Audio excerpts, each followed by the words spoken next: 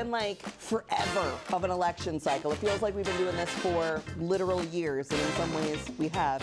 I've at least been doing it what seems like full time for the last 3 months. And I'm so excited to be here with you guys tonight to have a nice, peaceful, fun-filled, kind of fever-dreamy evening of election night coverage, okay? We've got a lot of fun games. We've got a bunch of our favorite people here. We're gonna have the chat live, so I'll be able to see what you guys are saying. We even got some celebrities involved because it wasn't just folks like me out there knocking doors for Kamala Harris and trying to build community. It was people like Sophia Bush. And I am legally hyped. Miss A.B. Tucker Burns is in the house. We've got Chris Valenti, You Don't Understand, and many more people. We'll also be checking in with some of our pals who are in swing states, like Alex Perlman, who's in Pennsylvania, and Jessica Craven, who truly is an inspiration when it comes to organizing and ground game for any kind of campaigning. She's going to be coming to us live from Los Angeles and telling us what's happening on the West Side. So make sure you stick around for the games, the interviews, and more. This will certainly be nothing like any election night you've ever watched before, even though we do have the big map. Now, if you want to put us on your TV, we're live on YouTube in beautiful widescreen. But if you want to be watching something on your TV and have us on your second screen, that's perfectly okay too. This is your night. We want to make sure that you share the show with your friends and that this truly is a return to community and to that kind of like collective of doing something all together. You know what I mean? So, and I'm also really super grateful to our friends at Amplify for making tonight possible. Amplify is an incredible organization that has been investing in new media and social media and really helping us make stuff like this happen.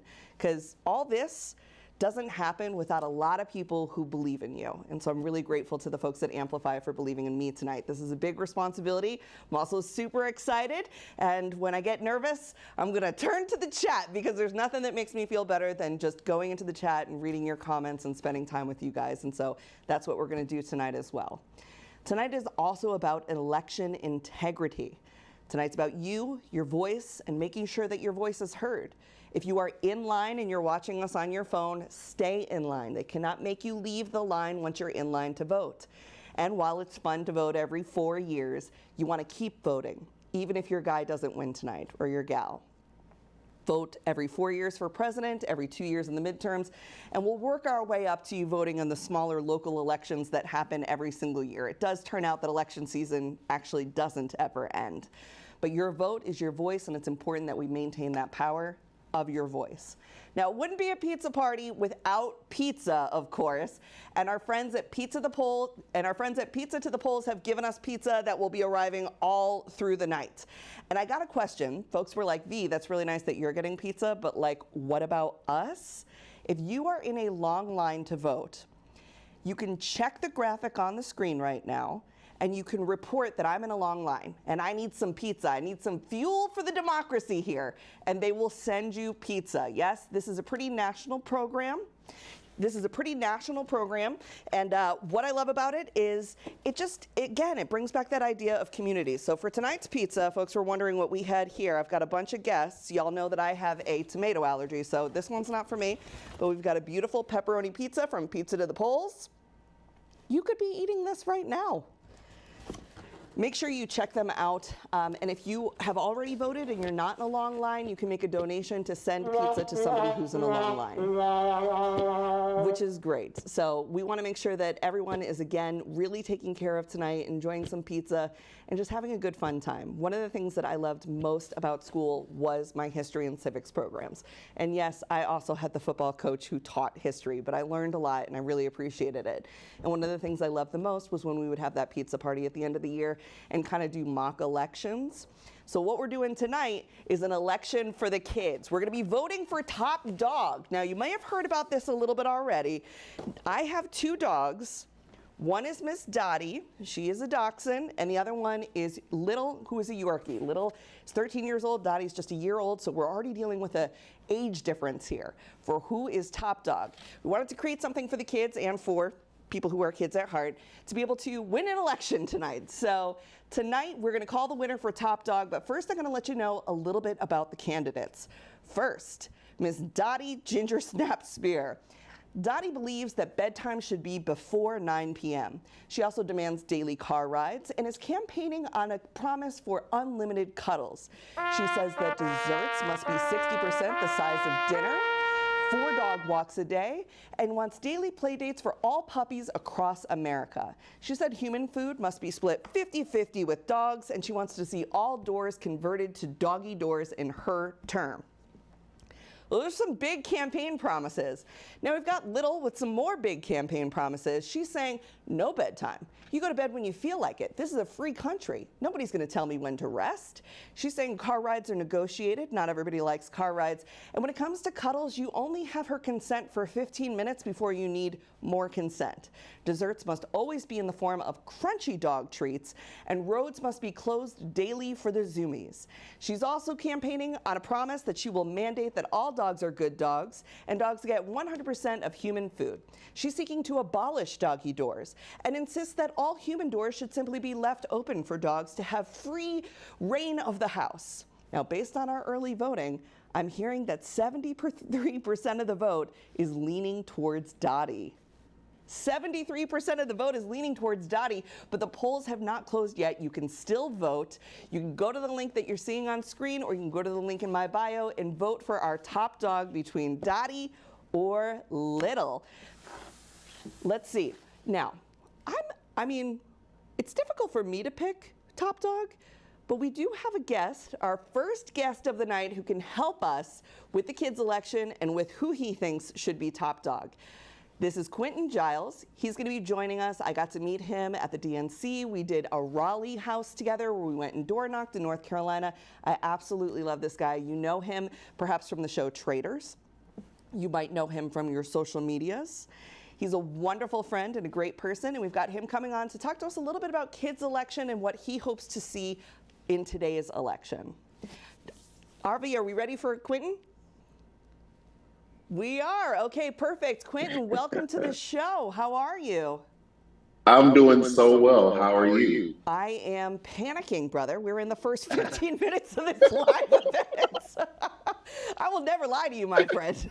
Yeah. Well, you're doing excellent. The lead-in was fantastic. The intro was great. You set up this election for the kids with the dogs, and you're giving us a piece of comfort as we optimistically wait for the real election results. So you get an A+ in my book. Thank you. I very appreciate that. So tell us, I haven't seen you in a couple of weeks now. Yeah. Where are you voting today? So I actually early voted. I'm born, raised, and reside in Houston, Texas, and I voted day 2 of early voting because I'm not one for lines. I don't like long lines. They give me anxiety. It's hot down here in Texas, so I wanted to be in and out. So I made sure I went to go vote early. Now, when you were in line to vote early, even did you catch like a vibe? Does it feel? A lot of people are thinking Texas might not go blue, but could go very purple, which would be encouraging. What was the chatter in the line like?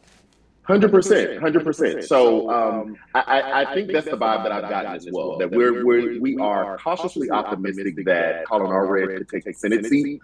He's coming very close in the polls against Ted Cruz. Ted Cruz is wildly unpopular amongst Republicans and wildly unpopular here in Texas.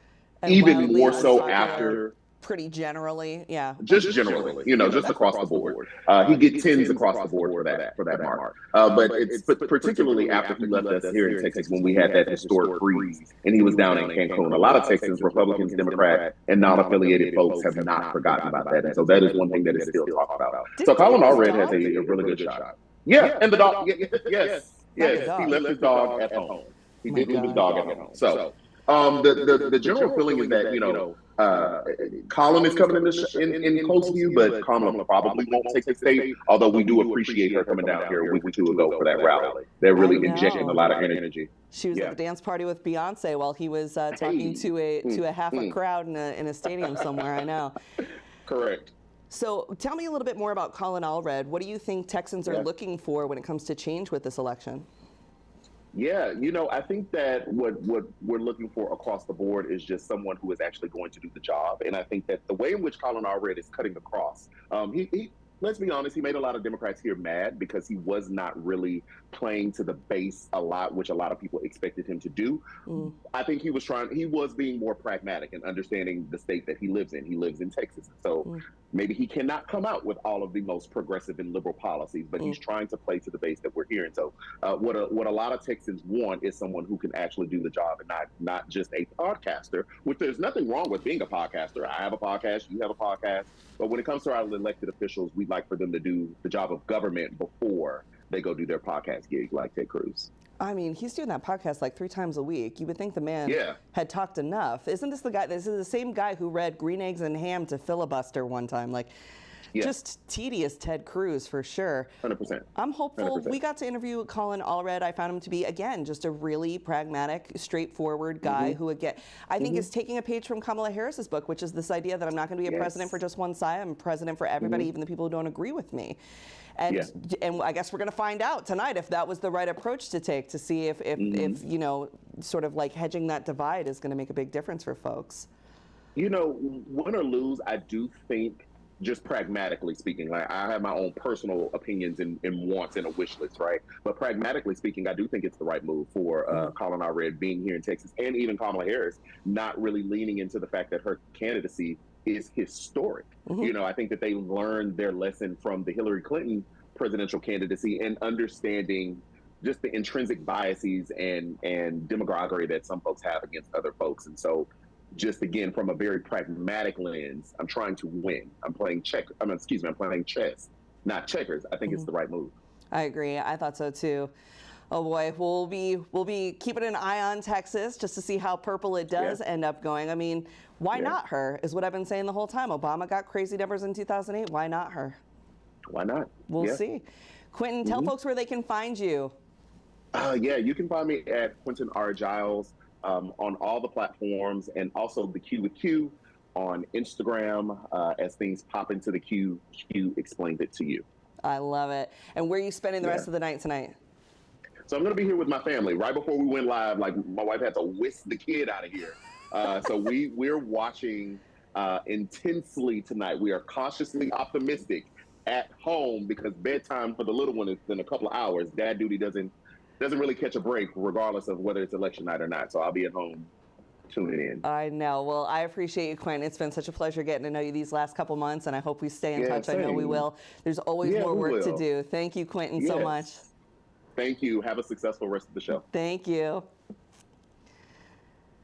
I absolutely love that man, and I got to tell you, I was a little bit nervous, but Quinton's got this way of just making you feel really steady and secure, making you feel seen as a person, and that's so much about what the influencer, election has been like. I've met so many people through this influencer gig and through these different political things that we've been trying to do who just absolutely really care about this world and about this country and about strangers, and it just makes you feel a little bit better. I'm glad we had Quinton first. That was a good. How's the water feeling, chat? How are we feeling? Is it working out?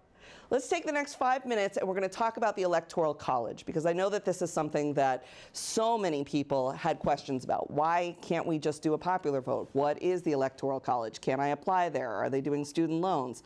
Can I afford those student loans? And I know that our brains are totally rotten on all things politics. So what we're going to do here is I'm going to give you some education on the Electoral College, but we're also going to play some videos to keep your attention span while I explain it.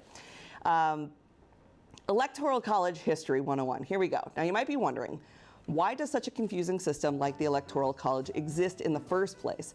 The system that allows itself room to pull off some wonky math when it comes to electing the leader of the free world? Well, the short answer is racism. And the longer answer is racism, but with a twist of political infighting. And it was the result of a bunch of sweaty guys in Pennsylvania back in 1787. You see, the founding fathers wanted to establish a system in which leadership of the free world would be decided democratically.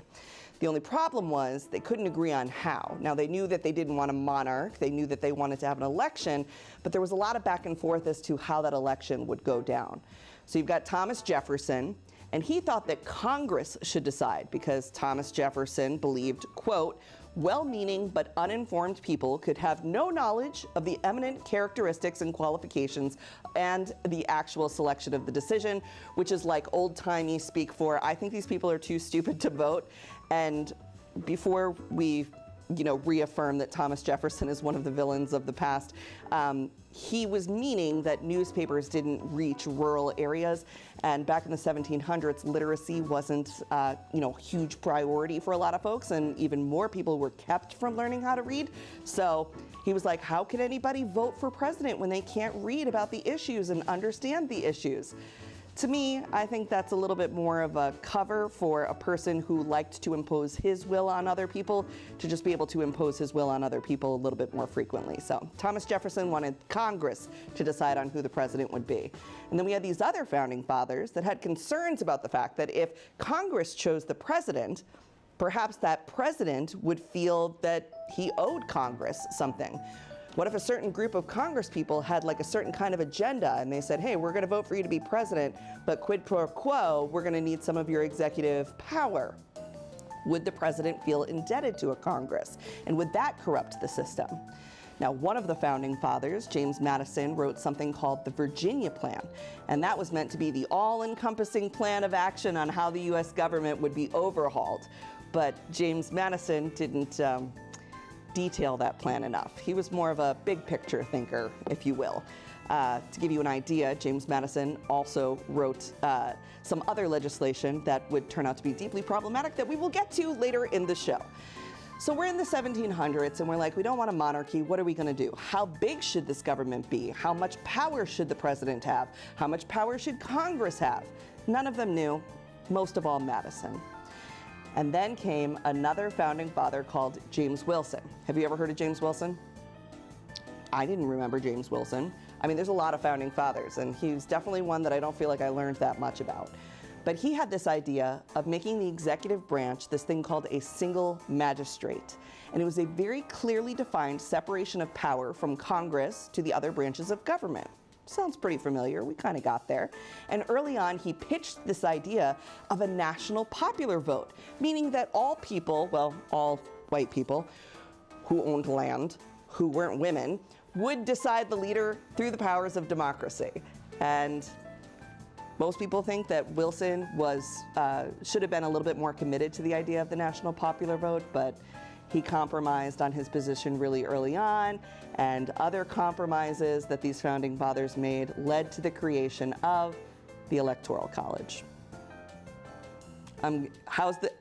What are you guys thinking about that? I can see in the chat here that people are like, yeah, this was a terrible idea. I know.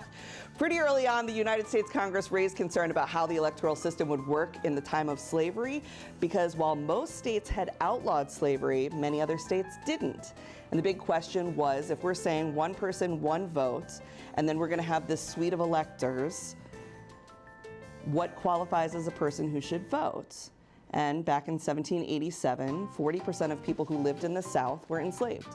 In Virginia, that number was 60%.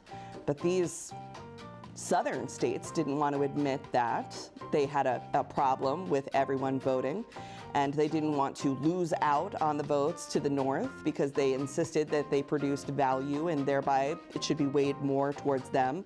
And thus the 3/5 compromise was created, where 3/5 of enslaved Black Americans were counted towards how many electorates a state would get.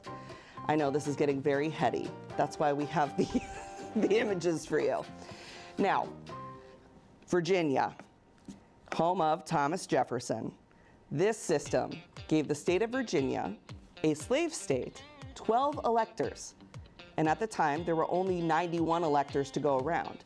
So Virginia got 13% of the United States electoral power. Akil Reed Amar wrote for Time, after the 1800 census, Wilson's free state of Pennsylvania had 10% more free persons than Virginia, but 20% fewer electoral votes. Perversely, more slaves for Virginia meant that they got more electoral votes, and if they were to free people, they could lose electoral power. This was a deeply corrupt and exploitable system, and unfortunately, it's the one that we have right now, where we go in and we vote today for the popular vote, and then there's these middlemen who are oftentimes party loyalists who actually vote for the president the second Wednesday after the following Tuesday of the election. Now, We can get more into the ins and outs of the Electoral College down the line, but next we're going to move on to something a little bit more fun. One, I think we should wait, I'm sorry, we're getting something from the producer. What are we going to? Let's talk more about the kids' election. Now, for those of you who are just joining us, we are voting on Top Dog. The first hour of this program is going to be super kid-friendly, and then around 10 p.m. we're bringing in some of the comedians, so it might get a little racier. For those of you just tuning in, you can still vote. The polls are still open for Top Dog. We're talking about Dottie. Dottie says that we need to have bedtime before 9 p.m., daily car rides, unlimited cuddles. Desserts need to be 60% the size of dinner. We need to have 4 walks a day. We need to have daily play dates for all puppies across America, and human food must be split 50-50 with dogs. She also wants to convert all doors to doggy doors, which has been very controversial in my house. And then we've got Little, who is also running for Top Dog tonight in the kids' election, and she's saying no more bedtimes. Car rides need to be negotiated. She needs cuddles for just 15 minutes. You cannot cuddle longer than that. Desserts must always be crunchy dog treats, and rows must be closed for daily zoomies. She wants to mandate that all dogs are good dogs, and dogs get 100% of human food. She also wants to abolish all doggy doors. Again, very controversial opinions. Who will it be? Are we talking about Dottie, the dachshund, winning Top Dog, or Little, the Yorkie, winning Top Dog? We are almost there when it comes to this election. Now, I'm going to give you a little insight. I've had the opportunity to interview these 2 candidates, as I am their owner, and Dottie puts on a good show. She could be a little bit more of a cuddle snuggle bug, but Little is really that strong, silent leader that we might want as Top Dog. It's going to be a difficult choice for everyone, much like the decisions that you're making tonight. We know so many of you are still in line to vote right now, and if you're in line, you need to stay in line to vote. We've seen early voting numbers be off the charts, just astronomical, things like we've never seen before. And I earlier set TikTok on fire by saying that maybe Kamala Harris was going to win Florida. Maybe she would win Kansas. Maybe she would win Ohio. Some folks think she could win Indiana like Obama did. I think it's going to kind of like take a little while for us to get those numbers in, but why not her, right? Based on the early voting that we've seen the gender gap show up. More women have voted than men. We've seen more people from marginalized communities show up to vote than before. And the key to this election that I really think is going to tip the balance is registered new voters. We've seen more new registered first-time voters, not meaning 18 years old. There are people, Stevie Nicks is like 70 years old. This is the first election she's voting in. I saw in my comments earlier today so many folks who were like, I'm 35, I'm 40, I'm 50, and this is the first election. Now, if this is your first time voting, you're going to go to the link in my bio or the link on the screen, and you're going to vote for your top dog. That's the first election we'll be able to call tonight. And to help us do that, I have a special friend who you may know from his run in the New York City Marathon yesterday or from his really calming videos. Tim, welcome to the show, our first live guest. What's going on, Tim? Oh my God, good to see you. I love your outfits. I feel a little hug. Oh my God, underdressed. You look beautiful. Grab a seat, my friend. Thank you. We also have pizza if you'd like some pizza. I'm lactose intolerant. Okay, well, that's not going to work. Yeah, that was the first thing. I was like, my friend's like, oh, enjoy the pizza party. I'm like, I'm just here for the vibes. I'm here to support, I'm here to support you. Thank you. Honestly, that opportunity that we had to sit on that panel was like, that meant so much to me just to be sitting next to you and having a conversation like that about. Tim, you can't make me cry this early in the show. Can creators change the world? Well, let's talk about it. Can Okay. creators change the world? I don't know if we can actually change it ourselves, but The polls have closed! The polls have closed! Oh my gosh, Tim, the first polls have closed. Oh my the first God. polls have closed. What a time to show All up. right, hold on. Stand by for poll results. Thank you, Chris, for letting us know. We needed a shouty Italian to let us know that the polls had closed. All right, so it must be 7 p.m. Is that correct? Yep, 7:04, Tim. Wow. What was your time for the marathon yesterday, also? 350. 3:50. Not bad, not bad. So the polls have closed. It's now 7 p.m. and we've got a couple electoral results that we can call. Avi, is what I'm seeing on screen, are we sure about these? We are sure about these. We are sure about these. Okay, so the first polls have closed, and if you're wondering, how can you know about these? It's because some of these states allow their early voting to be counted before the day. So all they're doing is catching up on who showed up in person today. Now, We had hoped that perhaps Indiana would go for Kamala Harris the way it went for Obama back in 2008. Unfortunately, that did not happen. Indiana has gone for Trump, and Indiana's governor has gone to Mike Braun. So those are done races. We know what's going on there. Kentucky has a Democratic governor, but Kentucky also went for Trump in the federal election. We knew that that was going to happen. Trump, any surprises so far? A little bit on Indiana. But, I know. Yeah. I wanted Indiana to go for Kamala. I thought perhaps, but we've got South Carolina still uncalled, so we're not going to know about that one yet. Virginia uncalled. Virginia's 2nd and 7th House. We're not ready yet. And I do have a little bit of good news, Tim. All right, I'm here for it. Vermont, maple syrup for the coconut pills. Amazing. Vermont did go for the Democrats for Harris. So we've got Georgia still waiting on those poll results. Georgia's going to take a while longer to get called, so hopefully we'll get more information on that. But no real big surprises, I guess, other than Indiana. Yeah. I mean, still so early, right? I mean, literally the first breaking news you've had so far, other than me popping in. So we are very early. I mean, honestly, mentally, I was like setting myself up for how many days might this take. I know. So for it to be 7 p.m., I'm not quite sure if that's a reason to be that much more anxious or nervous or have more clarity. It's all very jarring, as I'm sure a lot of viewers feel the same exact way.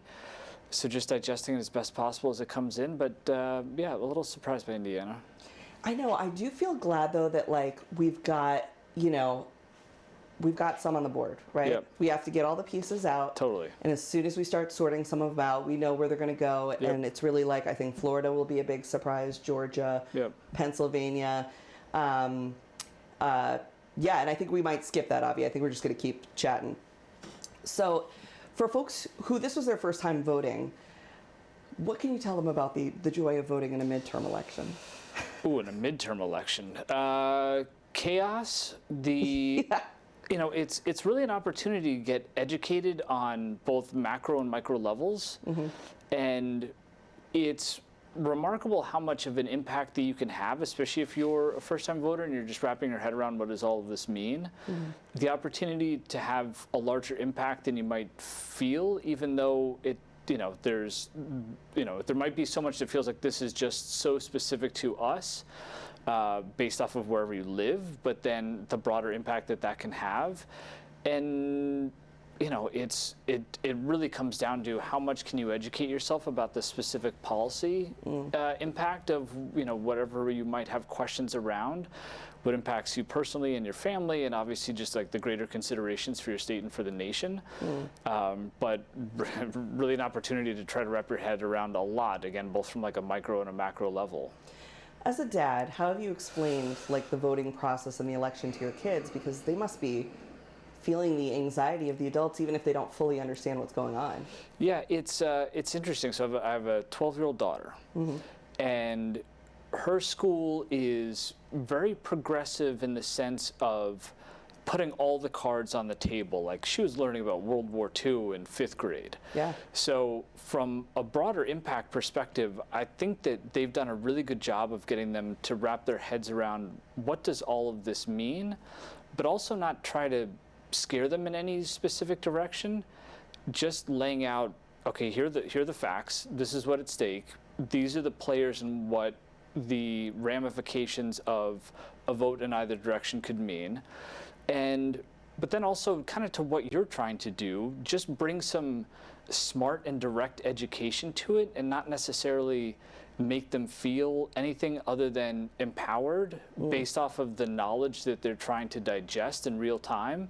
Obviously, in addition to the other classwork that they're doing too. So I applaud their balance of these are things you need to know and you need to be aware of, but they're not going to take any specific angle based off of a teacher's specific viewpoint or anything else that might make it be like, hey, you have to focus on this, and we're going to tell you what to think, and we need you to be very concerned either way. I think they've done a really good job. I mean, I think I'm lucky based off of where she goes to school, but I think they've done a really good job of balancing the understanding of the education, but also like the broader awareness as to the ramifications that all this has. Can you hang out for a quick second? Of course. We have a special guest. Amazing. We have our very first surrogate on the show. It is Senator Ed Markey calling in from Pennsylvania to share a little bit of his insights for how the election's going so far and his hopes and dreams. Senator Ed Markey, are you on the line for us?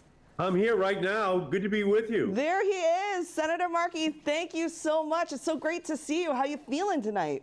I'm feeling great. I'm wearing my new voting era T-shirt tonight. Yeah, he's in a Swiftie era.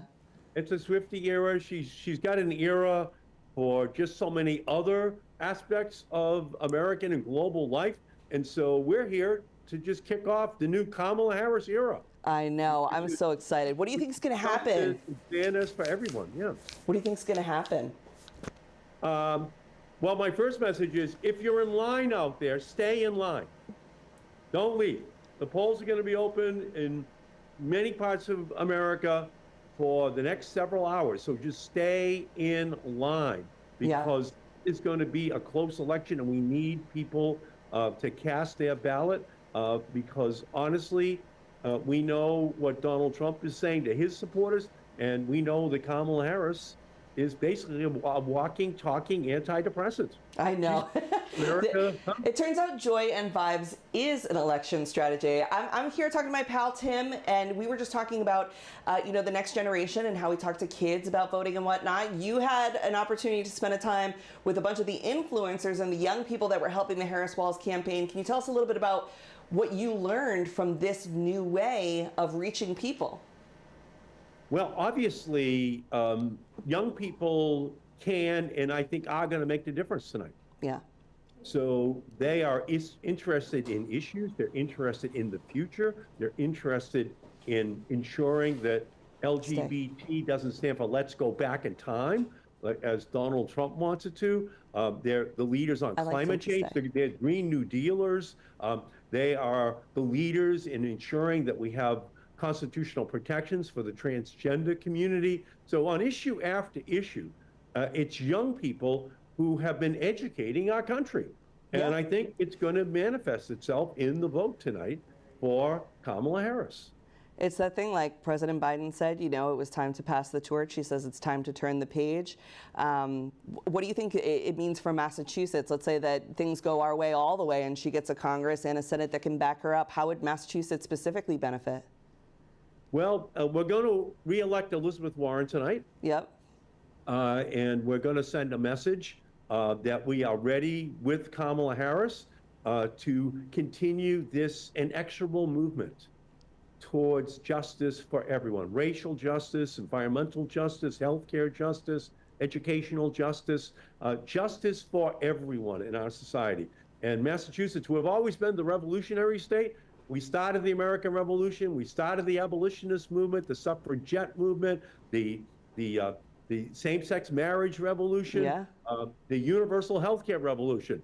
And we're ready to go down with Kamala and to continue the revolution to ensure that everyone in our country has full access to all of the constitutional protections. I agree. Which white men were born with beginning in 1787. I know. We were just going through the Electoral college stuff. Maybe we could do something about that someday. We'll see. Senator Markey, thank you so much. I know you've got a lot of folks to dial into today. I appreciate you making the time for us. And yes, let's re-elect Elizabeth Warren and let's continue this path forward with joy. Thank you for your voice. And you're right. She's running on joy, and I think it's the winning ticket tonight. Yeah, thank you, Senator Markey. Tim, before I let you go, I just wanted to finish our conversation and talk about, we were on that panel at VidCon this past year where we talked about, can creators change the world? Can you just tell folks at home a little bit about what happened in that room, what we kind of decided on?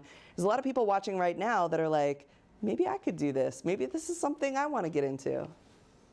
I think I need to start that answer by saying how much, again, I genuinely appreciate what you do. It is so hard to stick your neck out like this, right? And especially to do so when you're basically assuming that people are going to give you benefit of the doubt to a large extent, which doesn't actually happen. I think if you have the two checks that I always look for relative to like what decision am I making, what is the potential impact is, do you have good intentions, and are you making a solid effort to bring those to life? And I think that that's all you can really ask for, because at the end of the day, we deserve an opportunity to have more specific conversation around, well, what is the impact of that? Like down to a specific policy. And then therefore, as creators, there is so much opportunity for change across the board, but it comes down to your patience, your persistence, your ability to be comfortable with the fact that if you are feeling like you have others' best intentions at heart, that you're able to put yourself out there and put yourself potentially on the line for whatever type of feedback or Feedback. Yes, exactly. I'm trying to be, I'm trying to paint the nicest picture here, but it's really hard, but it is worth it. Yeah. Right? I mean, there's broader conversations that we need to be having. There are backyard, quote unquote, arguments that should be in safe places. And I think that if we can do things like this, which is again why I have so much respect for what you're doing, that we can open more of those doors. And honestly, at the very least, as creators, if we can make more safe places to have bigger conversations about the things that matter the most, there's only so much we can do that's actually going to implement policy unless we sat in some of those seats in Washington or in our own states.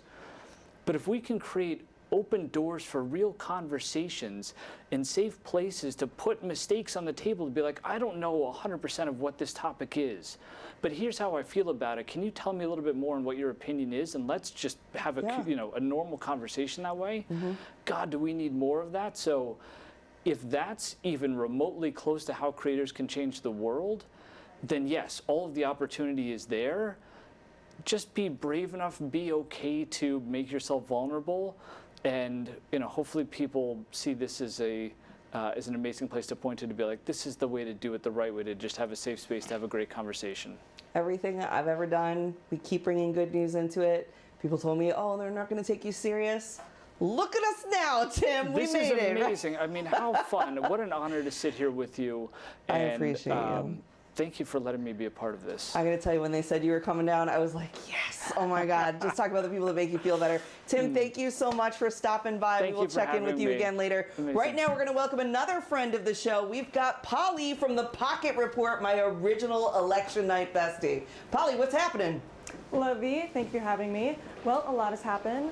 Folks, it's the night you've all been waiting for, when just a handful of districts scattered across the Rust Belt, Bible Belt, or some other kind of belt will decide the fate for 330 million people for the next 4 years. But rest assured, we might also not know what the decision is tonight, and the 46 people might not decide for 3 days. While there's a good chance that we won't know a winner tonight, it's highly unlikely that we're in for another 5-day Pennsylvania New York Times needle bender. At most, it'll be a 3-day Pennsylvania New York Times bender. In the meantime, however, there are going to be some fake outs known as red mirages or blue shifts, where vote counting mechanisms create the appearance of changing leads.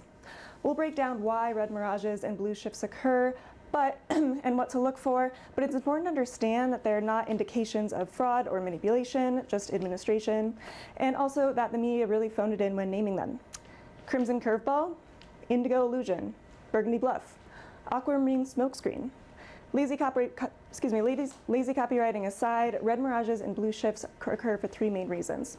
The first is geography.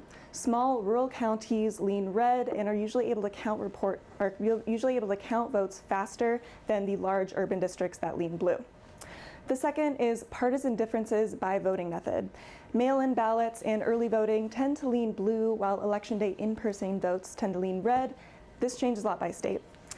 And last is the order and time different kinds of ballots are counted according to state law. So some states can count prior, while some states start counting the day of. I'll be covering what to expect and what to watch for in each swing state as polls close at the bottom line. Initial election reports are not gender reveals. That's the most important thing here. Yes, please hear what Polly is saying. Initial projections are not gender reveals. These are fluid ballots. Yeah, you can kind of, I don't know, expect that things can change as we go along as they count those ballots, but it's important that every single ballot gets counted and that that count gets certified. Thank you, Gina, so much for being here. Next up, we have, of course, Friend of the show, bestie. Where am She's I here. You're going right going? here. Thank you. Hi. Sammy's here. Hello. Sammy Sage. This is such a fun set. Dude, oh my goodness. Isn't this is crazy? comfortable. Look at I this. know. Would you like some pizza? I have some plates. Yeah, but I don't know if I should eat on Yeah, well, online. We'll do. Okay, Online. we'll talk, take it. let's We'll talk. take it, and then we'll go. I will have pizza soon, but like after That's a good that, one. It's really good. Yeah. Yeah. So, Sammy, Where's my camera? you wrote a book I did. called Democracy in Retrograde. I did. Tell us about how that book, if people have it in their home right now, could be helping them feel a little bit better. What was in the book?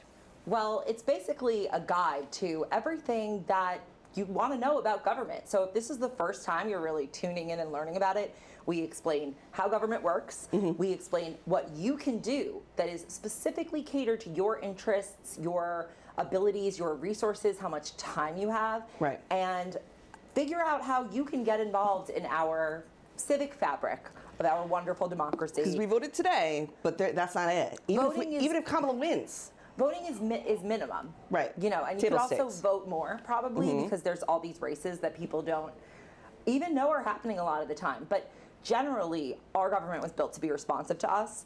And whether that means that you're going to be running for office or working on campaigns, another big piece of the book is that we show people that it's not really about exclusively working in politics. There are so many ways that you can get involved in civics by just being part of your community. And that's really what democracy is. Yeah. It is all of us putting our voices out there, being in concert with each other. And, you know, it kind of feels like there are so few people working on the issue, working on the issues. Yeah. And if it's just those people, doing everything, you're not going to get anywhere. Right. But if everyone's doing their own little thing, like a team, Yeah. Like Here we community, go. like the social contract, like we said. the social We like contract, people. 1776. We've been talking, so me and Sammy have the American Fever Dream podcast. If you didn't know, surprise, we have a podcast, comes out twice a week. It was only The supposed to be most once a fun. week, but then we were like, we have so much to say. It was too much fun, and there's too much going on. Too much going on. So listen to the American Fever Dream podcast, buy the book. But some of the stuff we've been talking about is some of the fake news stuff that's going to happen, right? We know that it's possible that we have a call tonight for the president, maybe 2 a.m., 3 a.m. But it's also very possible that somebody says that they won and they didn't. Or says that there's fraud where And there's there's not. not. Yeah, they're going to say a lot of things, but I think that something that's important is to remember to listen to the authorities who have information, who have reliable, sound information. For example, Donald Trump said that there was fraud in Philadelphia, and journalists called law enforcement in Philadelphia, and they found no complaints or allegations of anything. So it's unfortunate that we can't trust what comes out of our candidates' mouths, but we can trust, I think for now, our election officials in many cases until we know that we can't. Well, we are getting an update on the top dog election, of which there will be no interference. Little's rising in the ranks. Little's up to 30%. So Little's up against Dottie, and she is at 30% now, rising. There's Dottie right there holding my glasses in her mouth, which was both terrifying and adorable. Where can I vote? You can vote at the link in my bio, or you can vote at the link on screen. I believe we have an on-screen link to vote for Top Dog. The polls close at 7:30, which is coming up. 10 minutes. 10 minutes to go. Yeah. What are some other things that you think could happen tonight that people can look forward to, or that might make them feel better? I know you're not really scrolling like I am because you're here, I'm here educating the people. Yeah. But there's no monitor that gives me what's happening. What's happening? He's underperforming Biden in Indiana, even though he won Indiana. Okay, but he underperformed Biden in Indiana. He seems to be. Do you think it's like a bellwether? I think it's just one observation. Okay. I saw an indication he might be slightly underperforming in Florida. Just dare we say? Just turnout is crazy. Like, they have beat all their 2020 benchmarks by more. They've beat them with young people. Right. I wish I brought an index card. Maybe I'll bring that for 10:15. Yeah, when you come back on. 10:15. I mean, I'll try to get things up to date. But I don't want to jinx anything, but things seem to be on Twitter. They seem to be okay.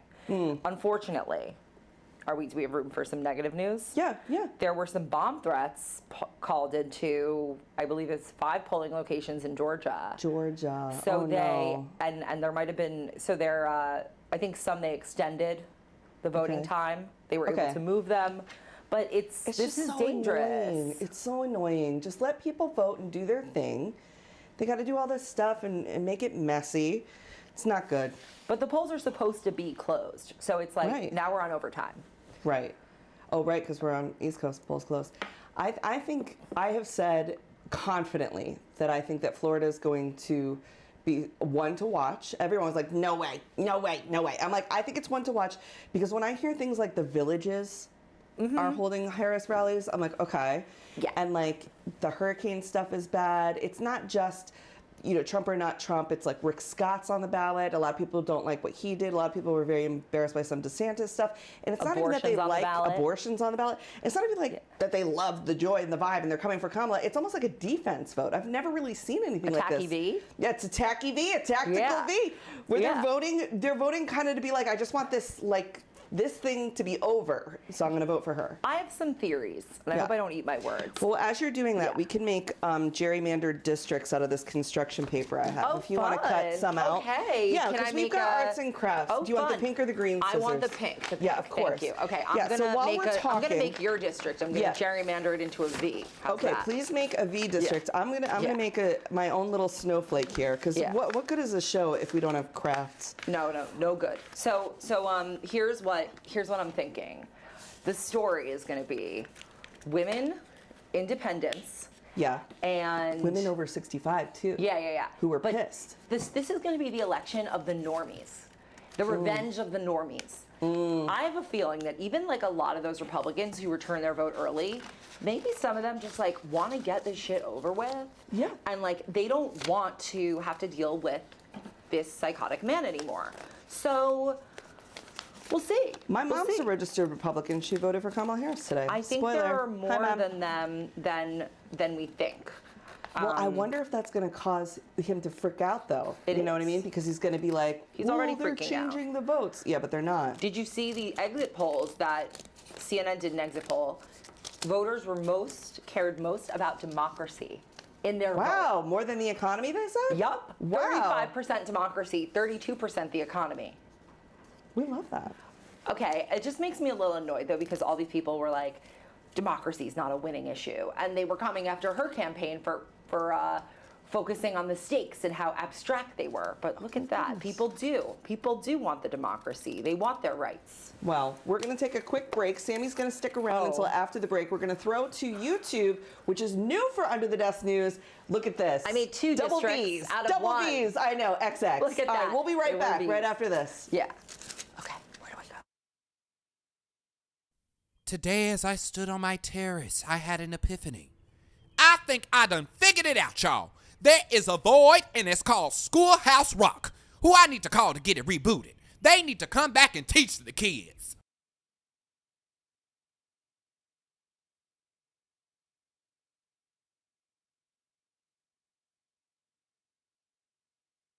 In a world where reality stars can incite insurrections, Nepo man babies buy and ruin social media platforms for political gains, and where a man named Vermin Supreme can be taken seriously as a politician, we have decided to have the gusto to report the news from under the desk. Though, not actually literally under the desk. But from time to time, you may find me under there if the news gets too scary. I'm V. Spear, and here we'll be diving deep under the desk to find the crumpled paper trails of long-forgotten history and the important stories that often end up on the cutting room floor for reasons that are sometimes suspicious. My goal has always been to bring you the most interesting things to learn while also gently reminding you that when everything seems like it's just going to be awful, there's always a little bit of good news to be found as well. So what stories will you hear under the desk? Stories like the origins of the RICO Act, or perhaps a quick explainer on complex topics like the Electoral College or new laws being proposed by Congress, debunking the biggest fibs and exaggerations of the week, and offering the TLDR on the sometimes boring stuff that happens, but you still need to know about. Follow me along for the journey at Under the Desk News, now on YouTube. Oh, good, you're here. Well, if you're watching this, then we are already friends, but in case... Ooh, fun. Okay, 6 p.m. till late. so I made split district. This is not a district. We were trying to make a district map, but I just folded it into like a hat. That looks perhaps? like Texas. Is it Texas? Looks like what Texas districts are like. These are mine.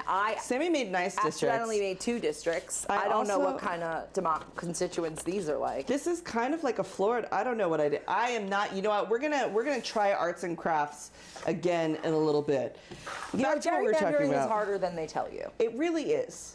I mean, some of the districts that you see are just outrageous. Like some of the Texas districts, crazy. You know, something that we mentioned in Democracy in Retrograde is how the existence of the term gerrymander came to be. Do you want to know? Oh, do tell. So it was this guy who Jerry. No way. Fuck, I can't remember his full last name, but it was some guy who Jerry something, and or Elbridge Gerry. Okay. And he gerrymandered.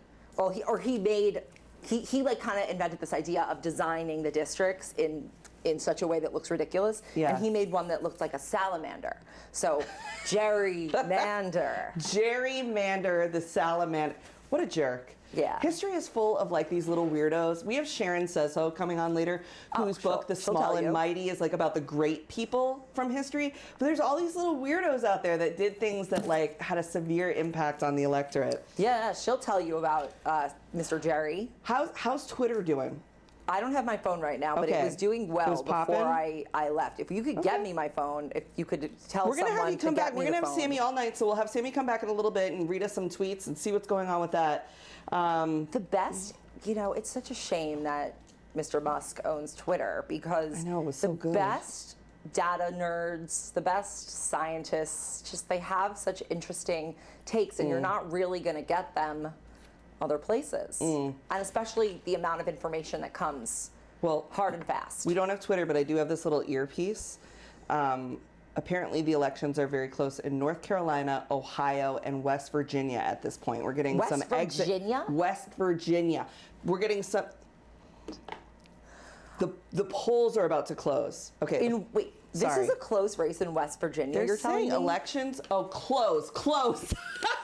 Oh my God. Oh. We're never going to be MSNBC at this rate. My dyslexia. It blew No, it. it's the same word.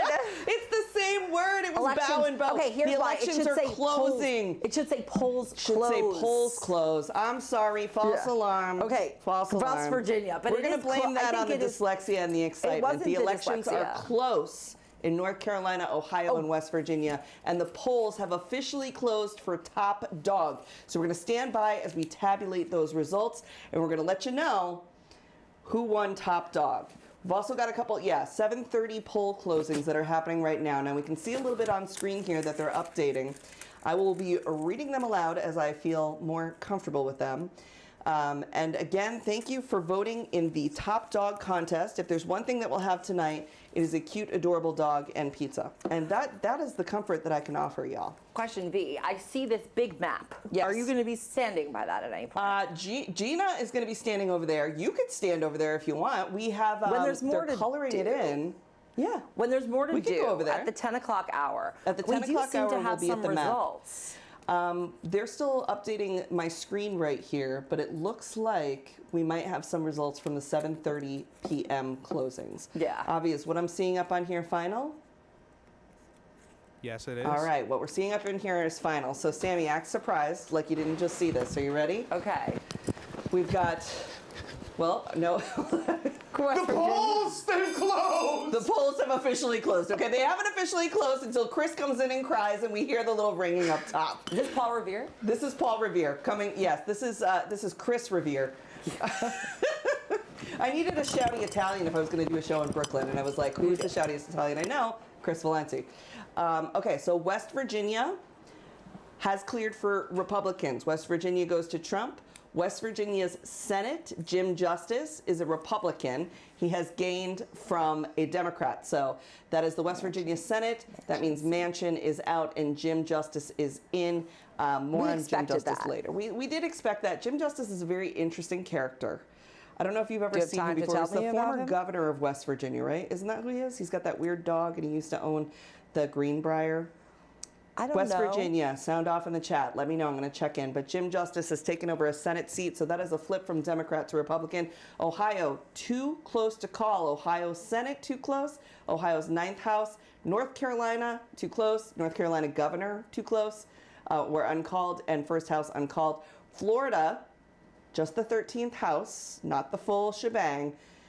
Republican incumbent Anna Paulina Luna, who is a super MAGA person. She has kept her seat. We know Anna Luna.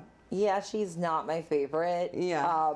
So I don't love that she kept her seat, but I don't know how close that race was. I don't know that we're going to see a lot of congressional flips like that. Like Marjorie Taylor Greene's going to keep her seat. I actually think Lauren Boebert might even keep. Well, she switched districts, but I think she'll probably keep her seat. Because a lot of Congress is just about name recognition sometimes, and so it's like we'll see what happens when we get there. But I definitely think like Marjorie Taylor Greene's district is again Jerry salamandered for her. Yeah. It is salamandered for her. So Nancy Pelosi said this morning or earlier this afternoon that the Democrats are going to win the House. Yeah. And I put stock in that because she's not somebody who would say such a thing if it weren't highly likely. I'm excited 99%. No, I don't. One thing we say about Nancy Pelosi is like whether you like her or you don't, and I have that thing with her because she spit lamb in my hand one time when I was a cater waiter. I don't think you told us that. Secrets of my waiter Tell days. it now. No, we'll leave it on the table. Where did the lamb? It's a long story. We'll tell it on the podcast. Why? Tune into American Fever Dream when we do our post-election, and I'll tell you all about the time Nancy Pelosi spit lamb in my hand at a cocktail party. But we are getting some news from the chat. Rachel wants to know if we should do a drinking game. Any ideas? Do you have any food? You're from Betches. Well, yeah, you're from Betches. I mean, what's the drinking? What's Betches News doing tonight? We've got bingo. A lot of people did bingo. We're making content. I know. I have been content. stone cold sober since June because every single day I've had like a glass of wine like here and there sporadically because every day it feels like there's going to be like one time that I'm going to like cut loose and something's going to go nutso bananas. So I've been like very careful. Look, I think we should be drinking water. We're drinking water. We're hydrate or dihydrate. Yeah, exactly. Drink the water while you can. I didn't drink enough today. Because if Trump becomes president, then Robert F. Kennedy Jr. will be in charge of the water, and they'll go back to putting the jet fuel in it. That's a true story. We have a TikTok Everyone will about be Flint, Michigan. Also, Sasha Queen says, calories don't count today, people. Get that mac and cheese pizza, whatever you want. One time I had a baked potato pizza, and I thought that was actually quite good. What state? I was in Connecticut. And it famous for their pizza. Famous for their pizza. New Haven has good pizza. But New Haven would never do a baked potato pizza. No, they put clam on their pizza and thyme, which is also delicious. I like it. The rest of my family, they can take it or leave it. But they, grab here. I'm getting a plain. Is this plain? Hold on. There's plain with no sauce underneath. I'm going plain. No sauce. Yeah, because I have a tomato allergy. Oh, okay. Well, I'll have that one. Yeah, have that one. Because I prefer to pepperoni. Ooh, so I had baked like potato. A baby. It's so cute, right? Yeah. So you could have a little It's cut for a baby. This is perfect. A little za. Yeah. It was a baked potato pizza. It was very good. Also, Detroit pizza. Very underrated. Detroit pizza is quite delicious. Gotta say, I every time I get to go to Detroit, I love it. I have a great time there. You know what I did not like? Huh? At the DNC, Chicago deep dish pizza. I didn't like the deep dish pizza at the DNC. I agree. I did love the Chicago dogs. It wasn't and we the were living on them. DNC's fault. It was I don't like deep dish pizza. Yeah. No, I think I don't like deep dish pizza. It's a lot. Well, you are a native New Yorker. It's a lot. Like it's not pizza. It's a different. It's like a little pizza cake. It's like a It's like cake. a pierogi. It's way more than a pierogi. A How much pierogi's dough like. would it be? What do you think? Like a gnocchi? Like a gnocchi? It's so much more than a gnocchi. It's a cake. It's a pizza cake. Is it like frittata? Is it pizza frittata? No. No. It's. I don't know. Sound off in the comments. Let us know in the comments what Someone you think. has to be from Chicago. Chicago pizza. Did we order it wrong, perhaps? Who No, knows? I got it from like a real place, like Ben Lou and Jerry's. Malnati's. I see two fish, one Austin James says he's got the Ben and Jerry's gummy check. Let's do this. I absolutely feel you. And Faye, thank you for hydration checks. They bring me. It's very hot in here, but you would never know because I decide that I won't be sweaty. I tell my body no.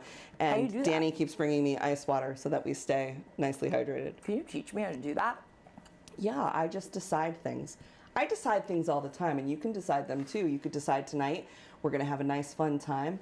We're going to be chill. We're not going to let anybody get us upset. We're just going to, hang out with our friends and have pizza like we decided to. We could decide that Kamala Harris is going to be the next president. I decided earlier to call Florida for her because I just, I was feeling squirrely. Oh. Now, we've got another friend. Sammy, you want to stick around for our next guest? Sure. What's Sammy doing? Who is She's it? here. If I'm here, Sammy's here.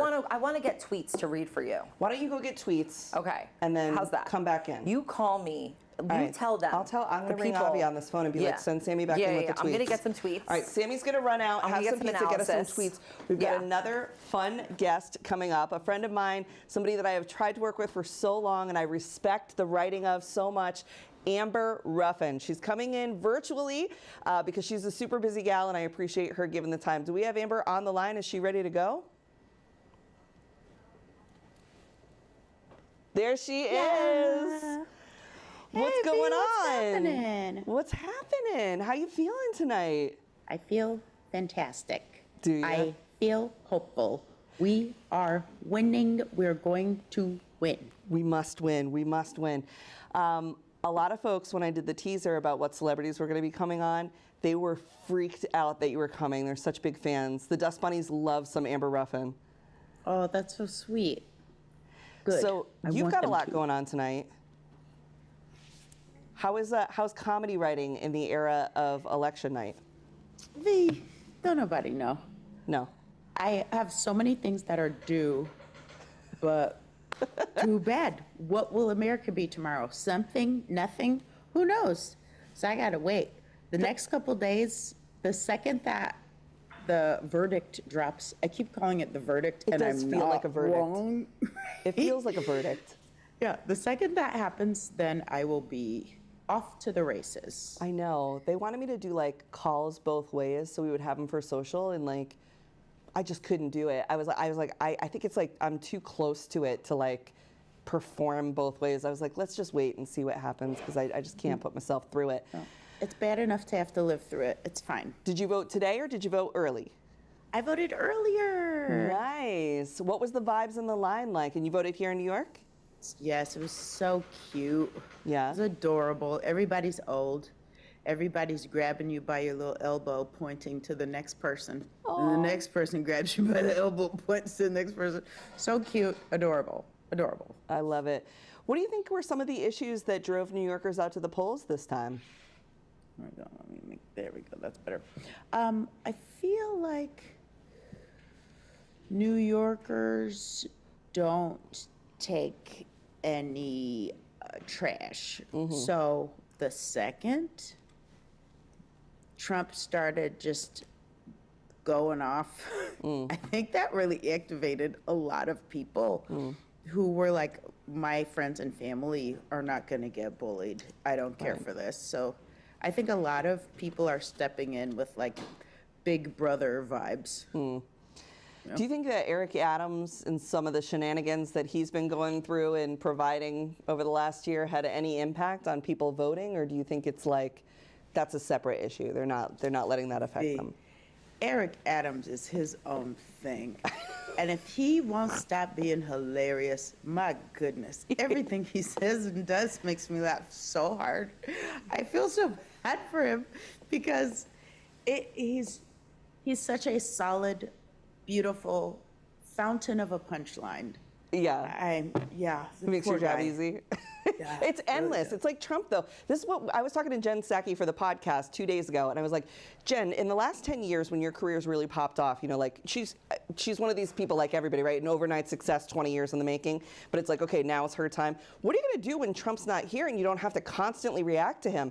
Like as a comedian, when Trump's not here, will that be a relief for you? Like how will it affect comedy and news? I suppose if you started being a comedian in the Trump era, then yeah, there would be some adjustments you would have to make after he is no longer relevant. Yeah. But if you were in comedy before, then it is the same thing it was, you know, in 2010, doing the same stuff, 2014, doing the same stuff. Because we had like the Late Night with Seth Meyers started in 2014.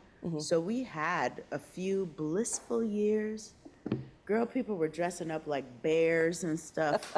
Nonsense, hot nonsense. And then things got more and more serious until we ended up where we are now with like 18-minute deep dives on policy. I'm like, ooh, Lord.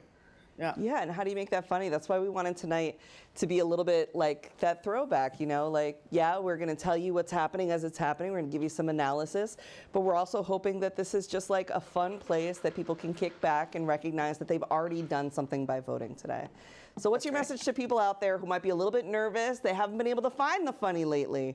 What can they do? They can freak out. Because who knows? No, I'm just kidding. They can choose to be hopeful. I mean, that's what I'm doing. Yeah. I choose to be hopeful. I choose to see this cup as half full. I voted for a black woman. I know. So, like, come what may, that can't be taken away. That's pretty freaking cool. That is pretty freaking cool. And I think she's a great candidate, obviously. So, well, Amber, thank you so much. We'll let you get back to your night. Oh, Amber's in the game. Wait, you can't leave. We're playing a game. Are you ready? Yeah. All right, we're welcoming back Polly from Pocket Report, who's going to lead us through a game. Are you ready? Yes, I'm going to win. Here we go. Hi, Amber. Thanks for joining us tonight. So we are going to play a game called Financial Disclosures, where I'm going to show you two politicians who are running against each other for Congress this year, and you are going to try to guess which one of them has a public Venmo profile. Can't wait. I'm already winning. All right. So up first, we've got Michigan's 7th, Republican Tom Barrett or Democrat Curtis Hurdle. Now, where are they from? Michigan's 7th. They're both public. False. Curtis Hurdle is the only public one. He has 2 payments for opening golf courses and gambling. Thank you, Curtis. Oh, excellent. All right, up next, we've got New York 17th District. Your options are Democrat Mondaire Jones or Republican incumbent Mike Lawler. Okay, so Mondaire Jones he has nothing to hide. Mike Lawler is he just seems like a scary dude. I'm sorry. I saw the commercials and they worked on me. So I'm going to say Mondaire Jones is public, Mike Lawler is private. Okay. Incorrect again. I had a little hard time hearing you, but it is Mondaire Jones who has the public profile. He has also the most friends of any of the politician profiles I've found, with over 1,000. So if only he was as popular in New York 17th. We're moving on to Ohio. So in Ohio's Senate race, your options are Bernie Moreno or incumbent Sherrod Brown. I'm going to say Bernie Moreno because he has the better name. Final answer. All right, this was a trick question. So neither of them have public Venmo profiles, but Bernie Moreno has a public Yelp profile. It has 5 reviews from London, New York City, Florida, and Germany, and not a single one from Ohio. Yeah. Smart. All right, our last question is the star state of the night. It's coming from Pennsylvania's 8th District. Your options are Democratic incumbent Mike Cartwright or Republican Robert Brisbane. Okay. I want to say Mike Cartwright, but what we've learned playing this game is that Republicans are more likely. But I think you think I've learned that. So I'm going to go with the first guy whose name was Mike Cartwright. For Mike Cartwright? Yeah. False again, but the public profile is of Republican Robert Brisbane, and it has 13 payments for helicopter rides and lessons. And the place that he gets them has no locations in Pennsylvania. There are 13 of them, equaling over 80 hours of helicopter rides. So next question, between the two, which one do you think is a millionaire? Oh, definitely helicopter ride guy. He's got to be a millionaire. Yes. All right, we got one That's right. one. Yes. Perfect. And actually, we got one more. The next one is between, is in California's 41st district. It is between Democrat Will Rollins and incumbent Republican Ken Calvert. Okay. I'm going to go with Ken Calvert because I keep going Democrat. And even though it's biting me in the butt, and isn't voting Democrat always doing that? But yeah, I'm going to go with the Democrat. All right, so it is not, I swear I'm not Polly, trying to don't trick you say it. Polly. The public Polly, profile no. Polly, is no. Republican Ken Calvert. No, Polly, how could you? But he only has 4 payments. They are for either hats, shirts, Ukraine, or Stacy CBS. Okay, all right. Do with that what you will. I appreciate you playing so much. Hope you have a great night. You too, Polly Pocket. Awesome. Thank you, friends, and thank you, Amber, for being such a good sport and playing along with us. I appreciate you so much. Tell folks where they can find you. Or she's gone. So you can find Amber everywhere, and she's awesome and a hilarious comedian. Now, some folks have been asking, how are we going to call non-battleground states? We call the states when we determine that there's not enough outstanding votes for the trailing candidate to catch the lead of that candidate. So I'm not going to tell you something just based on wishes. I'm only going to tell you based on what other people are pretty much confirming right now. Do you have a partnership with the Associated Press? So we're not just winging this. And some of the factors that include calling a state are the current margin, the number of outstanding ballots, and who or where those outstanding ballots are coming from. Now, while they were playing the game, I did take a quick peek at some of the stuff that was going on. And we know right now that Republicans have 23 Electoral College votes. Democrats have 3. In the Senate, Republicans are holding 40 seats. Democrats have held 29 right now. In the House, 25 Republicans confirmed and 8 Democrats confirmed. Now, we are so friggin' early. We are so early. Good news for you guys. For the governor of North Carolina race, Josh Stein is up with 74% of the vote.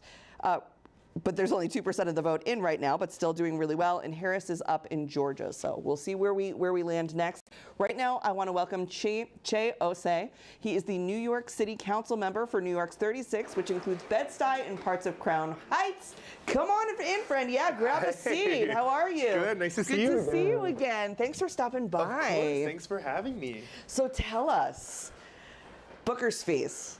Everybody hates them. They're an insane problem, and he is trying to get rid of them for tenants. Can you talk to us about some of the stuff that you do as an elected official for renters, for tenants? Sure. So broker fees are one of the most annoying things that New York City tenants have to go through. Yeah.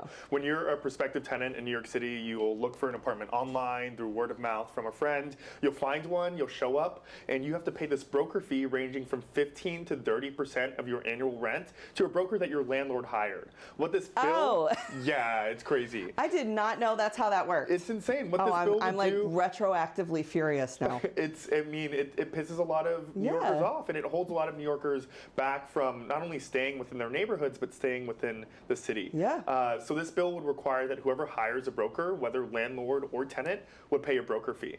Jeez, messy. It's common sense. My God. So how are you feeling about tonight's election? I know. A bit more optimistic than I was maybe a couple weeks ago. Okay. Even just hearing some of the insights and some of the results that are coming in, we're seeing that Gen Z turnout is high in some of these swing states, especially in Georgia. Yep. Even seeing some of the suburban counties in Indiana flipping to, supporting a Democrat on the ticket may give us some insight into how that blue wall is going to go. Pennsylvania, Wisconsin, Michigan. But it's too early. It's so early. It's very scary. It's so early, and the red mirage is miraging, and I can already feel people's blood pressure getting high. There's nothing to worry about. Yes, as of now. As a map. as of right now. Yeah.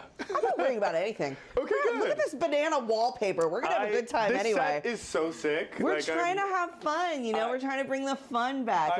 It's it's legit, fun to yeah. watch, you know, Steve Kornacki at the board and freak out all night. And I will be. I'm also doing that. We're all doing the same things together. That's why we have 2 screens. Oh, that's. Can have a little fun with us over so here. fab, Go over there, yeah. watch a little bit of that. What do you think will be a sign of success with tonight, other than the obvious things like a Harris win or something? Yeah, I mean, well, I think some early signs of success is if we see, a win in North Carolina or even Georgia, right?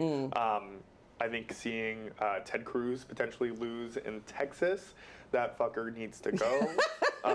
He sucks. That would be really sweet. Even if we don't get a blue Texas, seeing Ted Cruz lose could be really cool. I think it's very possible. Colin Allred's I keep going to say politics aside because he's being elected right now. But he's like a real solid dude. Like he's just a decent human being. For sure. So those are, I hope we get to keep the Senate. I think we're going to win the House. Nancy says we're winning the House. You know, what Nancy says, Nancy gets, right? So I have never seen that woman be wrong. Have you ever seen that meme on Twitter where she's like, I think it was like when she was working on getting like Biden out and she was like, repeat that back to me. Like she knows how to be a G. I could see it happening. We have had one of the most dysfunctional Republican-led Congresses in like modern history. And it's not like to rag on Republicans necessarily so much as like the people who are in leadership right now. And it's like, look, guys, this ain't working. This like gridlock, never working across the aisle, all or nothing, super hateful is like, people aren't liking that. No, fuck Republicans. Rag on the Republicans. They suck. Are you kidding me? That's what they need to go. It's not even just the gridlock. I truly believe that many of them in our federal government, if not all, are deeply evil. Oh, wow, and okay. I hope that, in the results that we receive tonight, we push some of that evil away. And I'm not saying that Democrats get the carte blanche, but, there's so much work that we can do in organizing Democrats to be better elected officials, but Republicans are not the way. You know, a lot of folks have been like, is there like a third party? And I'm like, not in a federal election and not with the Electoral College still in place, but there is the Working Families Party. Yeah. And you work with the Working Families Party a bunch, right? Yeah. Can you tell us a little bit about what your experience has been like with them? Because they're going to be on the show a little bit later today. Yeah, so Working Families Party is, a great third party within our state that also participates in fusion voting, which means that they champion progressive ideals like climate change, like pushing for a ceasefire in Gaza, like fighting for health care and medical care for all, while also challenging, establishment Democrats. But when it comes to federal elections, where we are sometimes stuck within this duopoly of Republican versus Democrat, they do participate in fusion voting, where, yes, they do have their own column on a ballot within New York State as well as Connecticut, but those votes do go to the Democratic Party. It sends a message that we as progressives exist, that we are adding to their victory, and that we do have a stakehold within our states. Yeah, I'm a dues-paying member of the Working Families Party. I voted the Working Party's family line before I even really knew what it was. I just liked the sound of it. I was like, I was going to vote for those people anyway, but I like the sound of this. It's exactly that. It's like building this new progressive party on top of the Democratic structure. They've gotten people elected down ballot. They have that skeleton to really carry somebody at the federal level very soon, I think, which is awesome. Well, thank you for being here, friend. We've got a couple more things to get to, but tell folks where they can find you. Yeah, find me on Instagram at Chiose, CHIOSSE, Twitter at Ossé, OSSE, and TikTok at Chi4NYC. We'll be watching tonight. Yeah, Thanks so for stopping by, friend. Absolutely. Always good to see you. And good luck to all of us. Thank you. Oh my God, we need it, It's wild times out there. Hi, how are you? What's up? Oh my God, we got friends in the wings. Now, I want to remind you guys that some of the polls have closed, but if you are in line to vote, you need to stay in line. You got to remember your vote matters. Don't let anybody intimidate you into getting out of line or telling you that the poll's closed and you're too late. If you are in line, you are in line, and that is enough. That means that they have to let you vote, okay?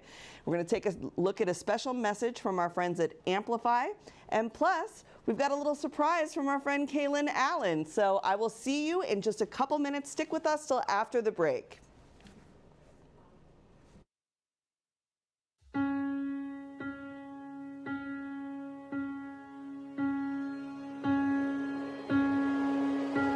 The path will be twisted and risky and slow, but keep marching,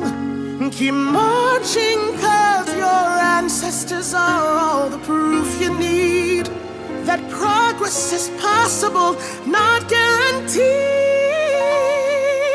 It will only be made if we keep marching on. Keep marching on. Keep marching on.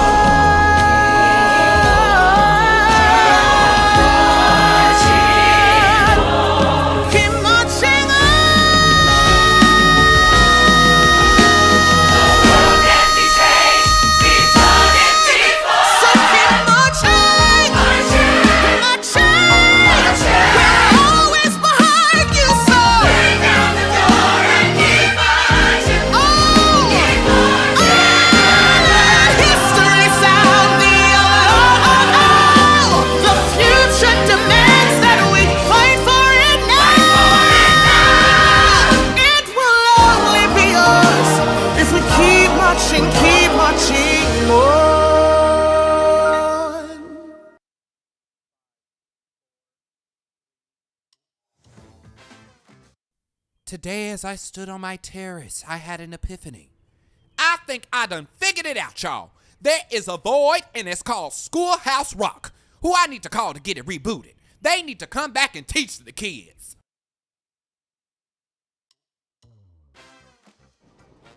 And we're back. I love that song, that Keep Marching song. I've been listening to it for like the last several weeks. That musical stuff is absolutely incredible. I want to welcome now to the stage a friend of the show. You don't understand, but you will, Mr. Chris Valenti. Thanks for being here. Thank you very much, V. Hi, how are you? I'm Chris Valenti. Now, you might know me as Daddy History on TikTok, but regardless, I'm here to talk to you about some important historical elements of American society. So, let's start off light. Have you ever heard of the military-industrial complex? Yeah. See, that term is thrown around a lot, but what does it mean? You see, the term military-industrial complex is referring to the relationship that a nation has between its government, its military, and its defense contractors. In the middle, we've got the military-industrial complex. So in order to understand that relationship here in the U.S., we're going to have to go back in time. You see, before World War I, the U.S., we bought most of our armaments from other nations, our allies like France. But once we saw just how deadly a global conflict could become, well, we felt suddenly compelled to increase our own weapon manufacturing sectors. See, this is why in the early 1900s, you begin to see the establishment of a lot of these major companies that hold power over the economy today. I mean, Lockheed Martin was founded in the 1910s to study airplanes and aerospace engineering. Raytheon in the 20s to study radio and communications. Halliburton to study oil and natural gas refineries. You see, the main players of wartime production begin to take the stage. And then, as we head into the 1930s, the U.S. starts to go through the Great Depression. And World War II, it's a looming threat. So American industry giants like Ford and General Motors, they begin to transition from making cars and truck parts to making tank and plane engines, Millions of these previously unemployed Americans, they start getting jobs in the wartime production sector. So then, when World War II finally kicks off and America brings the boom, American capitalist machines, we start to kick in full throttle. We're producing so much munitions, vehicles, ammo, food, that we're not only arming ourselves, but our allies too. The UK, Russia, Canada, they're all buying our weapons and accruing debt along the way. Now, meanwhile, General Dwight D. Eisenhower, one of our most decorated generals in U.S. history, well, he's witnessing the rise of this growing relationship between the wartime production sector and politicians in real time. We got Lyndon B. Johnson making millions of dollars from Vietnam. Bush and Cheney made millions of dollars from Kuwaiti oil fields during Desert Storm. It seeps all the way to the top. And as these companies begin employing more and more Americans, they're also beginning to increase the state GDP, which leads local politicians to endorse the expansion of these industries. You see, World War II, it laid the groundwork for lobbyists within the military-industrial complex. So then, General Eisenhower becomes President Eisenhower. And during his farewell address in '53, he tries to warn us about the potential disastrous rise of unwarranted power within the military-industrial complex. Polls are closing. The polls are closed! We've got new states. We've got new states to call. We've got some updates. Chris, hold on. We're going to come right back to the military-industrial complex. Don't go anywhere because this is very important. Sorry to interrupt you, brother, but we've got a couple of states and some new key races where we can call the projected winner. And I do say projected winner because we got to wait until every vote is counted. But this is where, like I explained to you earlier, we kind of know which way it's going to go based on how many votes are left to be counted, how much of the vote is in, and what history looks like. So we're going to call Alabama for Trump. We knew that the crimson tide was going to come for Trump in Alabama. That came through. Mississippi has also gone for Trump, as well as Oklahoma, Tennessee, South Carolina, and Florida. Those are all projected to go Trump's way. Now, the path for a Harris victory always ran through Michigan, Pennsylvania, and Wisconsin. So having those out of the way doesn't necessarily change anything for her path to 270 because we were never counting on those states to be a part of that situation. Good news for the Harris camp. Connecticut, my home state, the Nutmeggers went for Harris. Rhode Island, the ghosts of the Kennedys came through, also went for Harris. Democratic stronghold there. Massachusetts, I'm sure Ed Markey is sipping some champagne right now, went for Harris. And Maryland went for Harris, which could be a little bit of a canary in the mine for how the race with Larry Hogan is going to go. Larry Hogan, the Republican down there, also running for office. And, you know, we're in a bit of a toss-up for his race. So Maryland went for Harris. All my friends from Frederick, Maryland watching, that's great. Have a crush in my honor. And Florida Senate, despite our best efforts, Rick Scott, it looks like, will be the incumbent senator for Florida, which means that he has taken out friend of the show, Debbie Marcastle Powell. She put up a great fight, but it looks like you're going to have Rick Scott for a little bit longer.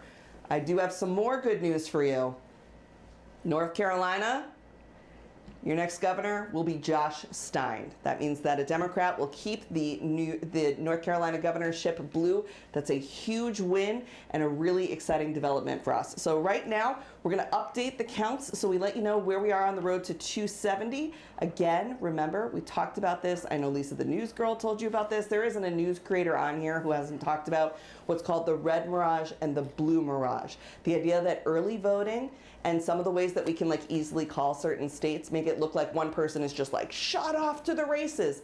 Stay calm, don't worry. The path for Kamala Harris has always been Michigan, Pennsylvania, Wisconsin, and she can pick up Georgia or North Carolina. Neither one of those has been called so far yet either. So nothing to worry about. Keep eating your pizza, relax, chill, or don't. Let's get him riled up again, Chris. Finish your story about the military. My bad. Where was I? I was telling you, President Eisenhower, long story short, in '53, during his farewell address, he tries to warn us about the military-industrial complex. He tells us, he says, potential disastrous rise of unwarranted power. But what does that mean?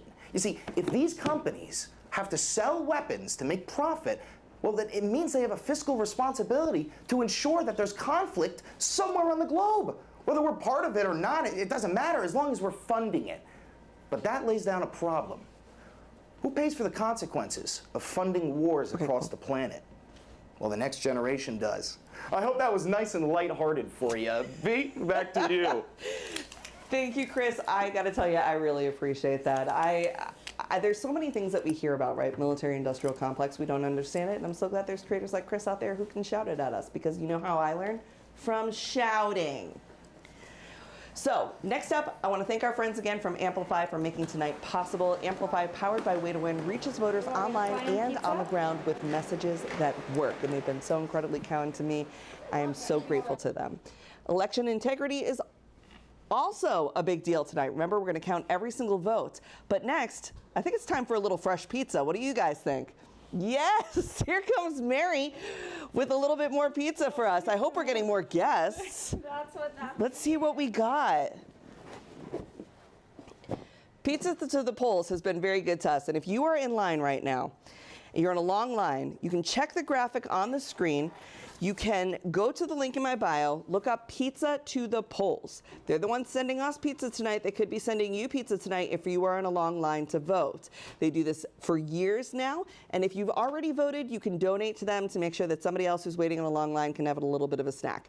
So let's see what kind of pizza they sent us this time and what kind of guests we're getting back next time. Oh, this is just a beautiful way to present the plates and napkins. We love to see it. And if you're in the chat, please remember it's really super important that you tap.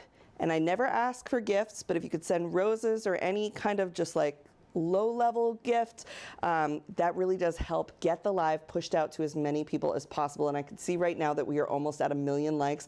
I know if you start tapping that screen right now, we could get to 2 million likes by the next break. And those kind of numbers really do matter to keeping this type of work funded. It's difficult to get people to believe in new media, but we have done it here. Now, this is your classic New York style pizza.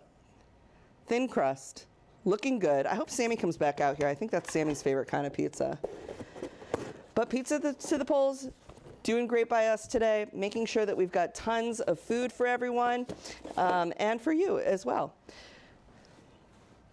Now, I know that the pepperoni, okay. I'm going to just say it in V's mic When right it comes. I'm just going to say it out loud. We're hearing from Avi something. Hey, V, I'm so sorry about that. Okay, great. We hit 1 million likes on TikTok. We hit 1 million likes on TikTok. It happened. Okay, thank you, Avi. Also, are you guys more of like a flat pepperoni or a cup pepperoni? I think we should have a vote in the chat and see which one people vote for, because there's lots of things to vote for.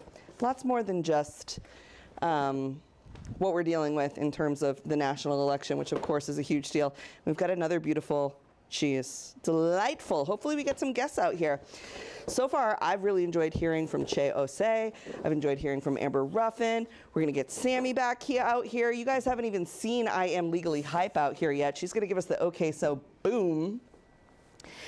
And I've got another friend that I'm so excited to introduce to you. She's an award-winning American government teacher. She is a viral lawyer and author of the new book, The Small and the Mighty, that honestly, for the last couple of weeks, because I got a little advanced copy, I have enjoyed just sort of like reading a little chapter at a time to ensure that those good vibes last and last and last. It's like when you're trying to watch your favorite show and you don't want to binge it too much because you just want it to never end.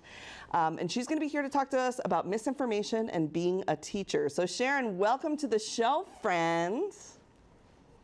You're doing a great job. I hope you're staying hydrated with all the salted pizza.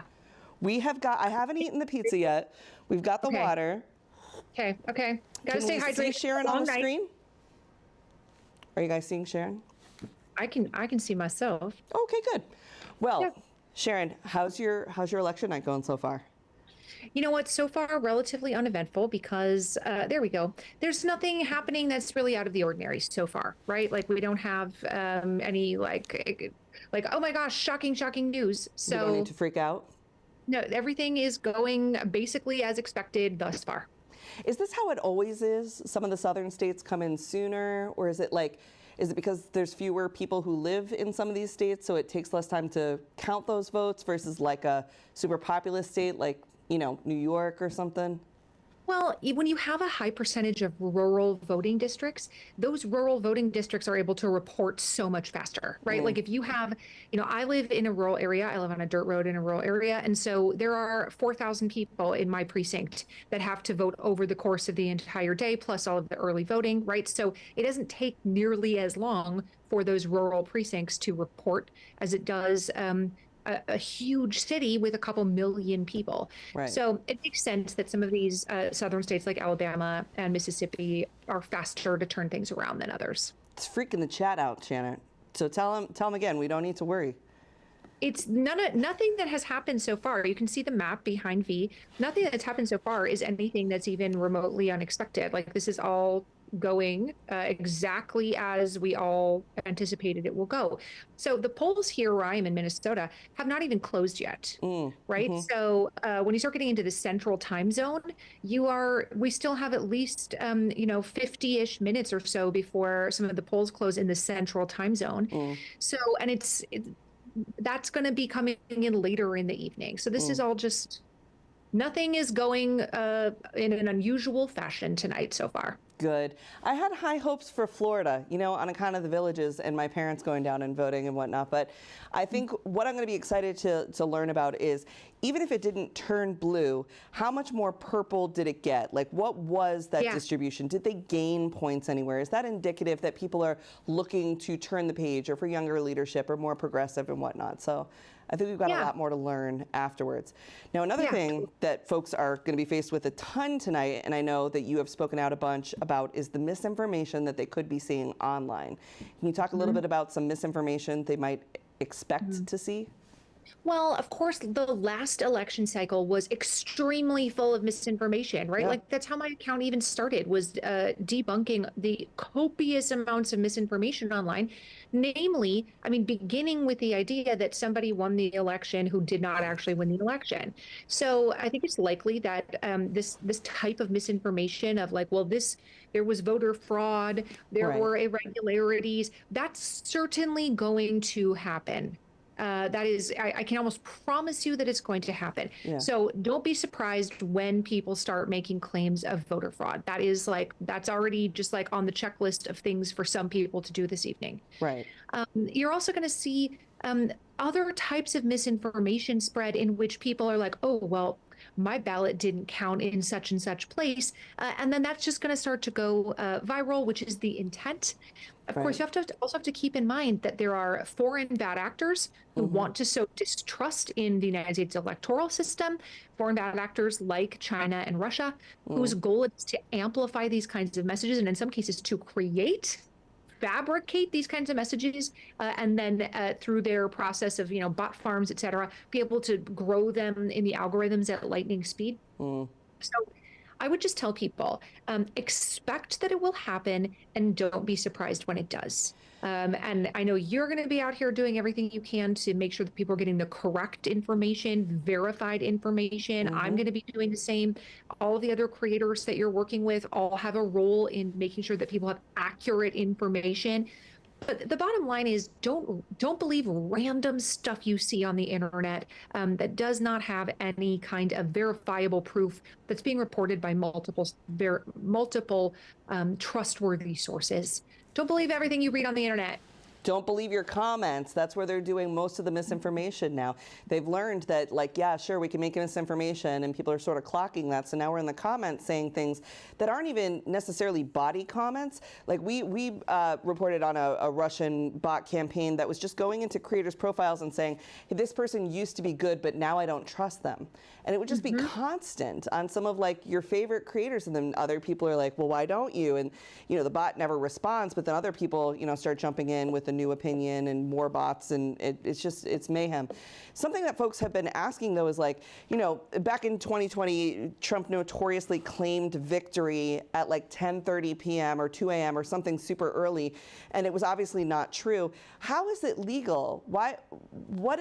How is it legal to outright lie about things pertaining to the U.S. election, or making claims of like winning an election when you don't? Yeah, that's a question I've been asked a lot of times. Like, is it legal to lie?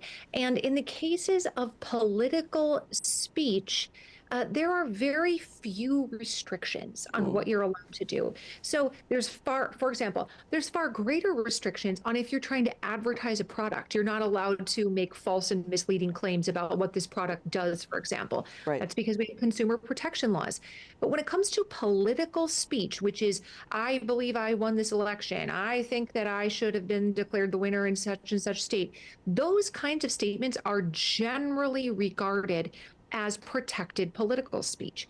Now, where the line can sometimes get crossed is when somebody is attempting to break the law with their speech. So, for example, when, you know, Trump called Brad Raffensperger in the state of Georgia saying, I need to find 11,000 votes, that potentially crosses the line into election interference and potentially crosses the line into breaking the law. But just saying things like, I believe I won this election, we're declaring victory, those usually fall within the realm of protected political speech. That is nuts. Sharon, with the couple minutes that we have left with you, can you tell us just a little bit about your book, The Small and the Mighty? That's so nice. And thank you for reading it. Yes. Thank you for reading it. Also, you should read the acknowledgments. I know. I know. Thank you. It's a book about unsung Americans. It's unsung Americans who changed the course of history. People who were people like you, people who didn't have billions of dollars, didn't have daddy's money, wasn't on a ballot, didn't have the family connections. People who just kept putting one foot in front of the other, who kept doing the next needed thing. People who made an incredible difference, made the country different through their efforts, and whose names are often not in the history books. They're not the bold-faced names that you see when you are reading your 11th grade U.S. history textbook. Like Miss Inez Mulholland. We hear about Susan B. Anthony, but we don't hear about Inez. That's right, exactly. We don't hear about so many important suffrage workers who sacrificed their entire lives to make sure that women around the country have the right to easily and quickly access the polls on Election Day. I appreciate you so much, Sharon. Check out Sharon. Tell folks where they can find you online. You can find me on Instagram at Sharon Says So. You can go to my website, SharonMcMahon.com, and all the things are linked there. I love it. Thank you, Sharon, for being a friend for all these years and for your information tonight. I feel a lot better. Thank you. Yes, I'll see you soon.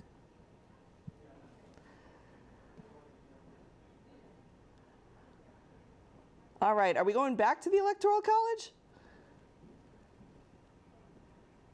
Yeah, so we were thinking we might finish out telling you a little bit about the Electoral College, but I don't know, where are you guys at with that? Right now, the Electoral College is sitting at 95 votes for Trump and 35 votes for Harris. So let me tell you just a little bit about the modern Electoral College and how that shakes out. Now you have a state, it's basically based on how many congressional districts there are plus your senators. That's how they decide how many Electoral College votes each state gets. So if I can explain it like Alaska versus California, right? They're both huge states. They both have massive land masses, but Alaska only has 750,000 people and California has millions and millions and millions in several districts. So in Alaska, I think they have like 4 Electoral College votes, 3 or 4. And that's because they get 2, 1 for each senator and 1 for their district. So that's how that shakes out, because they only have 1 congressional district, and then in California it's 2 for each senator and 1 for each congressional district. So once that gets put into place, those electors, like how do you get to be on the Electoral College? Typically you're a party loyalist or you're a major donor. And the only time we find out which electors are going to the big vote is after the popular vote. So you do have some control on the Electoral College for folks who were unclear on this, okay? We vote in the popular vote, and that determines which slate of electors the state is supposed to send to this special vote that the Electoral College does. Now, can people from the Electoral College who are supposed to vote for the Democrat vote for the Republican? Yes, it's called being a fallen elector. It doesn't really happen. It would be very frowned upon because, again, each state's party is picking the people that they're going to send, and the only reason that they get seated is after the popular vote. So you don't have to worry too much about that. Electoral College votes are something that we're not going to get away from, and we have to get to 270. So we've got to get to 270, and like I said, going through Michigan, Pennsylvania, and Wisconsin is going to be the path for anybody. As soon as somebody gets to 270, that typically means that they will be the next president of the United States. We are still a ways away from knowing that number. I will get more back into the Electoral College if you want me to. You can let me know in the chat. It's a very boring, outdated way to do things, but it doesn't completely disrespect the popular vote. So again, our elections are free and fair and safe, and we have to believe that, and there's even a check and balance on something as terrible as the Electoral College, so don't worry about that. Next, I want to welcome somebody who's another lawyer. We got a lot of lawyers tonight. You know her online as Elizabeth Booker Houston. She is a comedian, an amazing political creator, and really genuinely like one of my favorite people. Elizabeth, hello. What's going on, Booker? Hey. How's it going? Thanks for being here. Hello. She's up from DC. She's up from DC. Grab a seat. Yeah. There's pizza if you want some. Oh, I just had some. It's good. Is it good? It's delicious. I know, it's New York. How could it be bad? It's good. It's good stuff. Booker, how's it going out there? Man. I'm just sweating for Jesus in here. Well, for democracy. I mean, pretty much. So DC's very locked down right now. Lots of streets blocked off and everything like that. Oh, right. Is that scary, though? That happens all the time in DC. No, it happens all the time. It's just frustrating because I can't get to the store. I know. Oh, my gosh. When we did the NATO conference, Yeah. It was nuts. I had to go like 17 streets down and around because they put checkpoints out. So for folks who are seeing the barricades up in DC, you're from there. This happens all the time. Why does it happen all the time? Because there's always a bunch of people coming in who I guess are really, really important. I don't know. People are kooky bananas, and they pretty much. And I'm just like, man, I gotta get to school pickup. I know, right? These old buildings in DC. They can't deal with too much flooding. So, all right. Well, tell us, how are you feeling about tonight? I'm feeling good. I'm feeling hopeful. Good. I'm feeling hopeful. I voted for a black woman. I'm excited. I'm ready. I feel like I put some good energy in the universe. Took my baby to the White House for Halloween dressed as a coconut. Nuh-uh. Yeah. Oh my God, did they freak out? Did they love it? Yeah. Everybody loved a little baby coconut. I love that. So bringing that coconut energy, I know. I was coconut pilled so early on. It was so much fun. I've been a big Kamala fan for a long time, especially since her policies have just benefited me. Yeah. So I've always been a fan of her policies before I really had any idea who she was as a person. But writing the prosecutorial way to like overcome the gay panic defense, the ways that she said, you must start the marriages, like. This is just a person who's very like no nonsense, but also calm about things that are very intense. Super intense. And you talk about like policies that benefit you. Same thing. Like when she talked about wanting to cap childcare costs for families at 7% of income, I'm like, yes, please, for the love of God. Yeah. Do you know how much childcare costs in the DC area? No, I know what it costs in Connecticut, and I know both my brother-in-law and sister have to work, and it's still like crazy. It's like around $2,200 a month for one kid for like basic daycare. Wow, that's like a whole other rent. Yeah, yeah, yeah. They said it. I mean, we want to pay people what they're worth, but it's like, who can afford we need this? something subsidized. So, childcare has now surpassed the cost of housing in all 50 states. Like with the averages, so not just in DC. That tracks. So yeah, what could we do? The child tax credit. The child tax credit. She wants to propose an additional $6,000 in tax credit to families. Like I said, capping, your child care cost to 7% of your income. Also making sure to give good funding to programs like Head Start and other things SNAP, like that are going to help. Yes, all of that All of that makes a huge difference. So it's nice to hear from a candidate who is talking in ways it's like, you see me as a person. You see me and my friends and my family as a human being. That's how I felt too. Yeah. Because you know that people are like, well, she's pandering to you for. I'm like, good. Beg me for my vote. Because I really want those policies. I want to give you my vote, and I want to give it to you knowing that you're going to follow through. We made a deal, right? You promised me something. I gave you what I had in exchange, and together we hopefully go forward and get that work done. Yeah. That's all we're asking for. That's democracy. Exactly. Now, you write jokes about this stuff, though. All the time. How do you make it funny? I just came out from under the desk, okay? Yeah. And I'm still like in a very protected space. So last night was the finale of my tour. Oh yeah, we tell made us about it. Yeah, the Together We Might political town hall tour. Together we might. Together we might. That was my political slogan.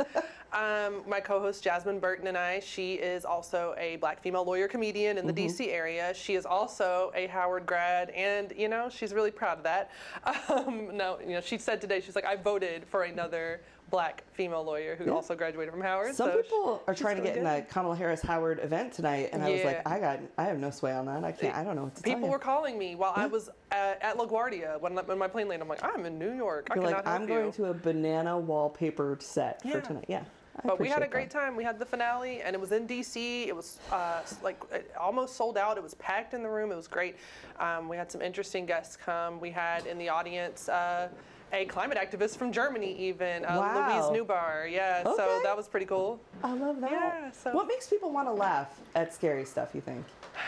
Because they say laugh to keep from crying. That's a very real thing, and so people like dark humor.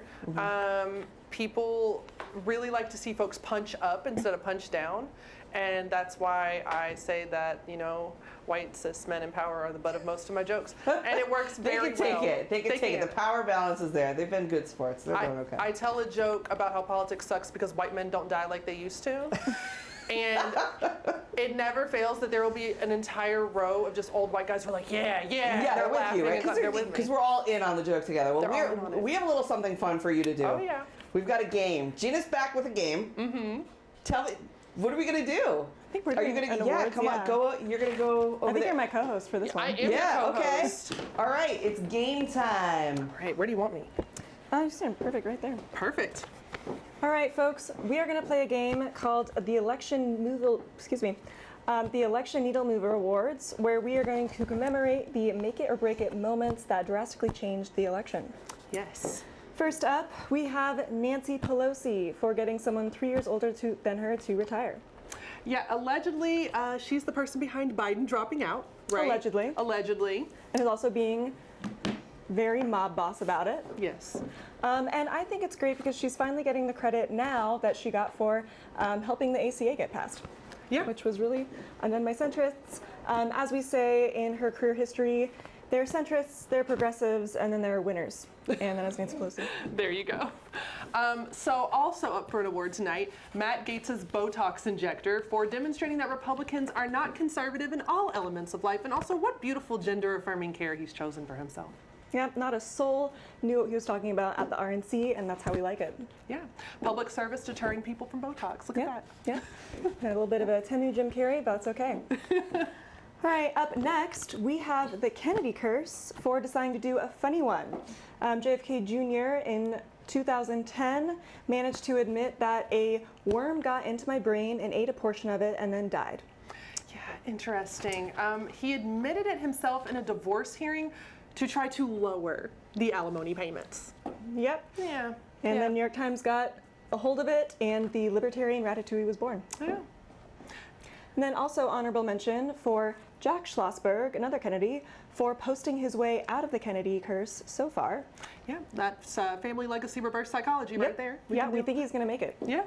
And finally, of course, you know, as the comedian, I've got to talk about Tony Hinchcliffe for having such a bad set that it made Florida a swing state again. Yep. A little bit of Al Gore vengeance. Yeah. So, racist joke that led to Bad Bunny Avenger Assemble scene of Puerto Rican artists to endorse Harris. That was pretty good.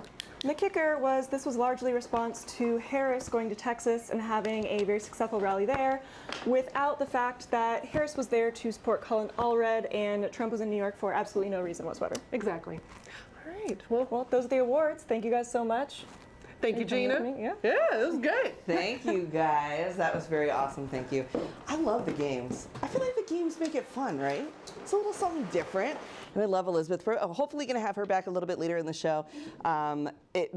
If you're not here, the best place to be is in the green room of the show, where we have so many of your favorite TikTokers and different celebrities and just like members of the elected community just kikiing, chatting, and having some pizza. And maybe I did this wrong. Maybe I should have had them be in here with me, but no, I'm glad to be here with you guys. I want to give you a quick update. We know that Kamala Harris tonight chose to have her final night at Howard University, her alma mater, to be with her sorors and her community and make sure that, you know, no matter how tonight goes, she will be wrapped in love and joy and celebration. And I think that's so incredible. So I was looking while we were on the break to see where Trump was tonight, and it appears that Trump and RFK Jr. are watching the debate or the election results roll in together, which is so interesting. Less kind of like cheerful, I suppose, but you know, you are who you're friends with. I don't know where Elon is tonight. Maybe we'll find that out. And I'm sure we'll see more from the different campaigns as we kind of start to see those results roll in. A couple other things. We don't have results on the Larry Hogan versus also Brooke yet. We know that Alyssa Slotkin in Michigan is ahead right now, which is fantastic. I'm very excited about that. And for our next trick, we're bringing back our friend, Chris Valenti, to tell us something else. Chris, what do you got for us? What can we learn today? Thanks, B. See, welcome back, everybody. You're just in time. We were going to talk about the party switch. Now, see, when I say the party switch, I'm referring to a century-long period in which the main political parties of the United States, the Republicans and the Democrats, had a fundamental swap in their beliefs and values. So, in order to understand this, we're going to have to go back in time again. You see, the Republican Party was founded in 1854, and they gained most of their popularity in northern states, right? See, Democrats, they had popularity in the southern states. I know it's confusing, but you see, after Republican President Abraham Lincoln and the northern states had won the Civil War, the identity of the Republican Party it became the anti-slavery Northern Party. And the identity of the Democrats became the pro-slavery Southern Party. Very confusing considering today's political climate. But you see, things began to change starting in the Progressive era between 1890 and 1920. You see, both political parties started to adopt more progressive policies like civil rights, women's suffrage, and supporting unions. Now, see, this was acceptable for Northern voters who were historically anti-slavery, but it did start to drive a wedge among the Southern voters who were historically pro-slavery. So, as we head into the 1930s, the United States is suffering from the Great Depression, as we talked about earlier. Millions of Americans are becoming unemployed under Republican leadership, Northern Republican leadership. And it leads to millions of Americans turning to the Democrats, including millions of African Americans, right? So the Democrats, they gain power. They elect Franklin Delano Roosevelt, right? Now, FDR, he comes up with a plan.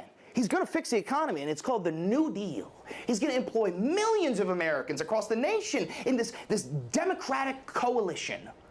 But the problem for Southern Democrat voters was that those millions of African Americans. Oh, we've got another election call. We've got a state The polls have closed. The polls have closed, and we've got another state call. Stay there, though, Chris, because we're going to come right back to you in a quick second. We have a new result in.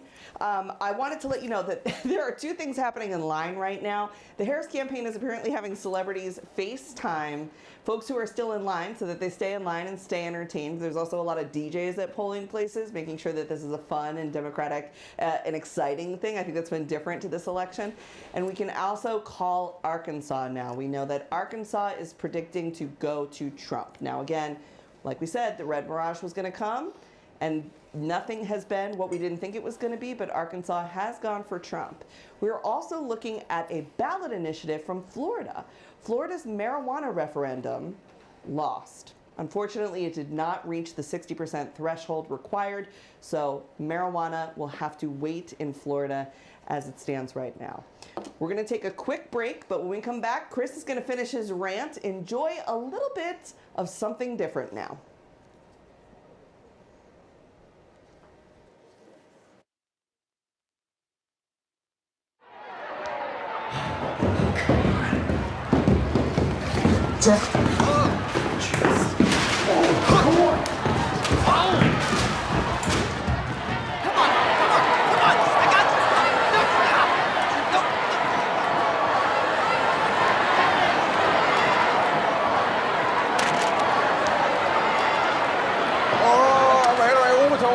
One time. All right, Treasure, blow on it. Here we go. Yes, come on. Oh, look at that. That was a good one, man. Again. What are we doing here, fellas? We gotta start this rally. Why? I ain't running. This is important. Focus. Hey, Davey. So, what do you say? I say, what you say is what I say. Tell him, Jack. The USA needs our assistance, so here's their orders and I quote: Tell everyone in spitting distance to get up off their duffs and vote. What's voting got to do with me? Hey, when you vote, you get your say. I say what I want now. Hey, running your mouth don't change nothing, Spot. But when you vote, your voice is heard. Now, who wants to go where? Hit the street in all directions. Let's make freedom ring. What if some folks got objections? Tell them, boys, we sing. Yeah, we'll be out there carrying the message far and wide. Don't just sit there, leaving it for others to decide. Contribution, read the Constitution, be part of the solution, and get out there. Sound the call to one and all and vote, vote, vote, vote, vote, vote, vote, vote, vote, vote, vote, vote, vote. Now is the time to seize the day. Think of tomorrow.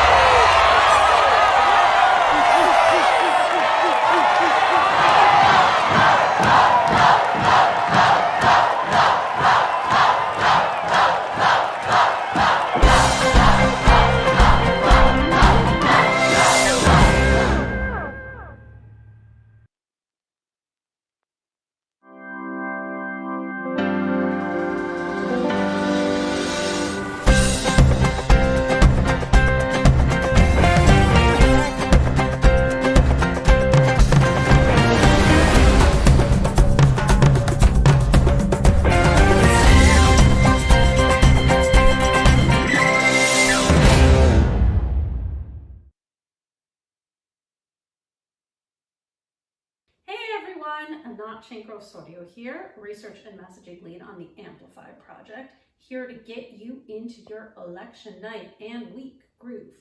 The most important thing to remember about this wild roller coaster that we're all boarding is to project calm confidence.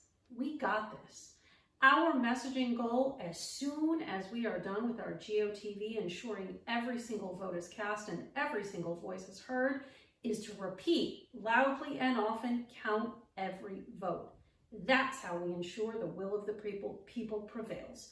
We know that just like in elections past, MAGA Republicans are going to be up to their same old shenanigans because they have one play and they repeat it over and again. They lose, they lie, they lash out. But here in America, voters decide, voters pick our leaders.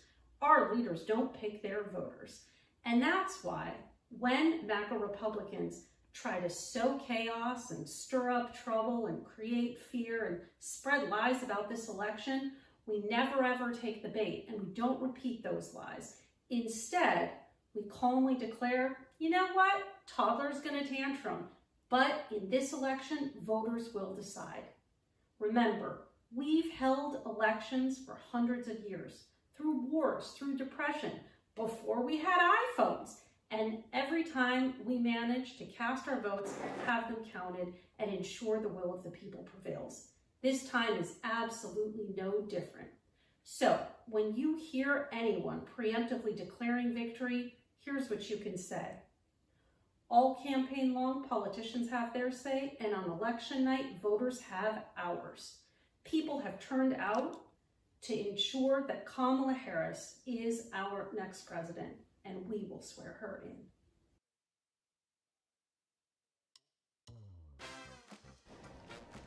And we're back, friends. What an exciting time. I love those Broadway songs. I gotta tell you, Stuff's the Musical, oh, it'll heal what's wrong with you. We've got more Broadway and more performances coming. But first, we gotta let the shouty Italian finish his shouting. Don't eat the crayons. Yeah, What are you, red's a my Marine? favorite flavor. I'm sorry. All right, guys, see, while we were gone, I drew the U.S. for you. I know it kind of looks like Noah's Ark. Doesn't matter. See, we were in the Great Depression here before we cut off, right? And during the Great Depression, right, the Democrats end up gaining power. And they elect Franklin Delano Roosevelt, right, FDR. And he comes up with a plan to fix the economy. It's called the New Deal, right? He's going to employ millions of Americans across the nation in this Democratic coalition.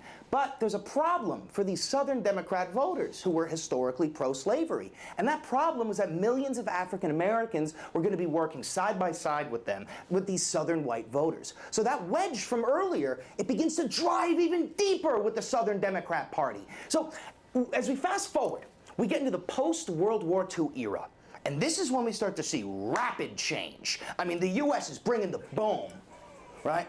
And from the 40s to the 60s, we see massive civil rights movements. Landmark cases like Brown versus Board of Education, right? Segregation is deemed unconstitutional. Now, for a lot of these Southern voters who would historically vote Democrat, that was it. They wouldn't even use the name Democrat. So they come up with their own term, the Dixiecrats, in reference to their pro-segregation policies. Now, we start to see the final nails driven into the coffin for the Southern Democratic voters between the 70s and 1999. Y2K, baby. While Democrat politicians continue to advocate for progressive policies, Richard Nixon runs as a Republican, and he comes up with this plan called the Southern Strategy, a plan to appease to these white Southern voters who genuinely feel disenfranchised by the civil rights movement. Meanwhile, the Democrat-controlled Supreme Court passes Roe v. Wade in 1974, identifying the Democratic Party as the party that supports a woman's right to bodily autonomy. That was the final nail in the coffin for these white evangelical voters in the South. And with Nixon representing their values, they finally had a party to identify with after nearly 100 years. And that's when we start to see the inception of the parties that we know today. All in all, the party switch is a fundamental part of U.S. history. It didn't happen in a day, it didn't happen in a year, it didn't even happen in a decade. It was a slow process, nearly a century long, of progressive values becoming more popular. The lesson that should be learned is that party beliefs and ideals can and will change over time. It is up to you the voter, to decide whether you want to abandon ship or not. And go get some coffee. V, why don't you hop in right now? Oh my gosh. We had to talk about Roe v. Wade. I mean, it's the thing that's driving the election right now. Will folks who come out for bodily autonomy be able to put Harris on top, be able to replace senators like who are anti-choice, like Ted Cruz for Colin Allred? We got a lot of stuff going on.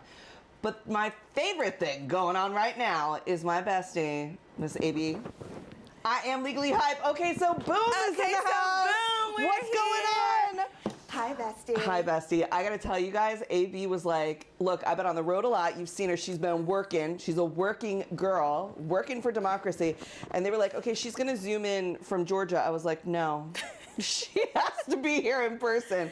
And we called you like 2 days ago, and you were like, literally, I will get on the next plane. I said, whatever my bestie wants, I'm gonna be there. Because we started our creator journey together at the White House, like, what, 3 years ago? It was the craziest thing. Time flies, When right? we were like, why did they invite us here? But we rocked it. We and did. We killed it, and we're doing even better now. So We are. Thank you. And it brought us together as besties. It did. I love it. And we've done a lot of stuff. We've got you know, all kinds of wins throughout the last couple of years. So tell folks, okay, epic election. Yes. When we first, back in the summer, we were like, I'm worried about Biden. Absolutely. I'm worried. Yeah. And then there was the flip. Yeah. Came to Harris. Yeah. And you straight off were like, this country does not know what she's going to bring to the table. Like, they have never seen anything like what the support in the community and the culture that's about to come to this campaign. I remember How do you think it's texting. gone?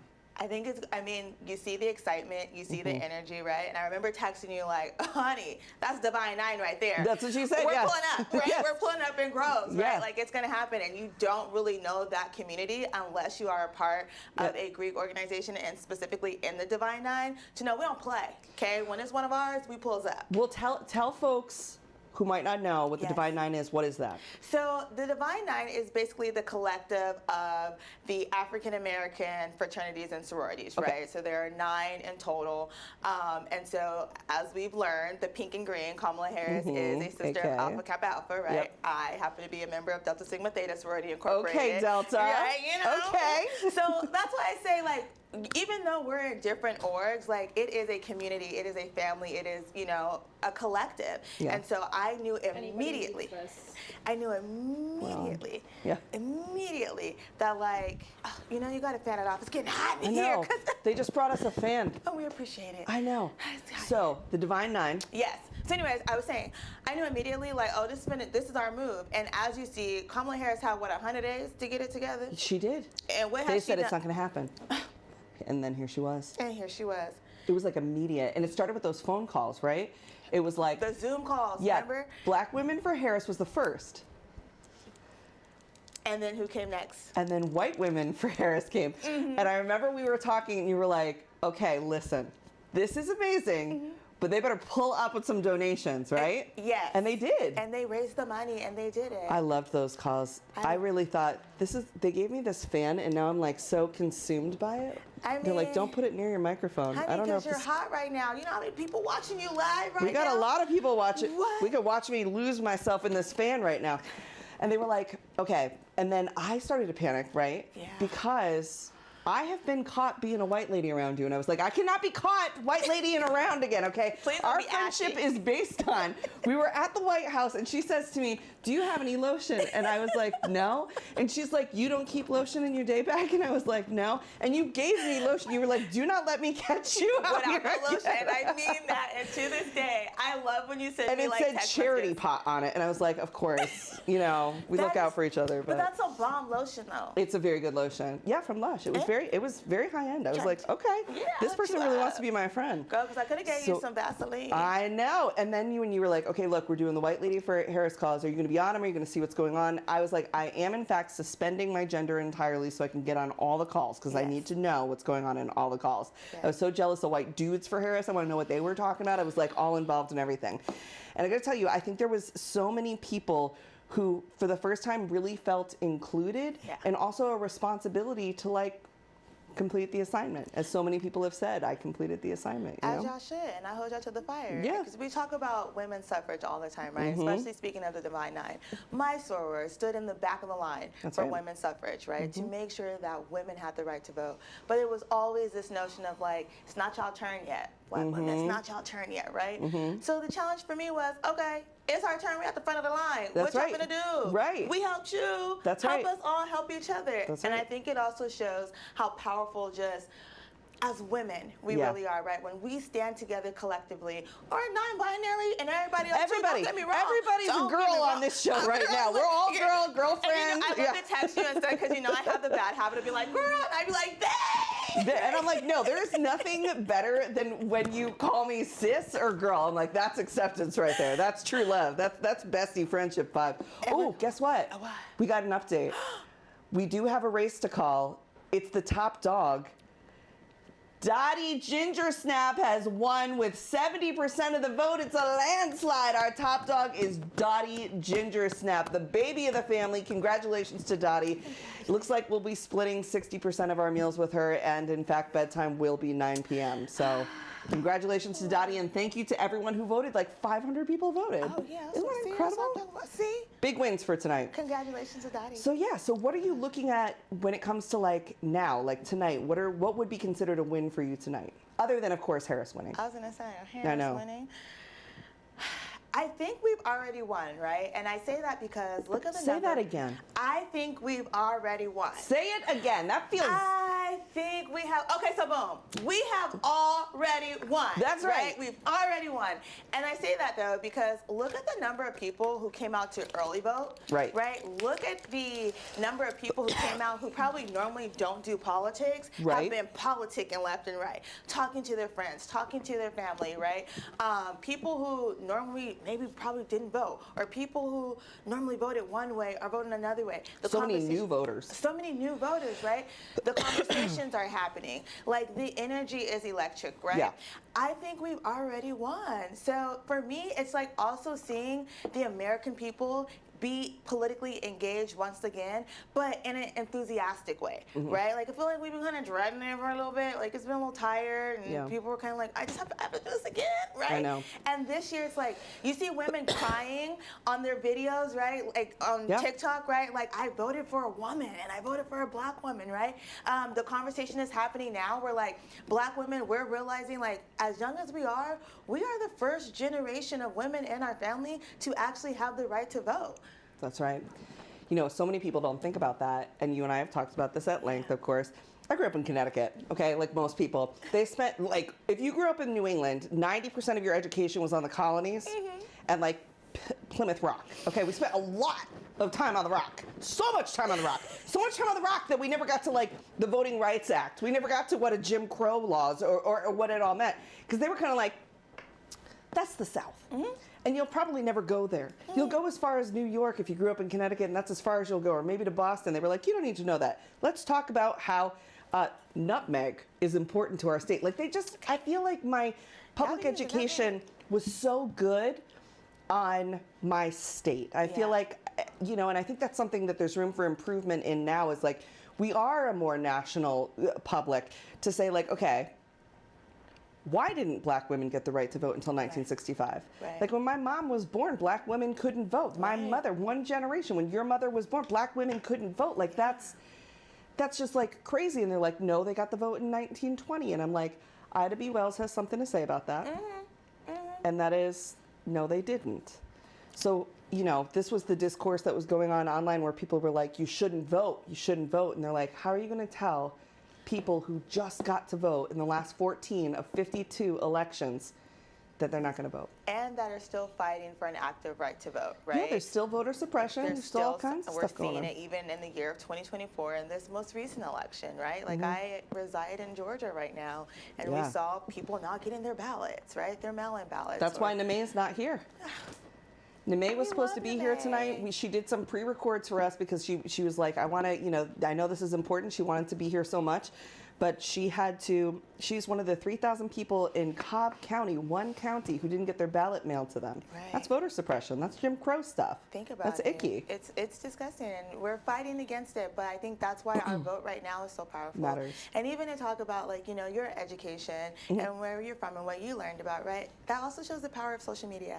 Because who would have thought? Little black girl from California. I know. Right? Who started with OK So Boom? Who started with OK So Boom? And look at us now. I know, we made it. And we're learning from each other, and we're sharing with one another, and we're enjoying, like, this space, as different as we are, right? We find out that morally, like, we're the same. We all just want to be happy and live a good life, right? And love on others. And so I think, like, it's powerful. That division that they try to say is out there of, like, some sort of, like, perceived hierarchy, it just wasn't. I mean, we've been on the road the last 5 months. We've been in different cities and states and talked to all different kind of people. Yeah. The second that you give people, like, a group activity, it's awkward for like a couple minutes, and then they get into it, and then you're like bonded as this new group of people.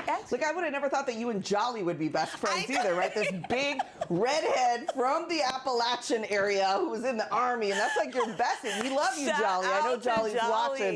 Yes. Shout out to Jolly, who Shout put out in to so much Jolly. work, but like, absolutely, that would have never happened before, you know? Never. Well, what's your message to people to give them a little bit of joy tonight? You're gonna be here with me all night because AB is my emotional support. And I'm here to provide it, and I will do my job.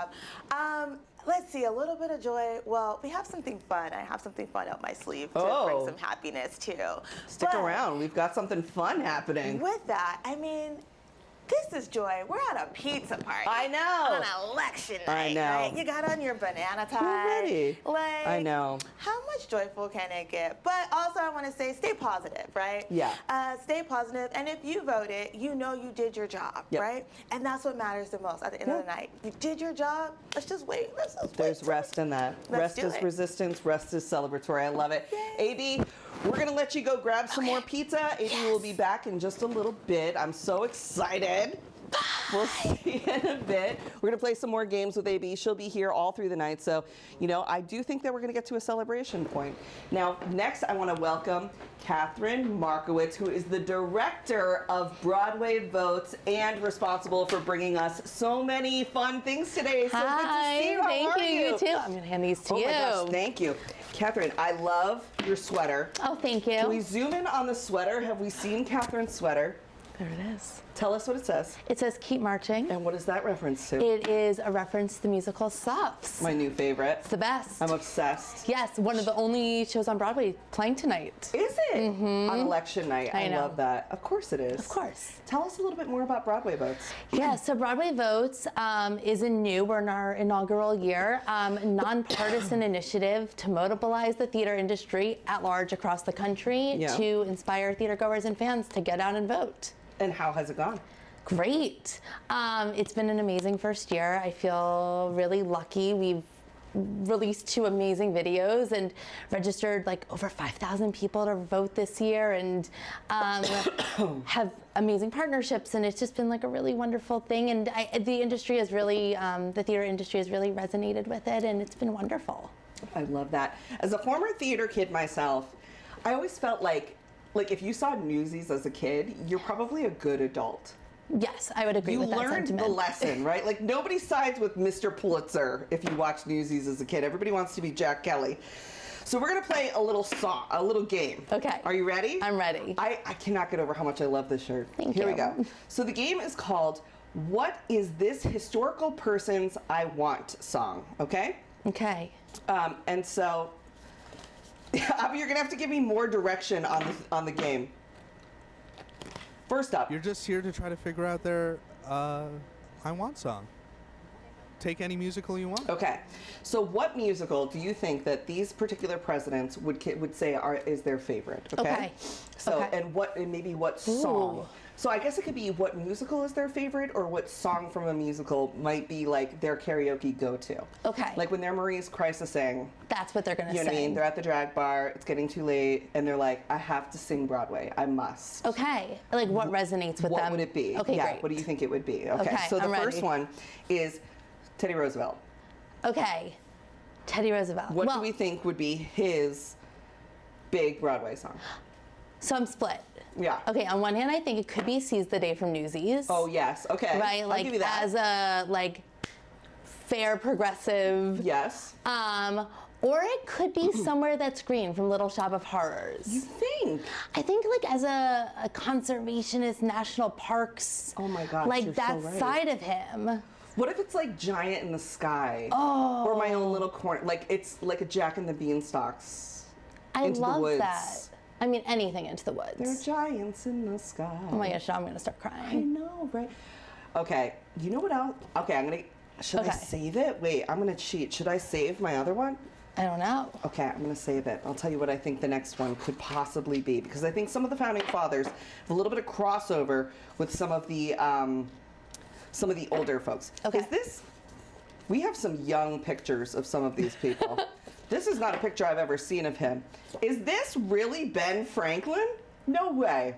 I think. Who is this? Is this Herbert Hoover? Yeah. All right, Herbert Hoover. We've got him out of order here. This is a group effort. This is a group project. Cheat. Herbert Hoover. I mean, there's a song in He's my Annie dream, Ben called "We'd Like to Thank You, Herbert Hoover." I know. I don't think he would like it very He would much. not like that. But yeah, Annie resonates. I mean, I think if he's gonna like let out his dance side, I would say the rich man's frug. Oh my God, could you picture him in Ohio? Is Yeah. that where he's from? Ohio? I actually don't know the answer I to think that. he's from Ohio. Maybe Ohio. We're gonna ask. Let's see. What would Herbert Hoover? What's like a musical? I feel like he'd be that guy who tries to be like, I like this musical you've never heard of. Like he'd be like, well, my favorite song to sing is Luann from 35 Millimeter. You probably don't even know it. It's really conceptual. Yeah. Right. Or is he like?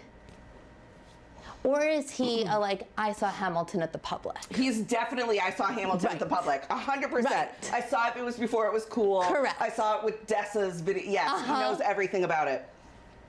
Herbie Hoover. Okay, oh, we've got a lady. Ooh. Lady next, okay. What do we think, Broadway, what do we think Betsy Ross's favorite Broadway song or show would be? I mean, like, I do think she would love Suffs. I think she would love Suffs. Would she? Was Betsy Ross a suffragist? I don't actually, well, no, it'd be pre-suffrage movement. Yeah, but I wonder what she was like. I don't know. I mean, like, she was like married to the man, so you know. She could be like finishing the hat from Sunday in the Park with George. Oh my God, finishing the hat. Catherine, I love that. Does anyone wear a hat anymore? No. Ladies Who Lunch. I know. Oh. Elaine Stritch. She's like a real Elaine Stritch. She could be like a fan. Stritchy, right? We Yeah. might love that. But also really appreciates the Patti LuPone. Breaking news! The polls are closed! The polls are closed again. Oh my gosh, you're here for an exciting Okay. moment. The polls are closed. Thank you, Chris. When the polls are closed, that means that we've got new states to call. Now, let's see. The last couple times, like we said, and we prepared you guys all week for this, was the red mirage. We were going to see a lot of early voting from the red states because they're smaller. There's fewer people to count. It takes less time. We've got a couple new ones in here. Now, first up, how do you think Illinois went? Blue. Harris! Yeah, it's like blue. It's a Harris win in Illinois. The great state of New Jersey also has some wonderful That's where musicals. I live. Jersey boys voted for Harris. Of course they did, because they love girls. There's one thing I know about Jersey boys. They love girls. They really do. And so they voted for Harris, of course. Delaware, home of President Biden, also predicted to go for Harris. And this one's pretty exciting because a lot of people thought maybe it wasn't going to go this way. We'll see what happens. We can now call the great state of Virginia for Kamala Harris. Wow. Virginia's coconut pilled. I told you it was going to start to happen. You're going to start to see things kind of like even out and change.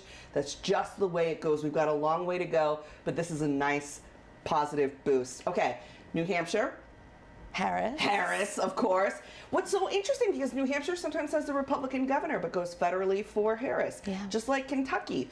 Democratic governor but went federally for Trump. I think that's so interesting when there's like these splits of how stuff happen. Any musicals about New Hampshire? I feel like there are. I feel like Dogfight reminds me of New Hampshire. Yeah.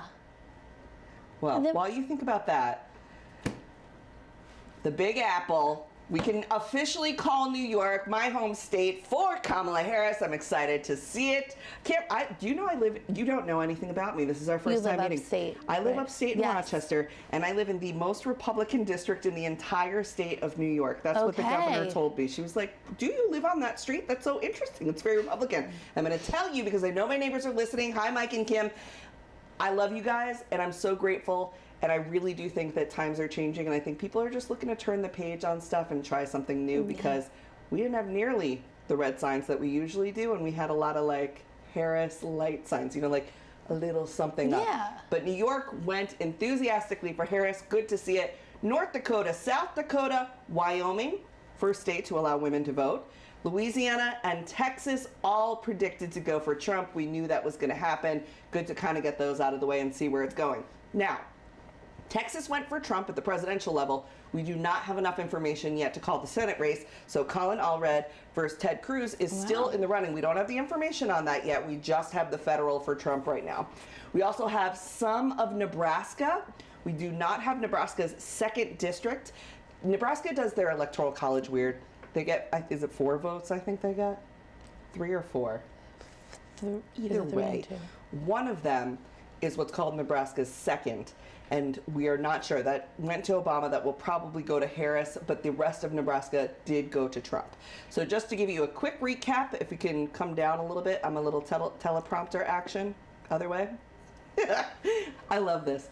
Illinois, New Jersey, Delaware, Virginia, New Hampshire, and New York all predicted to go for Harris. North Dakota, South Dakota, Wyoming, Louisiana, Texas, and some of Nebraska all went for Trump. But let's get back into our game because we've still got a long way to 270 tonight. We are nowhere near there. And the only surprise so far has been a good surprise for Harris with Virginia. Yeah, wonderful. I think that's awesome. It is. You got to figure Virginia, who went from being like Thomas Jefferson, like deep Southern state, to Harris? Like, it's amazing. We love to see it. All right, so we're back into our Broadway game. Who would historic figures pick as their Broadway song and or favorite show? Betsy Ross. I'm actually go a little bit more obscure. I'm going to go Flagmaker 1775 from Songs for a New World. Oh, I love Songs for a New World. No, me too. Who didn't have the Songs for a New World book? You had it's to. so good. You had Jason to. Robert Brown's first musical. I know. It's just so good. And then Last 5 Years, of course. I feel like coming back to Broadway this year. Is it? Who's going to star? Do we know? Yes, it's Adrienne Warren and Nick Jonas. Nick Jonas. Nick Jonas. Oh my gosh! And Last 5 Years, I kind of love that. Yeah, I know. I love that. Who's the kid that's in Hadestown right now? That's so wonderful. Jordan Fisher. Jordan Fisher, so outstanding. Good. Hadestown, one of my favorite musicals, and not just because my wife was in the Broadway tour. It's a great show. They've also been an amazing partner to Broadway Vote. They're so selfishly, we're like, love Hadestown. I love Hadestown. I love Lana Gordon playing Persephone right now. She's back. Definitely catch her. She's incredible. And Jordan Fisher, outstanding. I missed him in Sweeney Todd by like 1 week.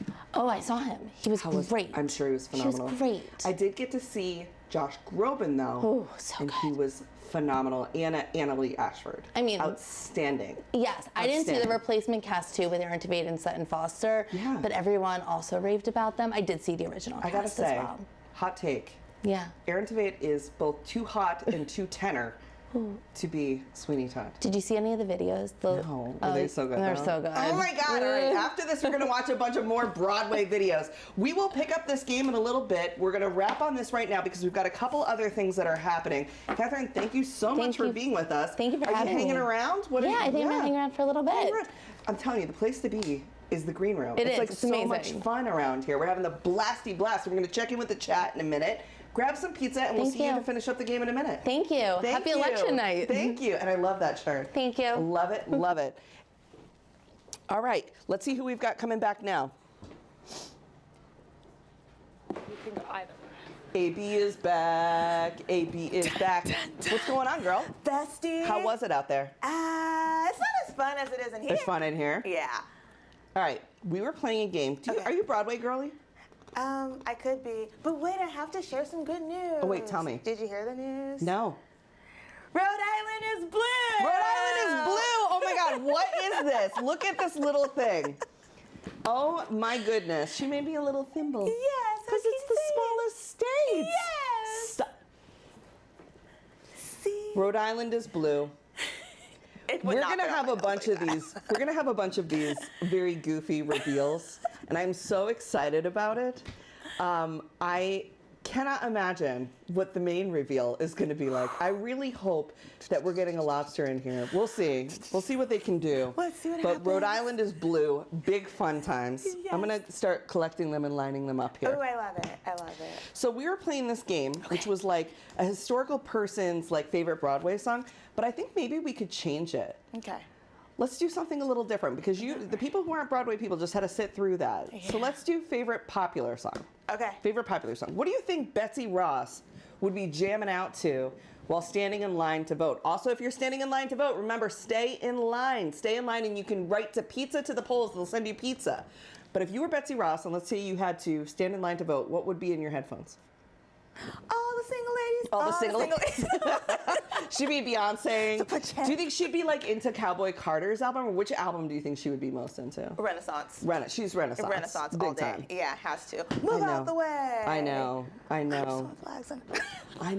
The Renaissance album was incredible. We did like a whole episode breaking down the Cowboy Carter album, though, which was like the best. Did you love it? I did love it. Yeah. I like to hyperfixate on things, and for me, Cowboy Carter was it. I think because I am a little corny, and it, you know. Aren't we all? Yeah. I'm a little like I'm a little bit country, and I was like, I love this because, you know, I used to like work in Tennessee and whatnot, and I learned something new about you. I spent some time with Dolly Parton, and people who are watching who remember me for those days, we will leave those days where they were. But I had a bit of a country phase, and I loved country music, and then I felt like it got so pop, and I didn't feel included in it anymore.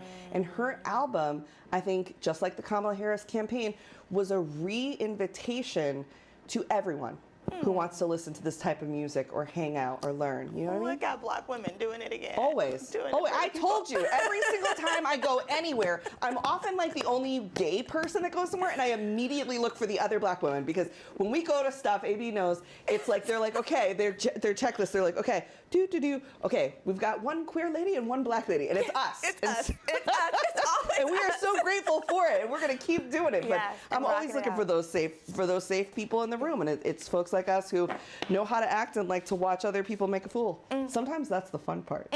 Sometimes being quiet is fun. I'm gonna say I've made the fool quite a few times. I've made a fool lots of times, and I've also sat there with you and been like, where you're like, shut up. And we're doing this. Shut up, don't say anything. Shut up. All right, AB, we're going to have you back in just a little bit. We'll go through some of the rest of these folks. Thank you so much for bringing me Rhode Island. We've got our next guest coming in. We've got Tori from Way to Win on the line. Hi. Hi. Can I hear you, Tori? She told me she kicked me out. Are you there? Oh, I'm here. Can you hear me? Yep, they're just getting you connected. Hey, what's going on? There we are. A little bit. Hi. I love your shirt. I know. I came in and I was hearing the bits about the musical, so I was like, ooh, look, I'm ready. I love that musical. I cannot get enough of it. I listen to it 24 hours a day.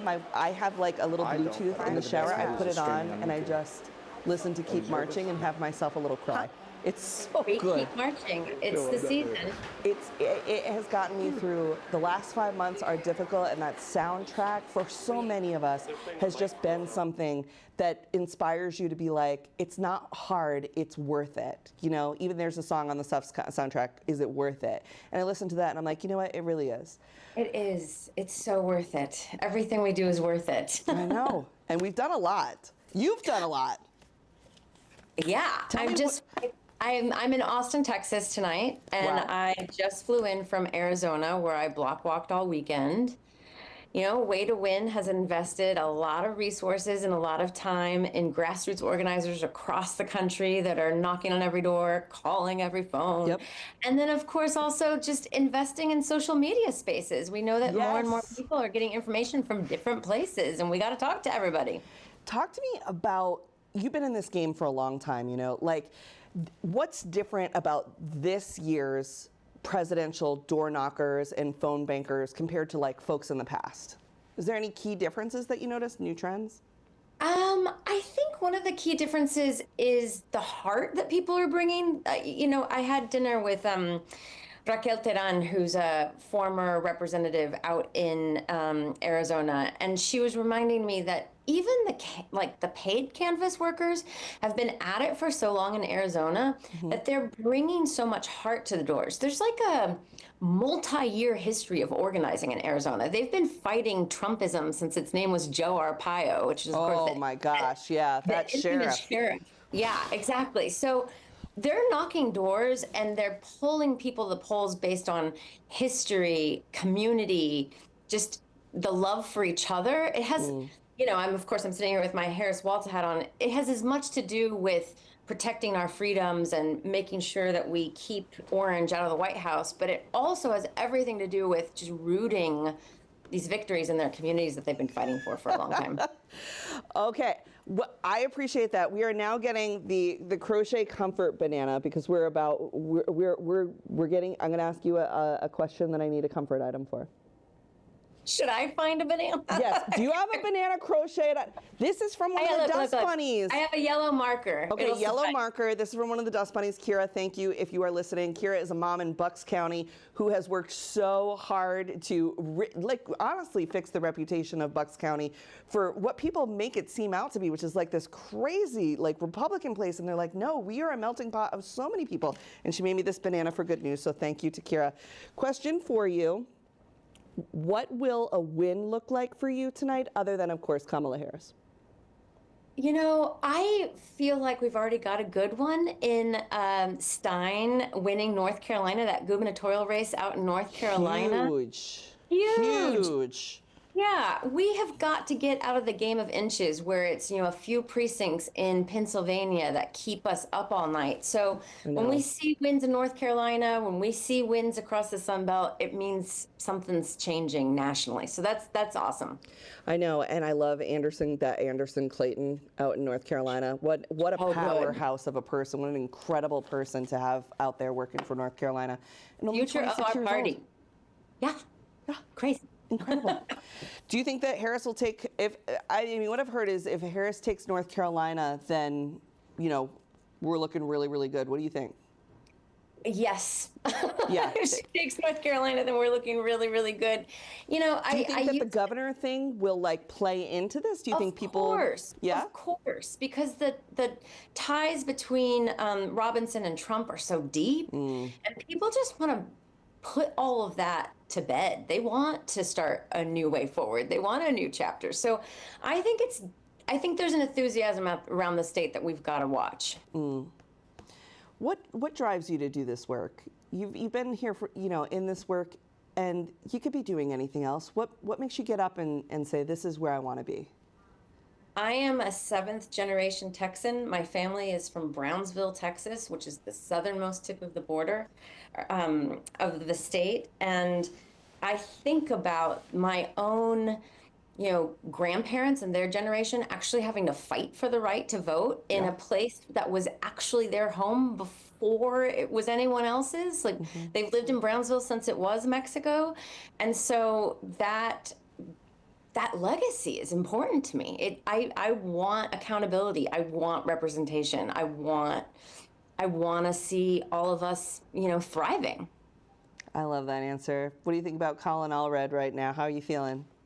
Oh, it's making me a little nervous. I mean, I have my own refresh buttons up here on my browser, and I got to tell you, it's interesting. I heard one of your other guests earlier talk about how he ran a different kind of campaign. He was going towards the middle. He was trying to build a coalition. And, for a long time, we've said, actually, the way you win Texas is through rebuilding the electorate, going for young folks, going for, millions of voters that aren't engaged yet. And so we're kind of seeing a tale of two cities or a tale of two campaigns with Beto and Allred. And the numbers look just as difficult, if I'm being honest. So we are on the track forward, though. Texas was never about Allred. It was about watching the big counties and seeing how much bluer they get. That's what I thought too.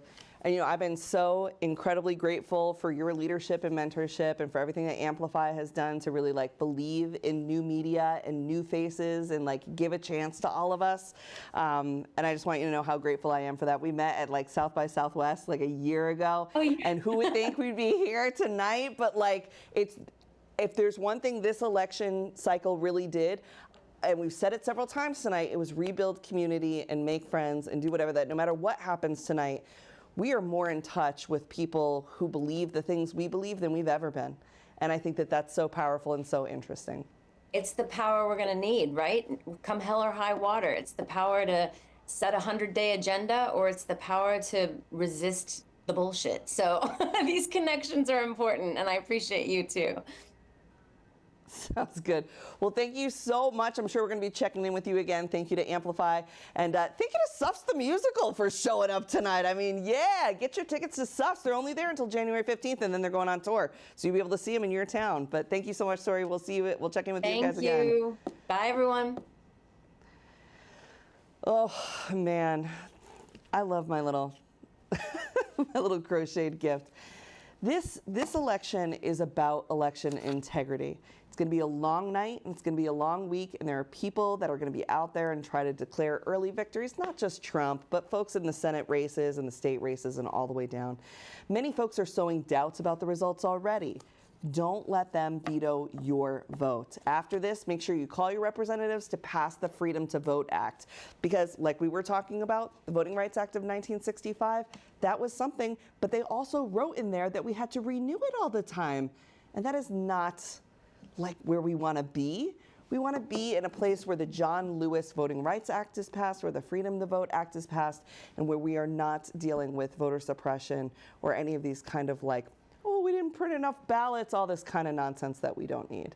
We're going to take a break from talking about politics, and we're going to check in with the chat, which is something that I love to do more than anything. I honestly, like, one of the things I've been most nervous about so far is that I can't see the chat as much as I wanted to. And now I'm like, okay, we got to see this. Sinead, you don't have to worry. You certainly don't have to worry, Jesus. Don't worry about that. I see some folks in here saying taking Xanax, hoping for the best, plan for the worst. Carl, I totally feel you on that. Tinysaurus Rex said being nervous just means that you care, have faith. I absolutely believe in that. That is no truer word. To tell somebody that you believe in something is to put yourself in a situation that's like vulnerable, and vulnerability can sometimes be dangerous and not feel good. But vulnerability is also how we grow and how we become closer and bond, and in those ways it's super worth it, right? I see that KDE has said something here about it's very true about the way that people are trolling. Folks need to work on the skill of research and analysis like it's a muscle you train at the gym, which is exactly right. I've been fooled by misinformation. You know what I learned from my friend Abby? She said that the misinformation you are most likely to fall for is the stuff that you actually really want to be true. We are actually more likely to be able to point out stuff and go, that's not true, than we are to see misinformation about something that we want to be true. And then we're like, oh yeah, I want to believe that. And then we get tricked by it even easier than stuff that's like totally outrageous. So I want to check and see where you guys are. How are we feeling? Are we feeling good? Are we feeling sick? Are we feeling all of the above? Did we get some pizza? And yes, Francesca, I also want to congratulate all the first-time voters. My DMs before I got on this show were full of people telling me that they had voted for the first time. And I did a partnership with Headcount that allowed me to create a link that showed me how many people I personally used my link to register to vote for the first time. It didn't tell me their party or anything about them. It just gave me a ticker number for how many people. And the last time I checked, which was actually 2 weeks ago, so there was still time for it to go up, it was 2,300 people. 2,300 people registered to vote for the very first time just because they felt empowered to because of something they learned here on Under the Desk. And something about that is just like so magic and empowering to me, because this is like a lonely job from time to time, which is why I love spending time in the chat with you guys. But it's not just me. I tell people the information. It's the Dust Bunny community that makes it a reality and gives people that confidence to feel like they're not alone when they go in that voting booth, to feel like they're not alone when they click that link to register to vote, or when they join a door knocking campaign or something like that. And one of my other friends that I absolutely love on this journey is from the Working Families Party. I want to welcome Maurice Mitchell, the National Director of the Working Families Party. This is the party that we talked about that's the third party, but that caucuses with the Democrats to make sure that we don't lose momentum on Democratic policies while building this more progressive coalition. Maurice, are you there? I'm here live and direct from Philadelphia. How What's going are you? on? How are things in Philly? Well, you know, I was hitting poll sites. I was at Temple University. There was a long line of young people there. Last night, I was opening some of our canvases, and you know, people were sharing their stories from working class North Philly, and so I'm feeling excited. I'm feeling pumped. Well, yeah, friend, I'm feeling pumped too. We're taking back everything, okay? We're taking back the flag. We're taking back the cowboy hats. We're taking back country music. We're taking back all of it. We're taking back democracy and who gets to be a patriot. And that's something that I felt as I was on the road with you guys, like when I met you at South by Southwest, right? That's right. So many of us felt like, oh, we couldn't say we were a patriot, or we couldn't say that we love this country, or that we cared about voting, because somehow that was going to be like cringe or whatever. And folks like you have provided this path to make people feel empowered and also make them feel like it matters and it's cool. Tell us a little bit about like what a day at Working Families Party is like. Wow, what a day at Working Families Party is like. Well, Working Families Party, we are, you know, we started in New York. We started in little old New York, and now we are from the West Coast to the East Coast. We're in 20 states. We've endorsed close to 1,000 candidates this cycle. Our bread and butter is the local races, the municipal races, and the state legislature races, because as you know, B, that the laws, the actual policy that we care so much about, that actually originates in city councils, in state legislatures, in Congress. In that down ballot. Yes, so the down ballot is so key for us, and it's really how we got our start. And of course, every 4 years we do endorse in the presidential, but in every single state that we operate, there's a set of candidates on the lower ballot that we put a lot of energy behind, a lot of volunteer energy behind, because in Pennsylvania, for example, you know, I'll just think Anna Thomas, that's one race. She ran last cycle and she got closer than anybody would imagine. She's a young South Asian progressive woman who is just like fired up, and you know, she got I think she lost her last race by I think maybe like 700 votes, and 700 votes. Yeah, 700 votes. So we say when we tell you to vote, it's because it's things like this. Absolutely. I mean, this cycle we've won races with 15 votes. And I think in Rhode Island, we run a race in 15 votes, right? So these races are incredibly close. They matter deeply when it comes to all the issues we care about.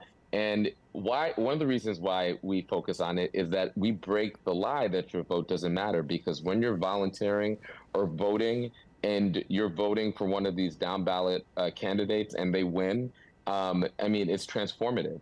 We love the primary system. We do a number of things. In Philadelphia, we've recruited independent working families people in Philadelphia because there's the quote unquote minority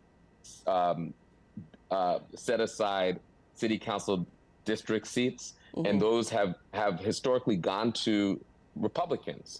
And so we reasoned that in a blue city like Philadelphia, there were enough independent progressive working families voters that we could unseat the Republicans and replace them with working families people, which we've done in the city council of Philadelphia. So Philadelphia is a two-party city, Democrats and working families, and our working families, independent elected officials, we govern in Philadelphia and work with progressive Democrats on legislation that, you know, in order to prevent more evictions. So really progressive eviction protections that have led to a 41% decrease in evictions in the city of Philadelphia. That's incredible. Yeah. Yeah.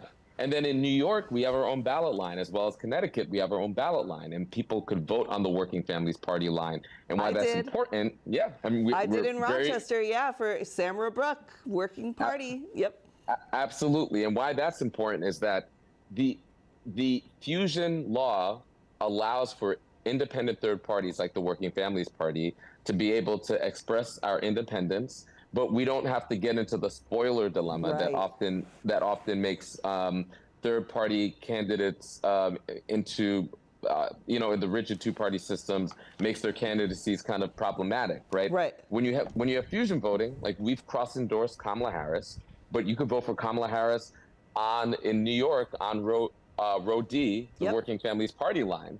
And so what that says is like, absolutely, I'm against Trump, I'm against MAGA, I'm against all that bad stuff. But when I vote for Kamala Harris, I'm voting for her for an investment in healthcare, an investment in childcare, because I believe that housing is a human right. And I know that all of those voters, when we tally up the Working Families Party voters, we could take that to Kamala Harris, we could take it to the state legislature in New York, we could take it to cities in New York and say, this is a serious voting bloc.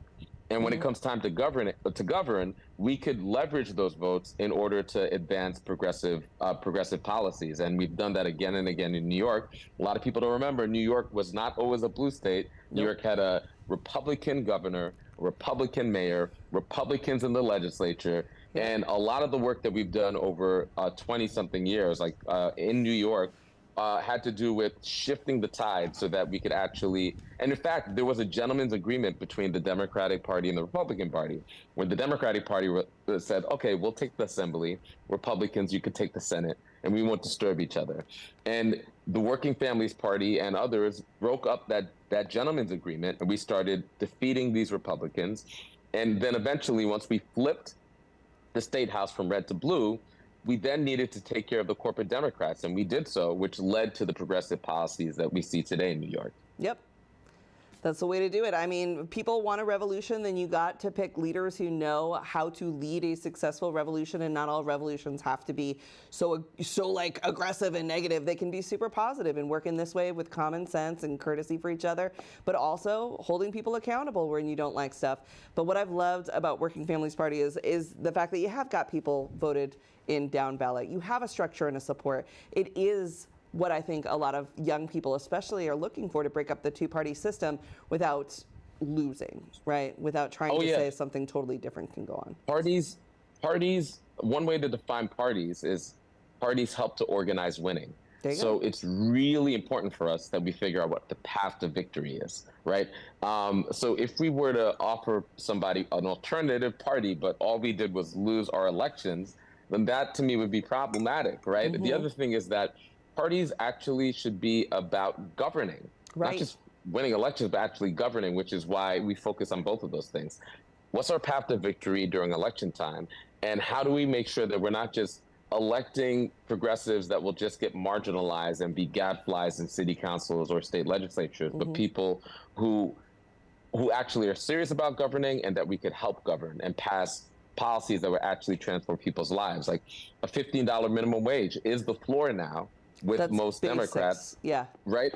And it wasn't always that way. When a $15 minimum wage was came out of the labor movement, you know, people thought that was totally wild. And you had Democrats that were the people who were pushing against that. And it was through the Working Families Party electing pro $15 minimum wage candidates that we were able to demonstrate that, yes, we could have a $15 minimum wage that the sky is not going to fall. And now it's become a standard thing. And so this is why primaries are important. This is why holding elected officials are important. And this is why blue, yes, absolutely is better than red, right? But the quality of blue is something that we have to be focused on, because if people experience Democrats as actually not delivering for them, then more and more people will become cynical about their politics, which is why we need to hold Democrats accountable to delivering for working people, so that we could create this virtuous cycle of people running for pro-democracy candidates and then experiencing a material difference, and then drawing a connection between their activity, their voting and their organizing, and the changes in their lives, right? And that's one of the reasons why we think it's critical to hold people accountable. Like, I think we should hold our friends accountable because we want our friends to succeed in public office and elsewhere. And the Working Families Party has those accountability measures. We join forces with, and we understand the assignment. We're an independent party that joins forces with the Democrats against the forces of evil. And we do it with our chest. We're proud to do that. And we do enough. And so we have a strategy where we block and build. We block MAGA, but we build the independent infrastructure that so many of the young people that you referenced are looking for. I feel that. I mean, last time I saw you, I got a vote tattoo which we will be showing in my next costume change. You'll get to see that tattoo. I got a Working Families Party. And I hope that we'll get to see you again. And I know we're going to have a great night tonight. Thank you so much for being here. Let people know where they can join the Working Families Party or try to bring it to their state. Absolutely. So if you have a phone, you should text the word power to 30403. Text the word power to 30403, or you could go to workingfamilies.org, or on any platform on social media, find at Working Families. And then lastly, if people want to find me, they can find me on any platform and social media. Just go to at Maurice WFP, at Maurice WFP. Those are all the ways that you could contact me or the Working Families Party, and we'll be more than happy to get you involved. I love to see it, and they are super responsive, so make sure you get in there, get involved with Working Families Party. Thank you all for being here so much. We'll see you soon.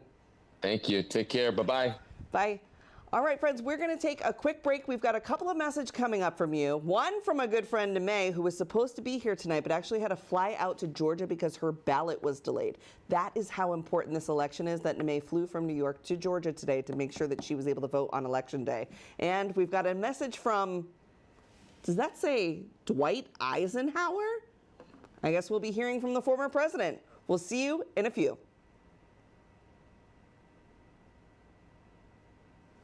Bring this back as a roll of dollar store toilet paper. I think, because it is so hot in here.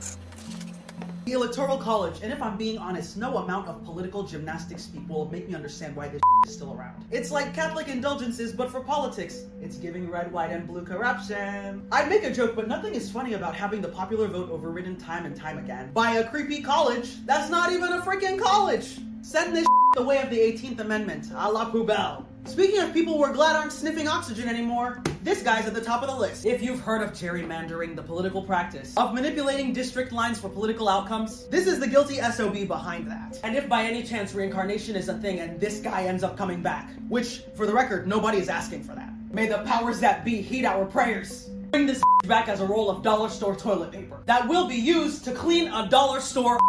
Next! The long lines at the polls. This is unavoidable, but America, let's try, for goodness sakes. Let's try and make that fun. This is the land of football, Netflix, and t-shirt cannons. You act like you can't make this an absolute blast. Seriously, at the polls, what's stopping them from bringing out the dads who sell popsicles and some food trucks? Let's think, people. Is this not the land of American exceptionalism? Back to you, V. And now, a message from former President Dwight Eisenhower. My name is Dwight Eisenhower. I was an Army general and supreme commander of the Allied forces during World War II. But you might know me better for being the 34th president and the quote, "What counts is not necessarily the size of the dog in the fight, it's the size of the fight in the dog." That was actually written by Mark Twain, but I just said it all the time, everywhere. I was a hugely popular Republican president who won 442 out of the then 531 Electoral College votes. Because when you're a moderate and also the guy who led D-Day, you can get those kinds of numbers. Those are big boy numbers. While this election is very different than they were back in my day, there are some similarities to mine in the 1950s. For example, civil rights are up for debate. And similar to Trump, I also used to be a Democrat. But unlike Trump, I chose to run as a Republican to pull the party back from getting too extreme and to unify the nation. I also ran because if the Republican nominee had not been me, it would have been McCarthy. And I did not care for that fellow. Could not stand him one bit. That concludes a message from former President Dwight Eisenhower. Dongles for Democracy, otherwise known as a sister group to White Guys for Harris. Number one, we're starting off with Henry Kissinger. Not much to know here. He's dead. Next, beige khakis, and oh my god. Personally, as a victim of election time injustice, I find it necessary to speak out against injustice whenever I see it. And I'll just say, nobody deserves a bigger apology than Steve Kornacki's beige khakis. Which, honestly, bless you, Steve. How often do we get what looks like a finance bro who encountered depression and decided to go into journalism? How often? Very rarely, and he's a rare breed. And the guy loved khakis, otherwise known as the gray sweatpant of the corporate world. Allow for a good old American dongle swing, so do these khakis. And we do stand a dongle swing for democracy. Dongles for Democracy, otherwise known as a sister group to White Guys for Harris. As far as justice goes, I think they've been served here. Back to you, V.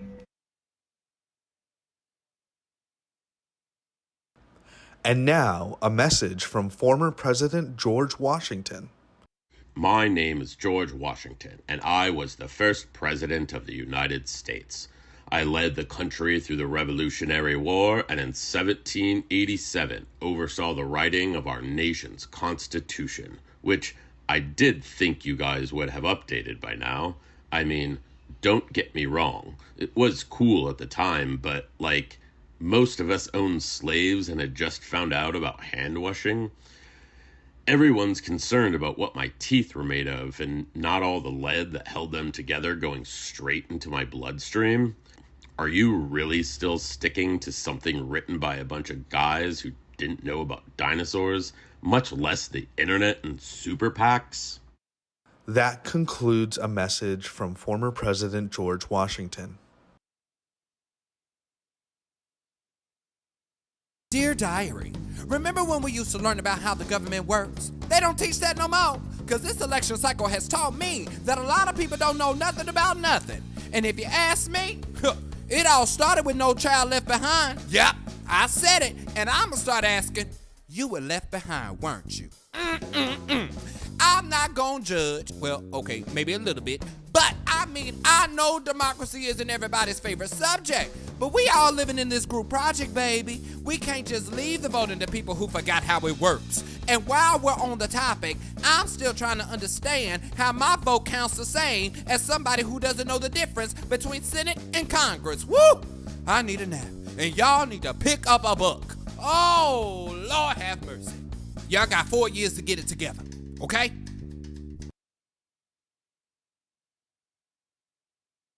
And now, a message from former First Lady Eleanor Roosevelt.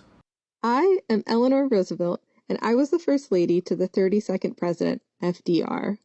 I was the first politically engaged First Lady, largely influencing the New Deal and United Nations, expanding the role of First Lady to foreign and domestic labor. While born in the 1800s, I was pretty ahead of the curve on some things. I hosted radio programs before podcasts were a thing, authored daily columns before Substack, and famously said, "No one can make you feel inferior without your consent," before all the influencers decided to promote ways to make you feel inferior with your consent. As a lifelong advocate for women's rights, I'm thrilled at the prospect of a female president, and quite frightened of everything else currently happening. At least I always had Franklin to go back to. That concludes a message from former First Lady Eleanor Roosevelt.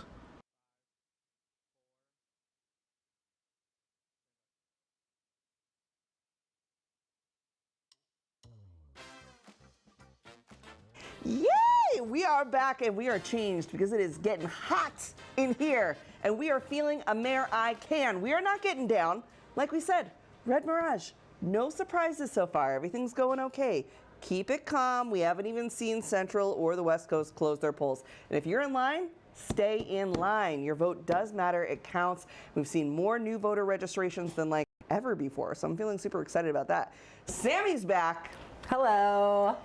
I was What's like, up? Sammy, would you like to come to the sauna of democracy? You know what? It's worth it to get me off of my computer. They gave me the fan. They have. This is pretty nice. It's necessary, but let me tell you, I have just been scrolling viciously. Okay, tell me about the vicious scroll. Because you're a hope scroller.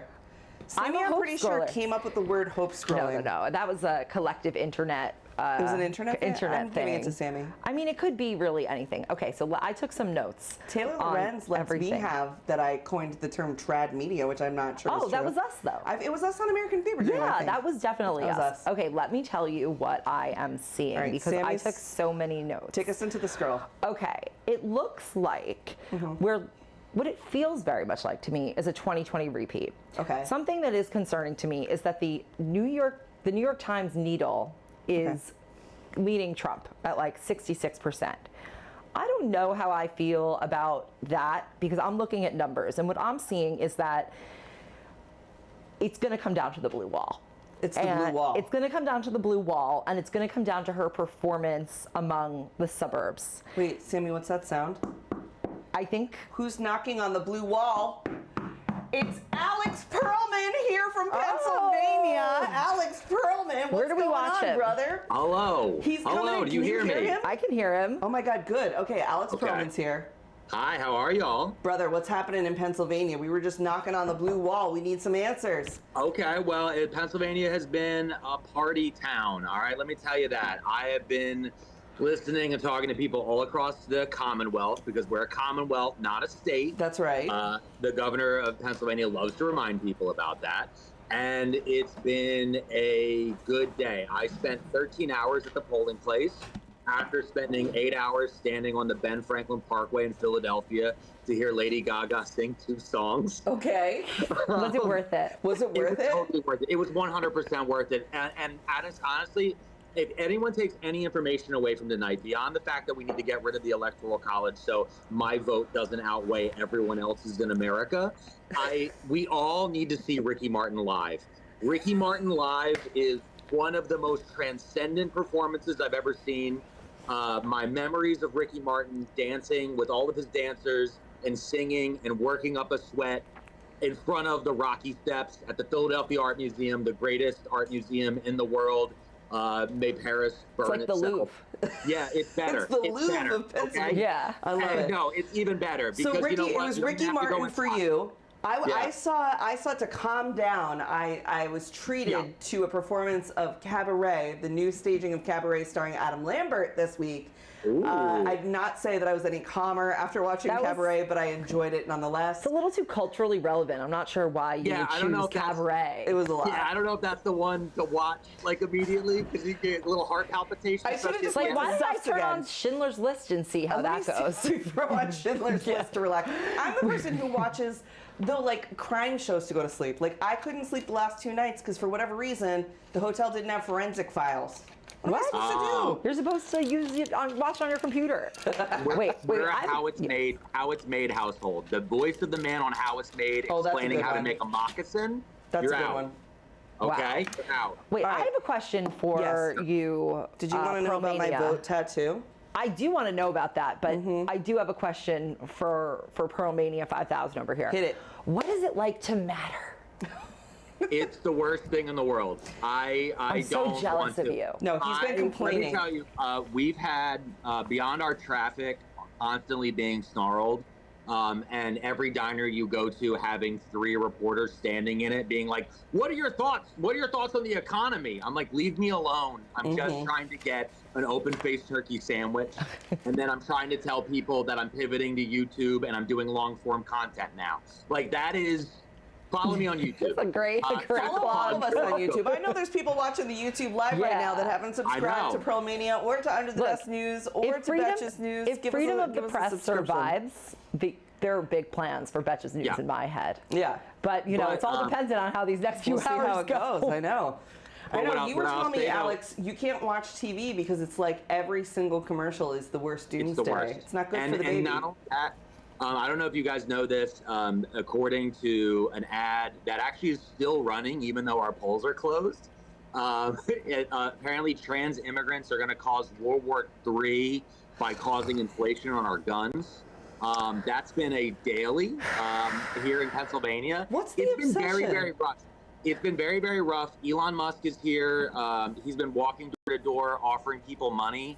But there's like an invisible string tied to it, and he pulls it away, and he giggles, and then does a little jump as he runs away. Oh my God, the skipping dipshit. He would. Yeah.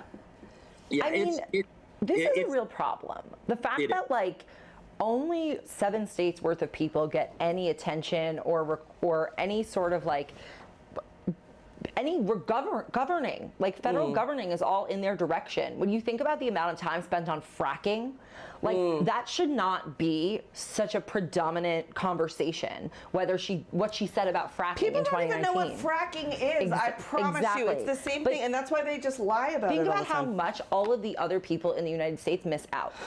What could happen if candidates were forced to campaign to more than just like these certain people? I know. This I'll is tell a you what bigger conversation. We would probably actually get candidates that would match more of what the general nation are looking for. Because right now, if you go look, whether you're in a blue state or you're in a red state, you're right, they're not being targeted at you. And also, we probably would get less extremists on the Republican side. Right. Because a character like Trump can only, listen, we're all sitting here and we're watching, we're staring at the board behind V's head, wondering about the electoral count and all these different things. We're not talking about the popular vote. We're not talking about the millions of people that Kamala Harris will definitely beat Donald Trump by tonight. And so you have people, somebody pointed out to me very recently, there are more Democrats in Texas than there are Democrats in New York. But we don't care about the Democratic vote in Texas because we always see it as red. We look at the population bases solely based on what they can turn for the Electoral College. And that has given people like me outsized amount of pull inside the party, but also it has skewed what we view where this is. So I want to stop you there for 1 second, though, because I think you said something super smart about the map. Like, when we're looking at the map, I did a very viral TikTok back in 2020 when people were like, how could Biden win? Look at how much of the map was red. And I was like, we live in Land doesn't vote. You'll never see on screen. Yeah, so, I mean, as much as you're seeing here, and you're like, oh my gosh, so much red. Land. The way I like to point out to people, if they can't have a visual in front of them, so sometimes the heat maps, things like that, I like to say it's like imagining if lawn signs vote, the lawn signs don't vote. But if I have a really big yard and I have 10 lawn signs and next door to me is an apartment building that has none, what's the vote count going to be? And that's kind of exactly what this ends up looking like. And that it's the narrow margins that are happening and the stagnation we're getting across both federal and in some states, in Pennsylvania's case particularly, the narrow margins are what makes governing impossible, completely impossible. So Pennsylvania, the reason why our vote is going to be late, I was scrolling through and reading some of your comments earlier, and people are like, how late is it going to take for Pennsylvania? Pennsylvania will probably be into late Wednesday or if not Thursday, and it's due to a thing called Act 77. Act 77 is a bill that was passed in 2019 in Pennsylvania that until 2019, it was very difficult to get a mail-in ballot. You could only get it if you were, an absentee ballot. That was the only way you could get it. You had to basically have proof that you could not make it to the poll, that there was some sort of physical thing stopping you from being there on election day, right? So in 2019, they passed Act 77. You mean like a doctor's note, basically? Easy for everyone to go get these mail-in ballots. Yeah. But it also had a major flaw in it. And that major flaw is that in Pennsylvania, we cannot pre-canvass, we can't pre-process any of our mail-in ballots until 7 a.m. on election day. Other states across America, when they have mail-in ballots, they're allowed to open the envelopes, flatten out the envelopes, in some cases do a pre-count, but keep it sequestered from the general count until the end of polling, all that different stuff. We're not allowed to do any of that. So today, well, Alex, I gotta stop you, and I gotta say, this has pissed me off significantly that we are going to say goodbye to you, put some French fries on your sandwich. We're gonna bring you back to talk about Pennsylvania in a quick second. And Sammy, we're gonna make a rage room in here. Are you guys ready for a little rage room? We're about to go feral in here because we need like a break. I need to hit something. Well, Send me something to hit. What do we have in here that we can hit? Is this just because of my face, or is this because of Pennsylvania? Oh, we've got a pinata. What? I've got all kinds of surprises here. So me and Sammy, I'm nervous. My God. I don't want to break anything. Okay, listen, Pennsylvania. makes you want to hit Is something. this the Electoral College? This is Electoral College. This Wait, is we might want it. What? We might want it tonight. We might need the good. What else could it be? It could be. It should be. Should we give it like a little hug? We're like, oh, banana. I know. It's like they can Trump reload colored. it. I've seen them do it several times. Really? All right. Okay, yeah, let's it is try kinda it. Trump You go colored. first. Okay. You go first. Let's see how this goes. So right now, we're just going to take a quick break. I told you there would be games, and sometimes you need to hit something. So find the pillow nearest to you. Oh my And get God. ready. Oh, it's a lot harder than you think. Oh, I it's want to gonna try. be. I Okay, want to you try once. Yeah, We're gonna really see who swing gets on it. We're gonna see who gets it. Hold on. Coming closer. Coming closer. Coming Okay, closer. Okay. Okay, you can really swing on I'm it. really scared. I'm gonna like. Oh, damn! Sammy's not messing around. Sammy's right. I'm really nervous. You really went full swing What on is that. in here? That It was looks like what did you gum. learn that? She was like a softball star at camp I've or something. never. But I do. All right, we need more likes for more smashes. Oh, okay, that's a good you guys, idea. I need you to tap that screen as much as you can for the next 2 minutes. That's what really helps get these lives out into the world. So just tap as much as you can, as much as you can, and we will give you more smashes. What number likes are we at right now? And we'll give you more smashes. Are we at 2 million? We're at 2.7 million We're on at TikTok. 2.7 million. I know Go to we can 3 make that million. 3 million. We can make it 3 million, and we will smash this up, and it will feel best for everyone. 3 million, and we smash it. I mean, Sammy's. Want me to do another one? Yeah, when we hit the 3 million, Sammy do will another smash it. I mean, tonight is about releasing some rage. They were Look, like, because we're regardless ready. of what happens, Well, tell I'm us more deeply about the upset. rage scrolling that you were doing, and then we'll get ready. Tap. If you tap that screen, we will bust this open. You'll see everything that's in here, but we've got to get to 3 million likes, and then we'll move on to the next guest. I think I'm just highly disappointed in the fact that so many people continue to vote for this person. I know. That they continue to believe that they continue to buy into the like trans people or migrants are Eating ruining dogs, your crazy stuff. economy. Yeah, It's yeah. like where is the We just hit 3 million likes 3 on million TikTok. likes? Just hit 3 million likes that That took a quickly. All right, second. you guys were going fast. You guys Yeah, were yeah. rushing. All right, here we go. We've got it. Oh my gosh. Just pretend it's anyone who wants to destroy our democracy. Destroying democracy. All right. No, we're not destroying democracy. We're keeping democracy. Wow. Oh my God. Timmy, it really is fun to hit. I but know. It's like crazy. All right, you go one more time. Here we Okay. go. Well, Sammy's going to get in really close. Okay. Oh my God, they're never going to invite us back if we hit one of these LED We're not screens. gonna. I won't. Abe Link, for Abe. Do it for Abe. Oh, yeah! I really destroyed it. I'm sorry. All right, well, we've got all kinds of fun candy I'm in very here. upset about how things are going. I love it. The banana. It was good news for a good reason. I feel better. I do too. We should like hit Sorry. more stuff. Have you ever done a rage room? No. Oh my gosh. But if tonight I goes love the badly, rage or room. tomorrow goes badly, or the next day goes badly, Just we to go hit there, sometimes. and then we out of here. I know. I want to remind everybody, as you're looking at this map, you've got 50 votes you can count on from California coming in, 52, You can also 54, count on something like that. You can that. count on this and this and this.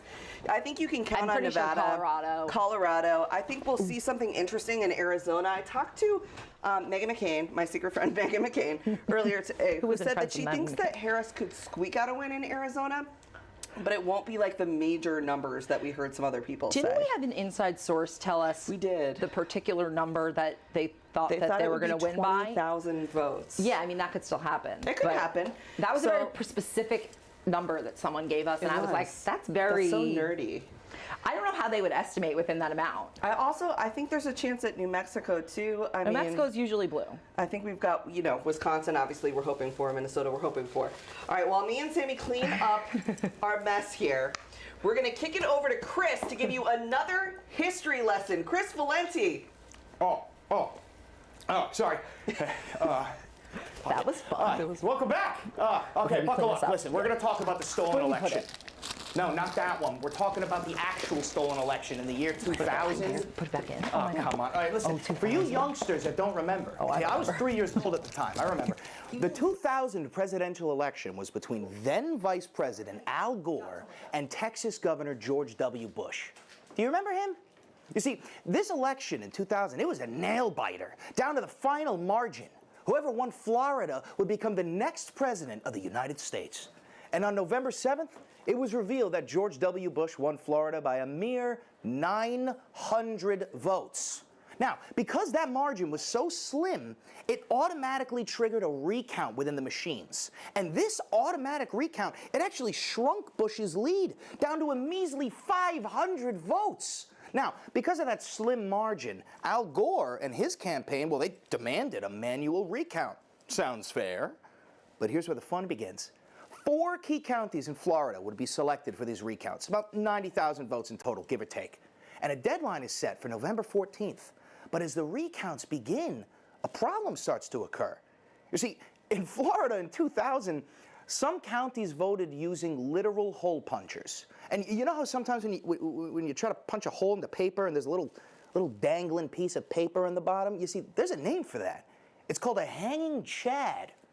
Calm down, Chad, we're not talking about you. Now, around 29,000 of these votes were deemed unofficial due to these hanging chads or other discrepancies, and thus a legal battle began. Gore and his team, they asked for an extension to the recount because of the problems. And as a legal battle ensues with 2 main schools of thought, Gore and his team, they say, well, hey, if you can clearly tell who a voter wants to vote for, but we've got a discrepancy here, we should count it. And Bush and his team say, no, you can't do that. That's a violation of the 14th Amendment. You can't give special treatments to these Florida voters. Now there's a new deadline set of November 26th, but only 2 of the 4 counties selected had the recounts finished. One county just gave up entirely, and the other one finished just 2 hours past the deadline. So the votes weren't counted. But the question remained, what do we do about these 29,000 uncounted votes? The Supreme Court ended up deciding on December 7th that America could no longer wait. They ended up ruling 5-4 in a Supreme Court decision by 1 vote that the recount would be halted, and George W. Bush became the president. Al Gore ended up winning. He won the popular vote by over 500,000 votes, but he became the first person in 112 years to win the popular vote and lose the Electoral College. So the next time somebody brings up the stolen election, remind them the real stolen election was Al Gore's. Back to you, V. Justice for Al Gore. Justice for Al Gore, Al Gore's internet, and Al Gore's climate. Do you remember that election? Do I fucking remember that election? That election led my grandmother to be diagnosed with Alzheimer's. No way. She would not stop talking about how the election was stolen, and we were like, there's something wrong here. And I was just, and look, that was a big deal in my household. The fact that we're even talking about hanging chads tonight is traumatic. And it is. It's too soon. And if that had gone differently, the Supreme Court, we would be in a different place right now. And I do want to point out that I believe it's Alito, Roberts, and Kavanaugh who all worked, or sorry, Alito, Gorsuch, and Kavanaugh, who all worked on the Bush legal team for that race. It is so annoying how small government is for how pervasive government is. Like, of course, it's like those people who are now in the Supreme Court who were like the stooges back then, the goons back then. You have that on the Republican side a lot of places. You have Bill Barr, who was Iran-Contra cleanup guy. I mean, we're doing history. Like, he was, I mean, I'm not totally like refreshed on my Bill Barr. Was involved. Yeah, like all so these. Many. Roger Stone was involved. Nixon. Yeah, like Roger Stone actually has Nixon tattooed. Oh my gosh, the polls closed. We've got states to call. Sammy, we've got states to call. Are you ready? Yeah, I'm ready. All right, what are we here calling? we go. We have a couple more states to call, and I want you to remember none of these are a surprise just yet. So right now, we're going to call Ohio. Here, we'll do it like Kornacki style for you guys. Yeah. They liked when we were standing and looking at it. So we're going to call Ohio for Trump. We knew that was going to happen. Ohio's got a Republican governor. Ohio, my wife's home state. We're still waiting to see the Senate race, though. We're waiting to see the Senate race. Montana. This is going to test, do I know what the states look like? Montana went for... Is that Montana? Yeah, it has an MT. Okay, I was just making sure. I was like, oh my God, did I mess it up? Montana has already gone for Trump. We send our condolences to Hank Green. And we can also say that Utah is very likely, see, this messes me up because I'm like, I get dyslexic about Utah. I want Utah to be here. Really? I It's do. part of the Four Corners. It's part of the Four Corners. It's all the way over Yeah. here. I want to at least switch places with Colorado. Don't you think it should be more in the middle? Either way, I'm like trumping things now. I'm like going to break out a marker and be like, no, I don't like where this state is. Yeah, seriously. I think all right, we've got Utah has gone red as well. Again, no surprises so far. New Hampshire governor has gone to Kelly Ayotte, which again is a Republican, but New Hampshire has had a Republican governor, which is, it's one of those ones that's so interesting, right? Because they have a Republican governor, but then they go blue for Harris and the federal. So we'll see what happens. Well, they did, I think about it like Mitt Romney. This is old school. Mitt Romney was the Massachusetts governor, a Republican. Yeah. New England has its own culture, and I think it is a little bit more like culturally conservative in the, I mean that as an adjective, not in a MAGA way. Right. So they're more willing to like split ticket, I would think, especially with the types of Republicans you get there. The thing that we are excited to remind you of, though, North Carolina governorship went to Josh Stein, and that is super, super, super important. Josh Stein is holding his seat, is holding the Democrat. Oh, what's up, Chris? The polls have closed. The polls closed again. Oh, we've got more down ballot races to call. Thank you, Chris. You're welcome. I appreciate you and your costumes. I love that this is my fever dream. We're going to do what we want. Okay, so North Carolina is gone to Josh Stein. That was a big race that we needed to win because, of course, Mark Robinson was the guy who said that people need to kill in and was like... He was a proud black Nazi on porn porn was not sites. good. It was not a good one. Really crazy. We were not happy with this. Okay, and we can also, unfortunately, he put up a good fight, but it looks like Texas is going to keep Senator Ted Cruz as their senator. Sorry to Colin Allred. It looks like right now that Texas Senate will go to Ted Cruz. We'll find out exactly what that number looks like. Depressing. But guess what? Guess what? Angela also Brooks smoked Larry Hogan and took the Senate seat for Maryland. Oh my God, where? Maryland. Yeah. Took the Senate seat for Maryland, so we'd love to see that. So this is a keep. This is a seat that there was a concern that would be flipped to Republicans because Larry Hogan's more of a moderate, but this ended up being a keep. So Well, this is good for Dems in the Senate. Yes. Did we talk about the abortion in Florida? No. Okay, this Now, is upsetting. we know- here's the I have thing. some facts for you. What I think is so interesting about the Florida abortion referendum. Now, they were trying to vote to not have the now existing 6-week abortion ban, right? Yes, They were going to try to overturn it to viability. Yes. It failed. It did not reach. It did not reach the 60% required. So Florida's 6-week abortion ban stays in place. Sammy, I'm going to have to say goodbye to you for a quick sec. Yes. I'll be back on Zoom later, but I do want to tell you something about that 6-week. Tell me about that. Not the 6 week, sorry, the referendum that failed. They needed to get 60% of the votes to pass it. They got 57%, and 1.5 million more votes that I'm aware of so far than the no people. Okay. That rule that you have to get 60% to pass in order to pass these It's referendums. like filibustery. That was passed by 50%. Ew. Okay, and with that, Sammy's out. She's got to go take care of her dogs. She'll have the dogs on the Zoom. I leave you.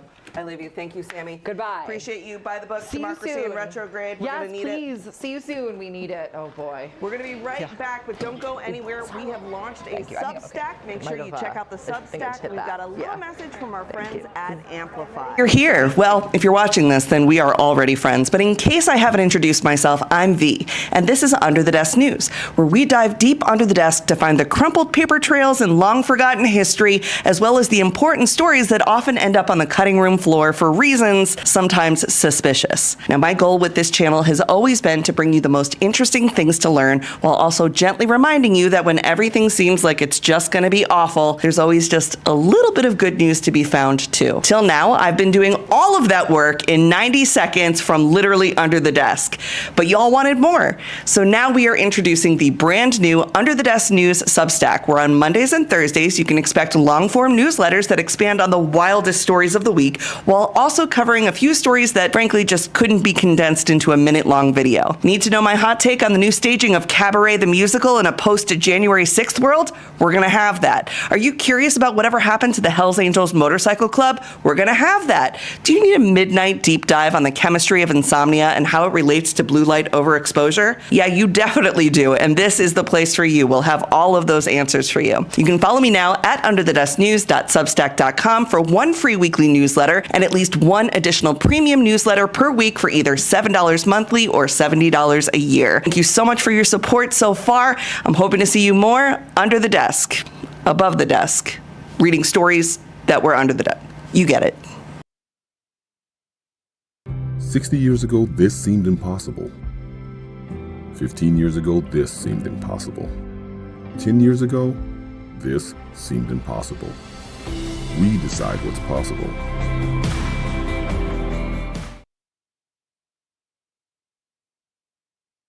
Dear Diary, remember when we used to learn about how the government works? They don't teach that no more, because this election cycle has taught me that a lot of people don't know nothing about nothing. And if you ask me, it all started with No Child Left Behind. Yep, I said it, and I'm gonna start asking, you were left behind, weren't you? I'm not gonna judge.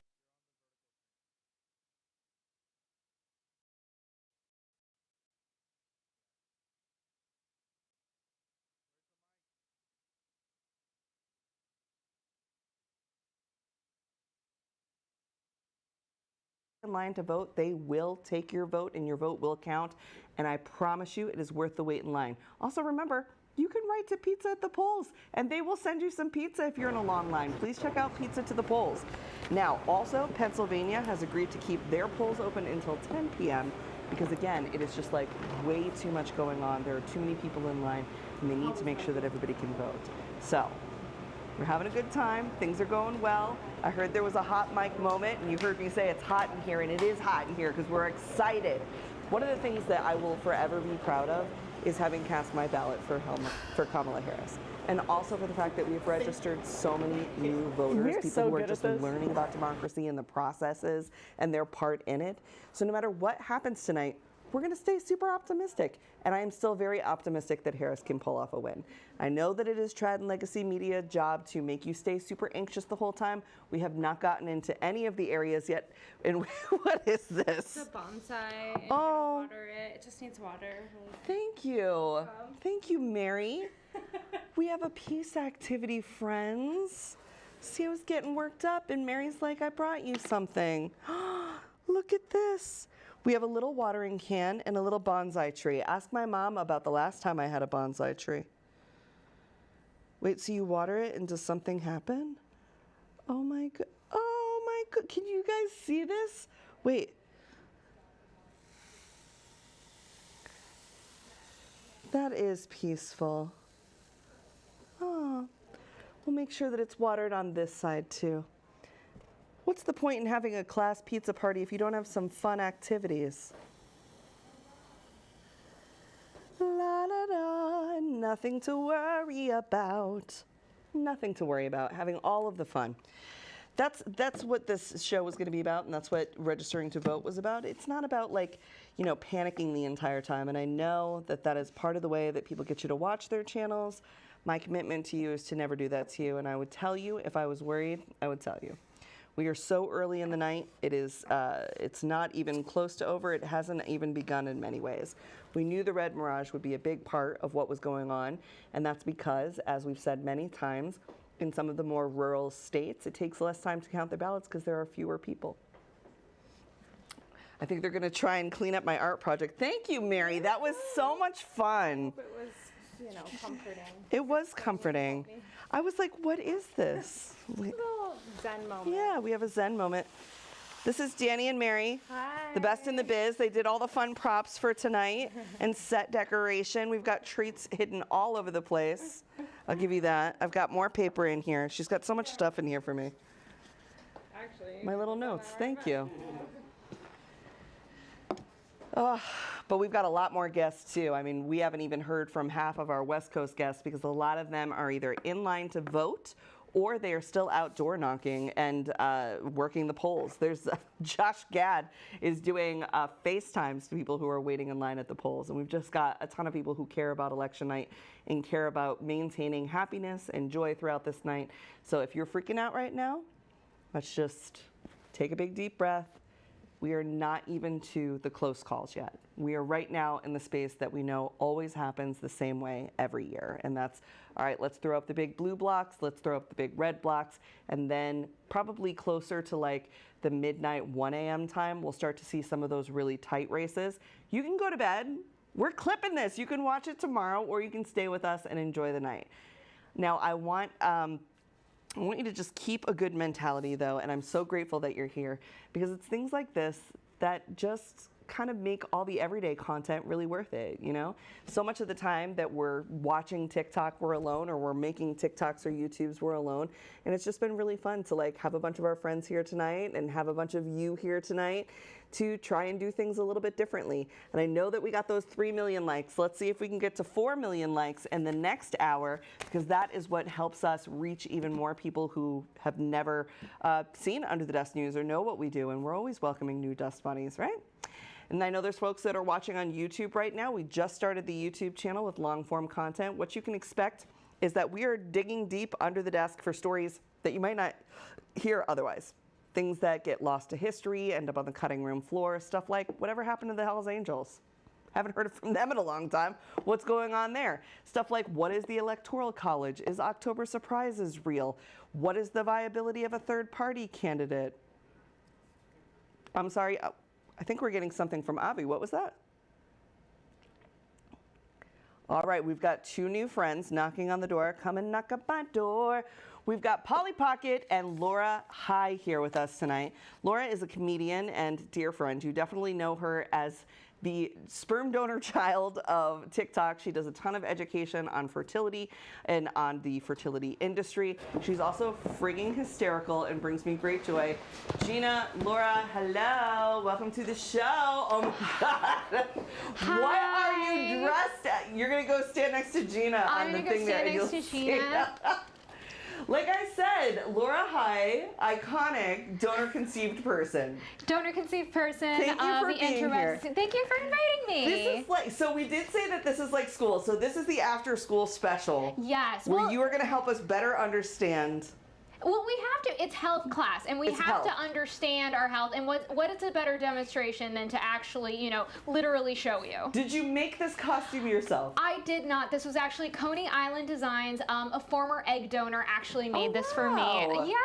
I love that journey. Yes. Thank you so much, Coney Island Design. You did an amazing job. Thank you for being here, Gina. Do we have a fun game to play with Laura, or what are we getting into now? Are we just vibing with the night? I was here to do analysis, but Laura, do you want to tell them what you were just telling me?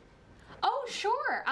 Okay. Yeah, no, absolutely. I was saying, actually, this was made for me specifically for the first protest for donor-conceived rights. Oh, yeah. And because what happened was this was 2023 in October in New Orleans. ASRM, the American Society of Reproductive Medicine, had their giant, big old conference that they do every single year, and didn't invite donor-conceived people to talk, even though they were inside talking about us. Why?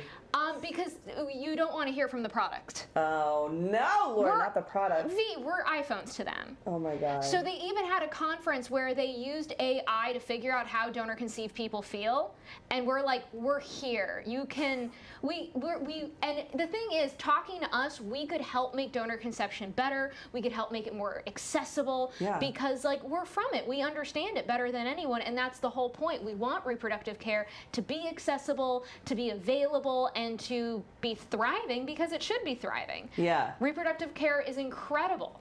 But there's a bunch of creepy stuff that happens that you've told me about. That people like you and other folks who are donor-conceived people, like you said, don't want to be happening. Things like sibling pods that they don't know about, or switching donors and stuff. Well, definitely like fertility fraud. So if you saw, did you see the documentary Our Father? Yes, so creepy. Highly recommend. So you saw Our Father. Our Father is on Netflix. It's a fantastic documentary. Stars Jacoba Ballard. I love you, girl. And basically, it's about this doctor, Dr. Klein, who switched out the chosen donor sperm, or dad's sperm in IVF, for 90 patients, and now it's over 100 patients. Ooh. So it's added on about 10 kids since. Wow. And so he didn't go to jail. We have found 80 doctors who have done this egregious act. They've never gone to jail. So what we're trying to do is obviously criminalize it, because it's assault. It's like assault. It's assault. So we want to criminalize it. And so we've been working on something called HR 451. It is a bipartisan bill, and it would put in a 10-year statute of limitation upon finding out that you are a victim of fertility fraud. Okay. Because fertility fraud works differently than any other medical fraud. For example, if you had a surgery and someone left a sponge in you, you would know about that pretty quick. Yeah. Right. You might not find out you're a victim of fertility fraud till you are 30 years old. So any kind of statute of limitation that we have in place in the United States, it's gone. It doesn't exist. So we need to make space for fertility fraud, since we are seeing more and more cases of it popping up. And with the rate that donor conception is rising, more and more people are using it every single year, we must put this protection in place. Because right now, as of 2022, globally, donor conception the fertility industry is a $5 billion industry.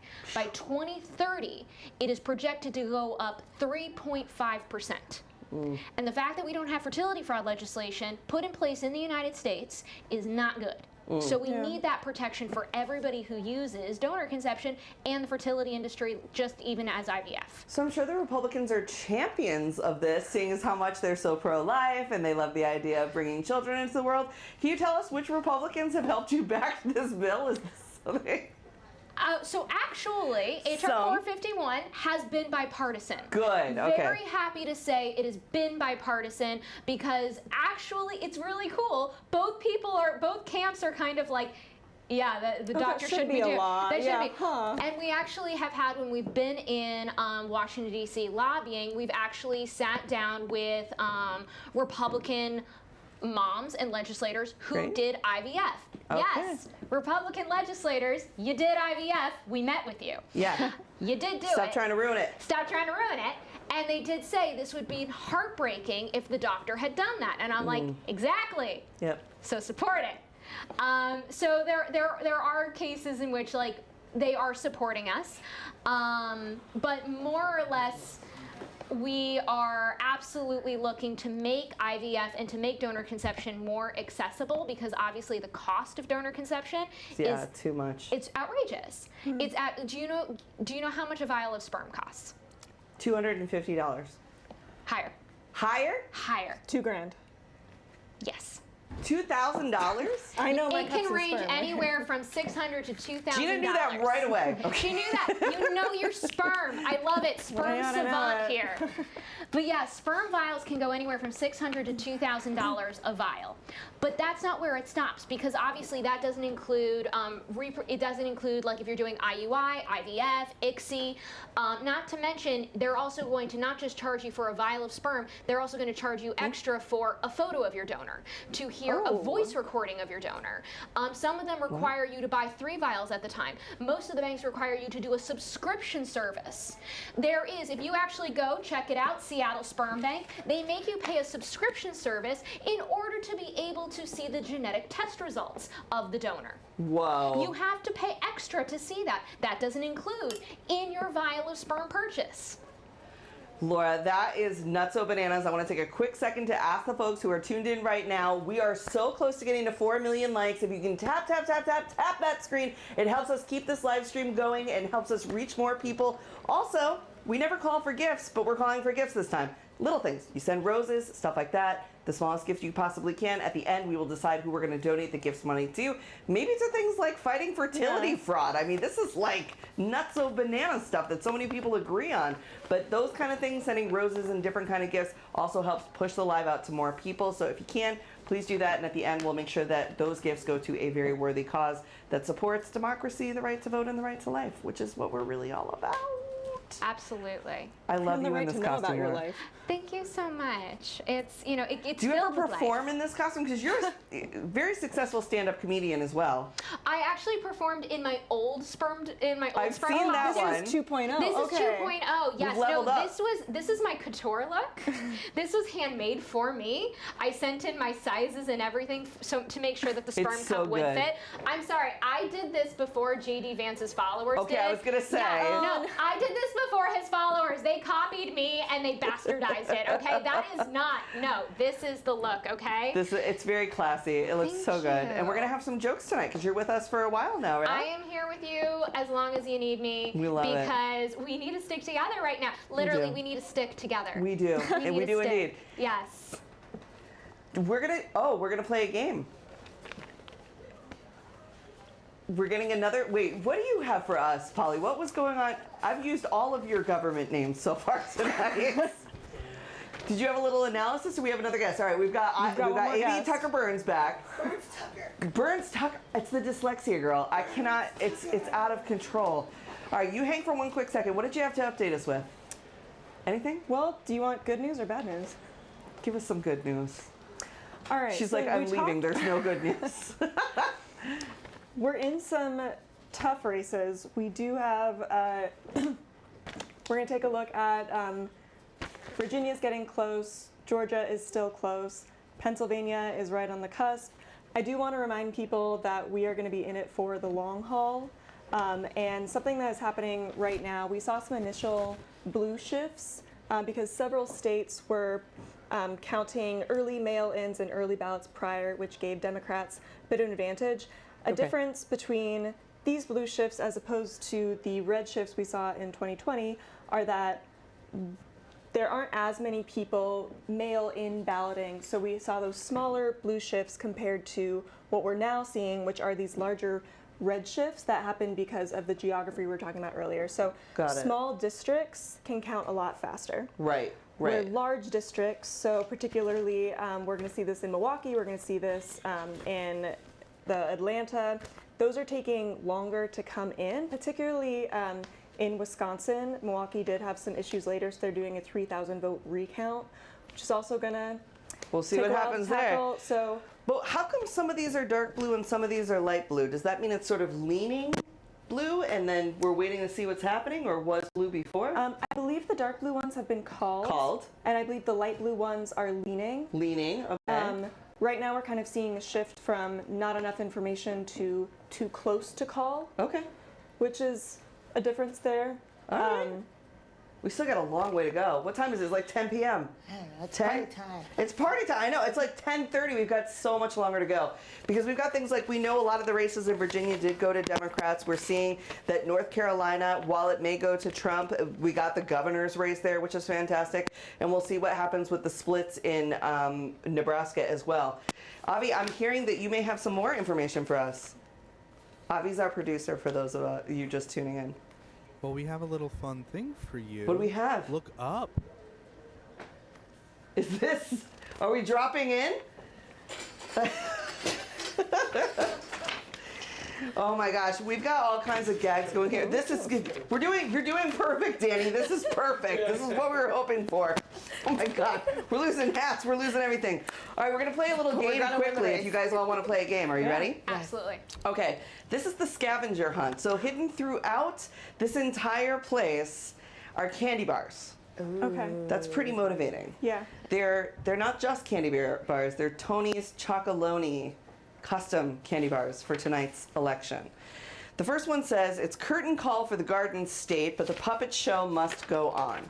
Now, the Garden State, New Jersey, notoriously went to the Democrats, as it always does, because Jersey boys love girls, and they love Plan B. They love abortion, as they should. And we love that about them. Supporting the women's rights, right? So around here, we're looking for a puppet show. Do you see anything puppet show? Okay, I think right oh, here. wait, Laura found a puppet show. I think I found. Do you see any chocolate involved in the puppet show? I think I might. Okay, Laura is the winner of the first, and what's it say on there? It says projected winner, New Jersey Democrat Harris New Walls. Jersey goes for Harris Walls. Fantastic. I think we've got a second clue. Second clue coming. It's rolling in. It's rolling in. Rolling in. I wanted a zip line so bad, like, because you know, chef, zip line stuff. I was like, we need to know about these things. Fifth state in the union. The fifth state in the union, I think we determined yesterday was like, is that like Rhode Island? I don't know. Write in the chat if you know what the fifth state of the union is. But we are now looking for the number 5. The next chocolate bar will be found in the number 5, which we've got all kinds of little things here. We've got Gina has got it. What's it say on that one? Show the camera. Connecticut. Connecticut must be the 5th state. Aren't you? We're so smart. I'm so smart. I'm from there. I should know this, right? No. Okay, perfect. Excellent. Oh, our beautiful unbranded chocolate bars. I know, right? Well, they were made custom for tonight. Did Tony sponsor us? No, I just like their chocolate the best, so we wrapped it in that. Fair enough. The Windy City blows blue on a news day. Look under your desk. It's going up on a Tuesday. I'm going to assume that this one is for me. Now, we do have an under the desk cam. I don't know if we're switching to the under the desk camera view. Can you guys see? Yes, you are seeing. All right, we're back under the desk where we belong. And in fact, yes, there is a candy bar here. Illinois goes for Harris Walls. We love to see it. This is so comfortable, right? Guys, Don't you feel safe? it just feels Your right. happy place. It feels right. Should we stay under here until we get more of until like California comes in? This is the vibe, man. This is where we were at. Oh God, what a safe and lovely place. It's also like oddly cooler under here.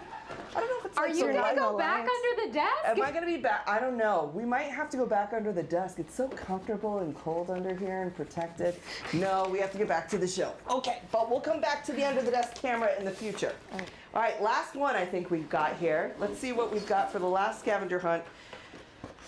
Montgomery, Alabama. Do you see any monsters on set? Oh, I think we got a monster over Monsters here. on set.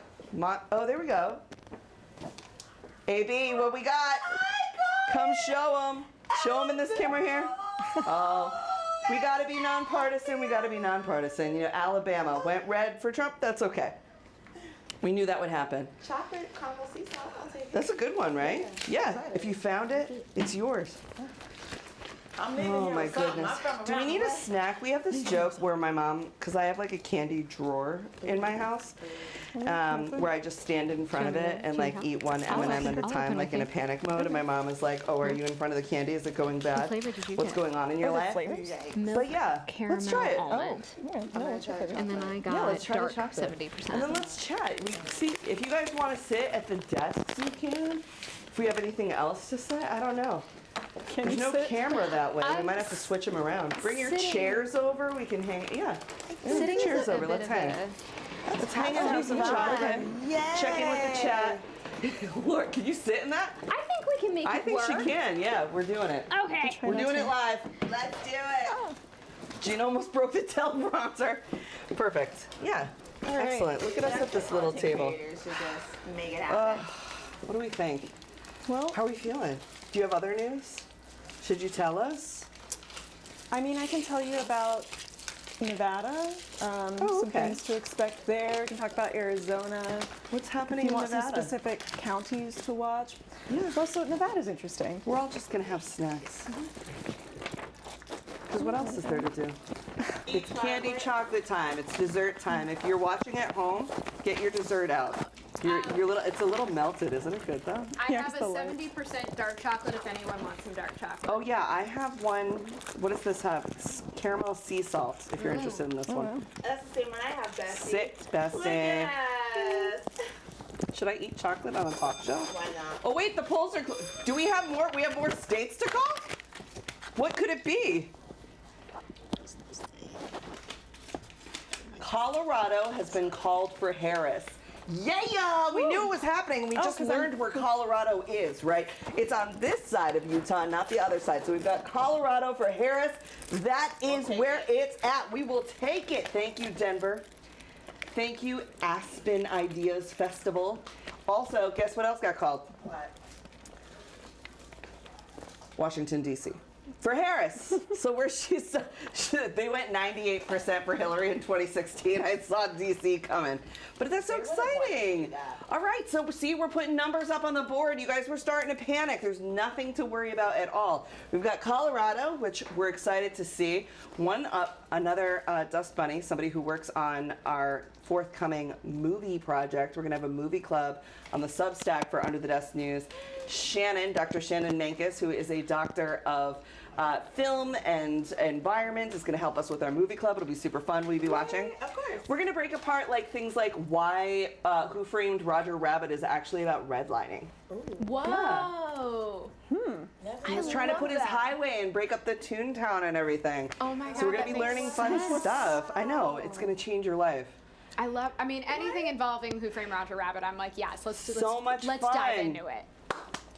Chat up Who Framed Roger Rabbit. Okay, tell us more stuff. Now I'm feeling good. All right, so My melted chocolate. I'm feeling Nevada's going to be closing at, what time is it? 10:30. Okay, so Nevada closed at 10. Nevada is actually very unique. So Nevada conducts itself prominently through mail-in ballots. Not the way that Oregon does, but when you are an active voter, so not when you've registered, but when you have actively voted, you immediately get a mail-in ballot in the mail. That's this has been awesome. super successful. Yeah. Since it was implemented. So right now we're not looking, unlike a lot of other places where mail tends to lean Democrat, it's pretty even in Nevada. Okay. Typically in Nevada, Democrats only actually hold two counties. Those are Clark and Washoe County, so Las Vegas and Reno, respectively. Okay. What Tracks. this election will come down to is turnout in those two counties. A lot of states are like that, where it either comes down to a couple swing states or actually just the turnout in the big ones. That's similar for Georgia and Wisconsin. How do you think the Bunny Ranch voted? Do you know what the Bunny Ranch is? What's the Bunny Ranch? Oh my God, you guys don't know what the Bunny Ranch No. is? Okay, so I'm older than all of you. Watch your mouth. And there used to be a show, right? AV, we hit 4 million likes. Oh, we hit 4 million likes. Thank you. I'll tell you what the Bunny Ranch is. So back in my day, as a millennial, yep, as a millennial, they were like, have an eating disorder, be as thin as possible. We're gonna make your jeans as small as possible and as low as possible. And also, all of the television shows are gonna be about like very young women having like older boyfriends. So it was like Girls Next Door with Hugh Hefner. Whatever. There was a show, it was like a VH1 reality show called The Bunny Ranch, which was essentially like the only legal brothel in the state of Nevada. And it was like about what the girls' life was like there. And I wanted to be them so bad. I was like, this looks like so much fun. Like, why wouldn't I want to be this? I didn't know. I didn't know. I heard you almost. Oh my God, we have more pizza. Oh my gosh. All right, we've got pizza, we've got chocolate, we're ready to go. Pizza to the polls is not messing around. Right? You want more? I love it. Pizza. Are we gonna like? Yeah, let's eat pizza. I've got. Let's chow out. We're gonna just hang and kiki for a while. We've got plates if you want plates. Okay, so what are our election predictions? See, I said I thought she would take Florida. Anxiety. Anxiety. I said I thought she would take Florida, but I she mean, did not. one thing, like I'm a black woman, and just one thing I know about us is just like at the end of the day, when the job needs to get done, it gets done. Yeah, right? it's gonna come through. You know what I'm saying? Like I feel like we're looking at the numbers right now. It's like the audacity of America. Yeah, but if we started on this side, then we'd be in a totally different sitch. Yeah. They would be like, Exactly. "Oh my God, it's crazy. It's all her." But I think this is what we've been talking about, Don't right? lose faith. Look, we gotta ride it out. We gotta play the long game. I think that's the thing. Like, remember to play the long game. Yep. Remember to stick into it till the end of the race. Like, the race is not over. It's not done. Anything can happen, right? We saw stuff we didn't think we would see in 2020. We never thought we would see Georgia red, like, ever in life, right? Yeah. That happened. Georgia like, blue, yeah. Or, excuse me, blue, sorry. See? Two blue senators. Looking at all the red. What other kind of pizza do we have? But yeah, okay. We're gonna give you guys a little break, and we're gonna chow on some pizza, and then when we come back, the girls are gonna kiki with me, and we're gonna.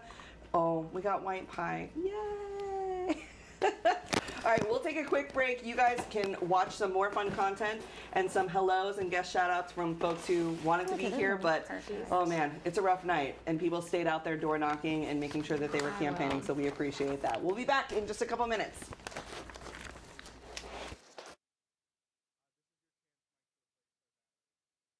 Happy Election Day, everybody. V, thank you for letting me be a part of this stream and for giving me the opportunity to talk to your audience for just a minute here.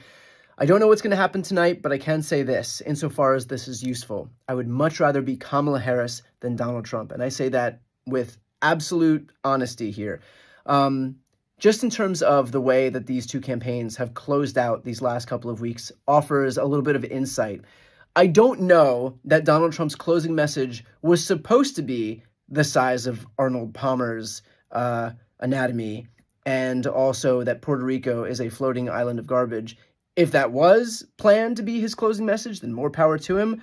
I don't think it's going to work. And when you contrast that especially with Kamala Harris's closing message, where she's gone especially strong on the economy, which has been shown to be one of the #1 issues, if not the most important issue in this election, and just the general sense of wanting to turn the page from the exhaustion that comes from the Trump era. We can also look at the fact that there is a massive disparity in terms of, at least in the early vote periods, numbers coming in from males versus females. And so we can see about a 10-point difference in terms of women showing up. And I think that bodes well, especially with the issue of reproductive rights on the ballot too. So a few little tidbits we can glean here or there.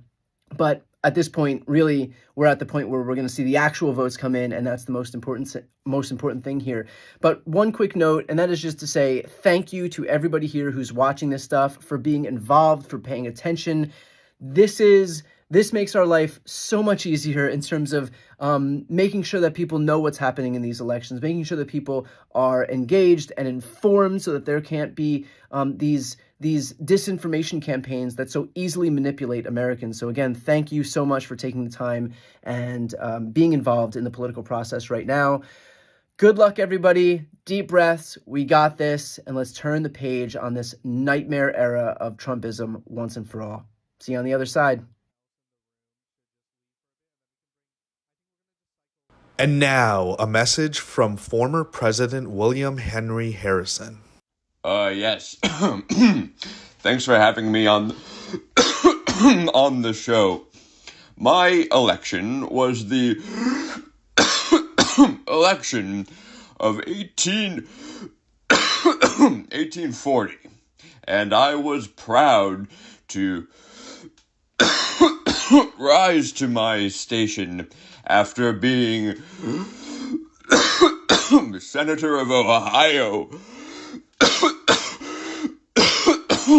Oh, I may have only served 30 days because I gave the longest inauguration speech in American history at 2 hours, went coatless in 40-degree weather, caught pneumonia, and then succumbed to that pneumonia.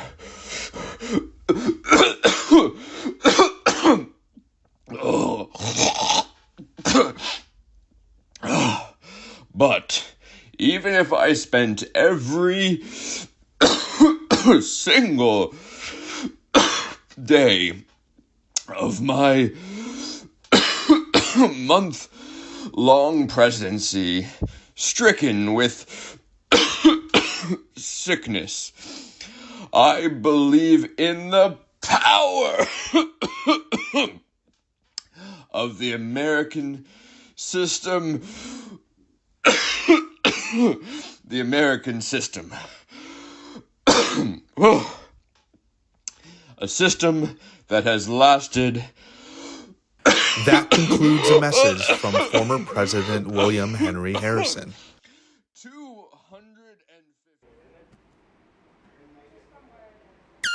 Oh my God, that is so loud. We are never blowing that again. That like popped my ears. Wow, they could hear that at home. That was crazy. How's our sound? Are you guys okay? Virginia is leaning blue again. We're losing it over here, okay?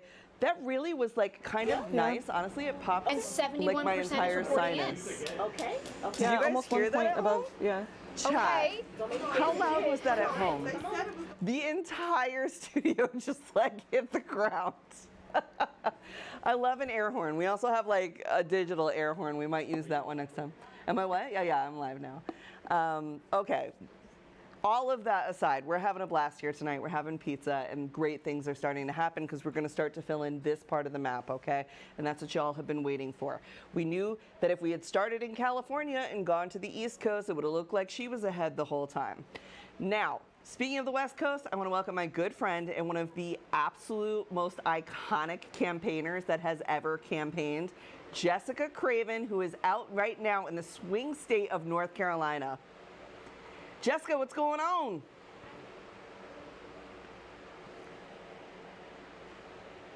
Oh, such a rookie error. There we go. I am joining you from, hi.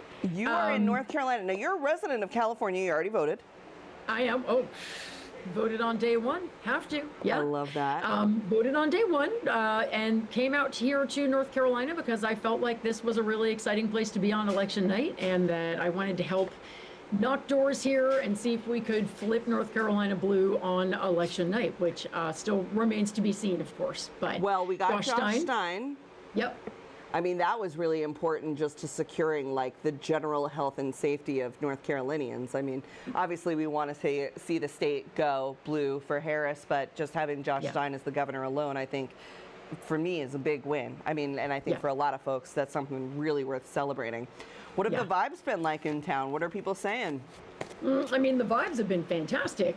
You know, I think that, I mean, there's been a tremendous amount of volunteer energy here.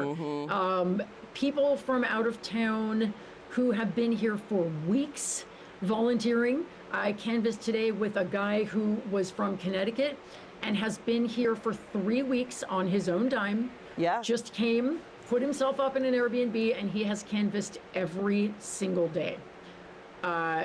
I was calculating with him, I don't know, he's knocked several thousand doors himself. He's in his 70s. And it's not just him, there are 70s? many.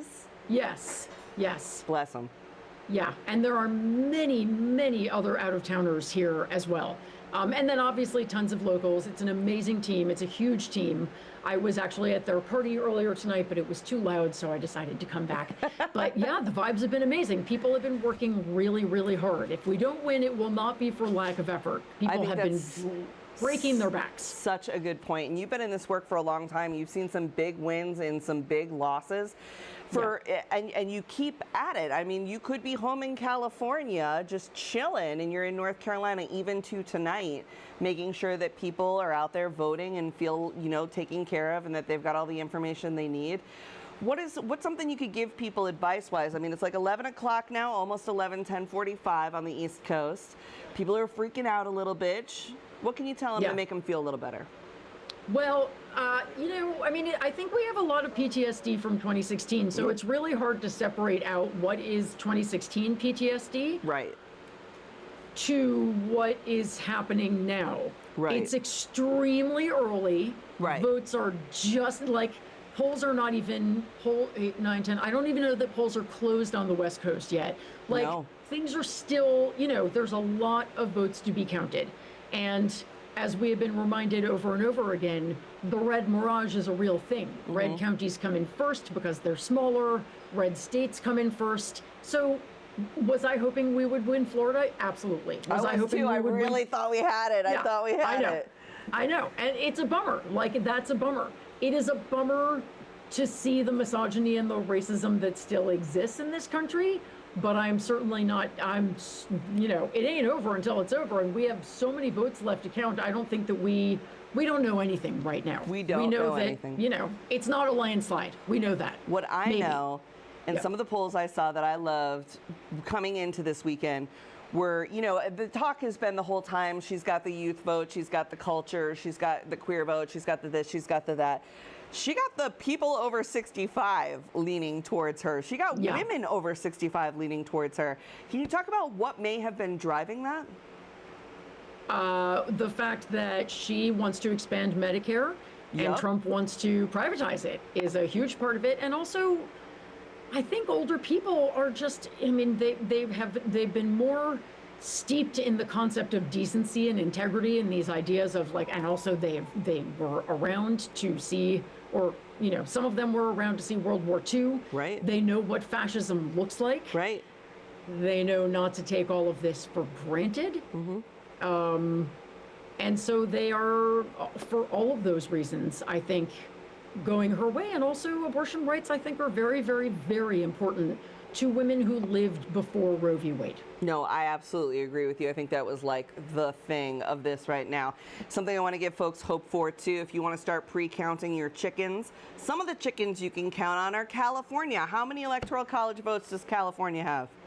It's like, oh God, that's a test question I should have looked up before. I think they have don't know. Someone tell me. 52, 52 or 50, yeah. 54? Is someone Googling that, or am I supposed to? Somebody will Google it. They'll put it in the teleprompter for me. It's 54. So we're looking at Harris Walls right now at 116. Go ahead and add 54 because we know she's getting California, right? That's going to help you feel a little bit better. Go ahead and add Oregon and Washington. We know that she's going to get those. That'll make you feel a little bit better. Just seeing that red got a head start on the race does not mean that you need to freak out in any ways whatsoever. Nothing that has been sort of consequential has been called yet. We don't have Arizona. The polls haven't even closed in Arizona yet. We don't have Nevada. We don't have Pennsylvania.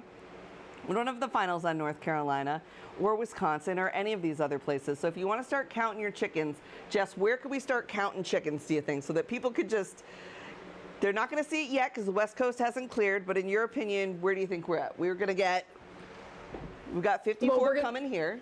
Yeah, we've got California coming for sure. Oregon.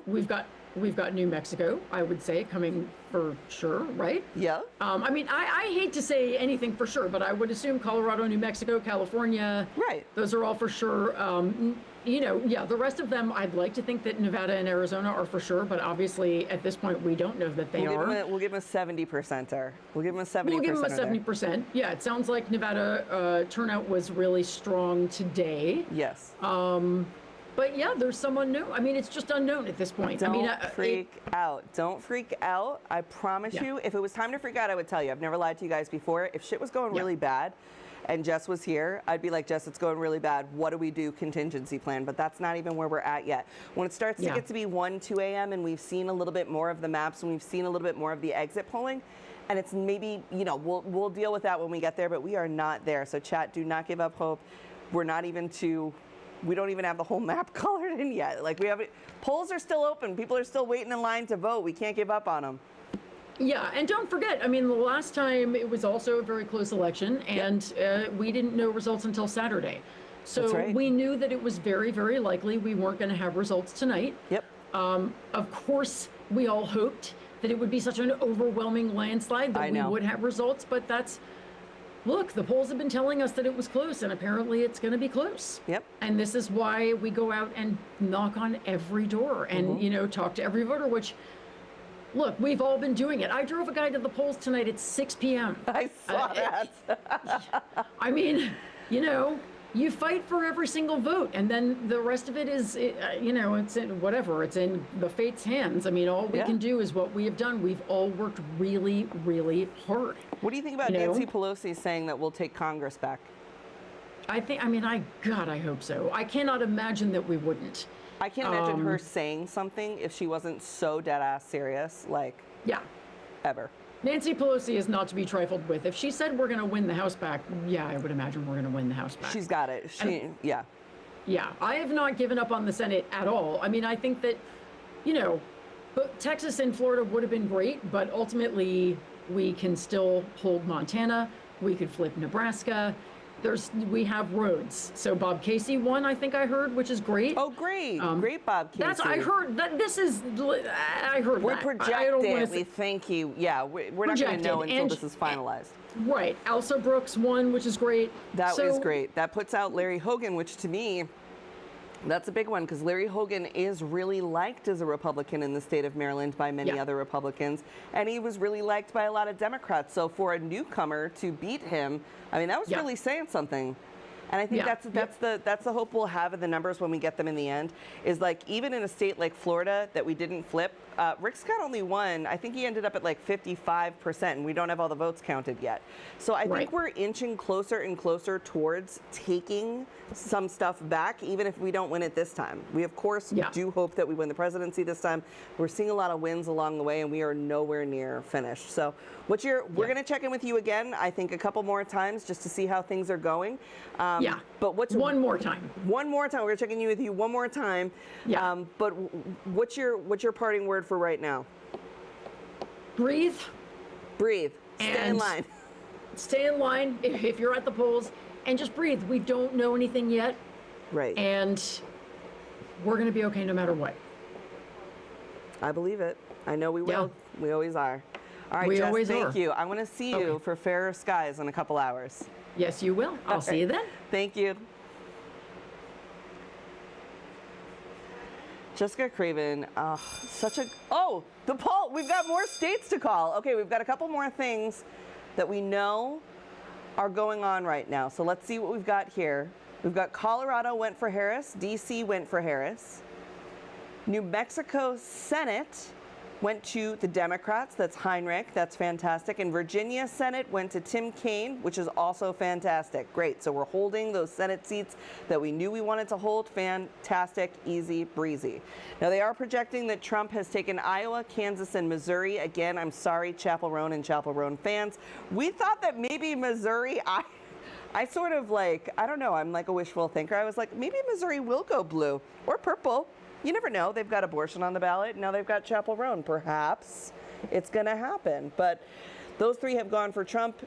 And this kind of completes this red wave situation, this red mirage situation of these early small states getting called. So again, nothing to worry about. All stuff that we knew was going to happen. Oh, we have a present. What is it? Well, I'm going to fulfill like white women's fantasy. Oh my God, it is. Let a white woman touch my hair. No, am I going to touch your hair? I didn't even touch your hair. That's how good a friend I am. No, I would never. I would never. No, and I performed well. You know what I have on me at all times? Lotion. You know what I'll never do? Ask to touch your hair. I'm ready. You got it right. But I have a little gift for you. Oh, do tell. 2022. But I need the chat to help me out before I give it to you. Chat. We need help from the chat. Chat, what are we doing? I need y'all to type in some coffee emojis. Okay, hit the coffee emoji. So I can give my best friend this coffee. Okay, hit the coffee emoji. The so let's see how many can we get. Gifts. Can I get 100? Can I get 100 coffee emojis? Is that too low? No, we should do 1,000. 1,000. The chat doesn't mess around. The dust bunnies are rock stars. Yeah. Let's My mom's in here. She's good for at least 100. Maureen's in here. We need 100 coffee emojis, Maureen. I know there's some hypes in here, so hype shop better hype it up because we're going to get it in. We got to hit 4 million likes, and if you can send gifts, we're going to donate the gifts at the end to a worthy cause. We'll decide on that cause together, but the gifts really help push this out to more people so that they can watch it. Also on YouTube, make sure that you are subscribing. We're new to YouTube. This is a new world. Where are we at? What do we think? How many do we have? How many do we have? Do you have enough? Avi, how many do we have? Where are we at? All right. I think we've got it. We got it? Wait. Hey, we have 4.4 million We have 4.4 million likes. Tons of coffee emojis. Tons of coffee emojis. Okay, I think they're earning it. I think they've earned it. Okay, what do we got here? Take this cup. All right, we're going to take this off the top here. Hey, you know, nothing's better than like a cup of coffee in the morning. Coffee gifts. But then coffee's also good at night when you're a little bit stressed out watching the election. And it has a special message for a special friend. Oh my God, if you are the best. Around, it is going to be okay. It's going to be okay. Girl, thank you so much. Welcome. I love this. It's going to be okay. See, magic. We just brought you some magic. Things are good. Everything's okay. Like we said, we are nowhere near any kind of call so far. Yeah. Everything's going to be okay. Everything's going to be okay. Thanks, Uncle Chris. Everything, I promise. Everything, I promise. Everything is okay. Yeah, thank you. Yeah, it's not creepy at all. Okay, good. Does it help if it jiggles? Yeah, it doesn't. It doesn't? It's fascinating. It's so well made. It really is. Yeah. It makes it less intimidating, honestly. Would you like to try on the fascinator? You know what? I have not done that ever, so I think I'm just gonna. You're gonna keep it that way? Yeah. And we have more pizza too. We've got coffee, pizza, games. Bessie, this is a prop. Please don't. Delicious. Oh, I'm not gonna drink it. Yeah. I was like, all right. Thank you so much. We're going to be okay, and thank you for those coffee emojis, guys. I don't know how much pizza we could. The pizza's never ending. Pizza is never ending. Thank you, Pizza to the Polls, for sending us pizza. They are also sending pizza to you. If you are in a long line waiting to vote, go ahead and get Pizza to the Polls. Find them on Instagram or wherever else you can find them. And let them know you're in a long line, and where you are, they will send you pizza. This is going to be a long night. We need all the pizza and carbs we can get. We've got lots of ice water. We've had lots of fun with the games. They brought in a fan for a little while. What a thrill. Chris, Laura, what do you got for me? I'm coming in here to, just wing around a little bit, eat some pizza. But tell me about your necklace. Oh, this is my dad's dog tag. Is that your dad? Yeah, my dad fought in the Vietnam War, and this is one of his dog tags. My mother wears the other one. That is so nice. Thanks, Dad, for all that he did. We love it. And Dad is no longer with us? No, he's no longer with us. Good. Can you talk to him about giving us a win tonight? Oh, yeah. So little prayers. Yeah, listen, hey, Dad, if you're up there eating chicken cutlets, take a break, tap in, help Kamala win, and I'd really appreciate it. Thank you, Mr. Valenti. Thank you, Dad. Yes, wonderfully done. Thank you. We've prayed with the Jews now. We're ready to go. We are ready. Yes, perfect. Oh my gosh, you guys, I'm feeling actually really good. One, and I'll tell you why, because I took off the suit. Oh, yeah. I'm feeling really good right now. You got the Great American flag on you. I got this at Boot Barn, not sponsored. I was in Texas working on election stuff, and I was like, I really want to feel Texas. So I bought this, which Lone Star State. It felt really Texas-y to me. And then I've been on a quest for a cowboy hat for literally my whole life. And many of my friends have been like, no, I'm doing the Lord's work. You're not wearing cowboy hats. We cannot have this. But then I did find one. Also at the Boot Barn. Did you bring it? It's here. Yes, we had it on earlier. We will bring back the cowboy hat. Okay, because I missed that and I feel very cheated now. I saw nothing about you being a cowboy. We also have Newsies hats. For those of you who just tuned in, make sure that you go to Broadway Votes to watch the Newsies and the Suffs cast did a combination special. It was about voting and like raising the banner and all of that kind of fun stuff that we loved. AB is back. Welcome back, AB. I was on the floor. No, you can take my seat. Yeah, we're floor people. Under the desk. Sit and chill. You and I reminds me of you and I bawling our eyes out watching stuff. Do we like take a little, is this weird? Kind of do, no. I think it's a good look. Oh, it's a good look. Okay. We Can't be good for the back. Stretch the back. Let's tell people how we met. We've met via online and we're mutuals, but the first time we actually met in person was you were extremely kind and you were like, hey, I'm in New York and I have a free ticket to the Subs. You want to come with me? Yes, and you did. And I was like, yes? Tell me when, and I'm there. I actually, legitimately, I canceled a show. Oh my God, I love that. I canceled a show because I was like, this is way worth it. You're like, nobody's getting comedy. We're going to see a show. I'm going to find somebody else to fill in my spot. That's fine. This is more important. I need to go see Subs with V. Like, this is more. It was worth it. It was worth it. We keep marching. We keep marching. It was, I was crying. It was beautiful. I loved the music. The costumes were glorious. Costumes were glorious. I did not know that many of the suffragists, because we learned in the musical not to call them suffragettes. Yes, suffragists. Apparently that was derogatory. Because it makes them sound like a rockette. Yes. We're Lebesians, as my grandmother would say. Yes. And you called it. I was like, are they? You were whispering. Oh, yeah. In a play. You would think I would know this stuff, but they don't teach you these things in Connecticut, okay? Again, we only learned about nutmeg. We didn't learn about a lot of other things, okay? And all the ghosts. Oh, so many ghosts. But we're in the play, and I'm watching, and I'm like, is she gay? And literally whispering, and like, and then they kissed in the play, and I was like, I knew it. I knew Jen Coella would never play a character that feminine if she wasn't gay. Not true. Jen Coella is one of the greatest Broadway stars we have right now. And I was like, no, you called it instantly, and I was sitting there going like, I don't know, I don't remember. And I don't remember them ever telling us that any of the women's rights movement people were gay. But you called it, you read it, and it was like, all right, Obviously. well historically, done. there's going to be gay people in every movement. It's just if the further back you go, they're not going to admit that they're gay. That's true. Or it wasn't a big deal. Yeah, yeah, that's true. But go back to we Greece. found out that they were buried next to each other, which was... Yes, they're buried next to each other, and Susan B. Anthony and her lover also. And also I learned later that Carrie Chapman Catt, who was she was played by Jen Coella in the play, she was an early suffragist, had her husband's body donated to science. So she could, when he died, so she could be with her lover and buried next to him. Atta-girl. Nice. Well done. Donate your husband's body to science so you can take up with your lesbian lover. All right, listen, we've got some good news for you, okay? Because AB is in the room, and I told you that this was going to happen. The polls are closing on the West Coast now.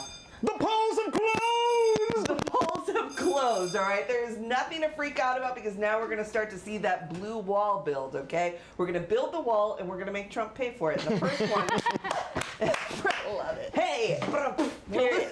And the first one we've got here is California, right? So she just picked up 54. Look at how close it is now, 183 and 210. I told you Atta guys, girl. don't worry. She's also got Washington State. Okay, should we go to that board? Can we go over there? Yeah, we can go anywhere we want. Yeah, Okay, this is my damn show. We're gonna watch. I gotta stretch my legs. We got the pointer too. We got the pointer. Yeah. Oh my gosh, we have a pointer over here. Look at this. Steve Kornacki, eat your heart out. Bam! All right, so look, we told you that it wasn't going to be as scary as you. I have two things. Now I'm like, what is this? Now it's Mr. Holland's Opus? Now I've got too many things. All right, we told you guys, oh my God, if this was a laser, I'd be losing it. We told you guys not to worry about what was going on with the map, right? Because those smaller counties, the more rural counties, all of this is land. There are two reasons I want you to remember that all of this is land, and that's because people we are not as divided a country as you think. You're looking at this and you're like, wow, that's a lot of red. That's a lot of people who didn't vote the way that I did. Maybe I'm feeling a certain way about it. It's land. It's distributed. It's okay. You're going to be okay. And right now we just picked up California, which is 54 electoral votes for her, and Washington as well, bringing us to 183 to 210. Now, you're like, yeah, but Trump's still ahead. What am I going to do about that?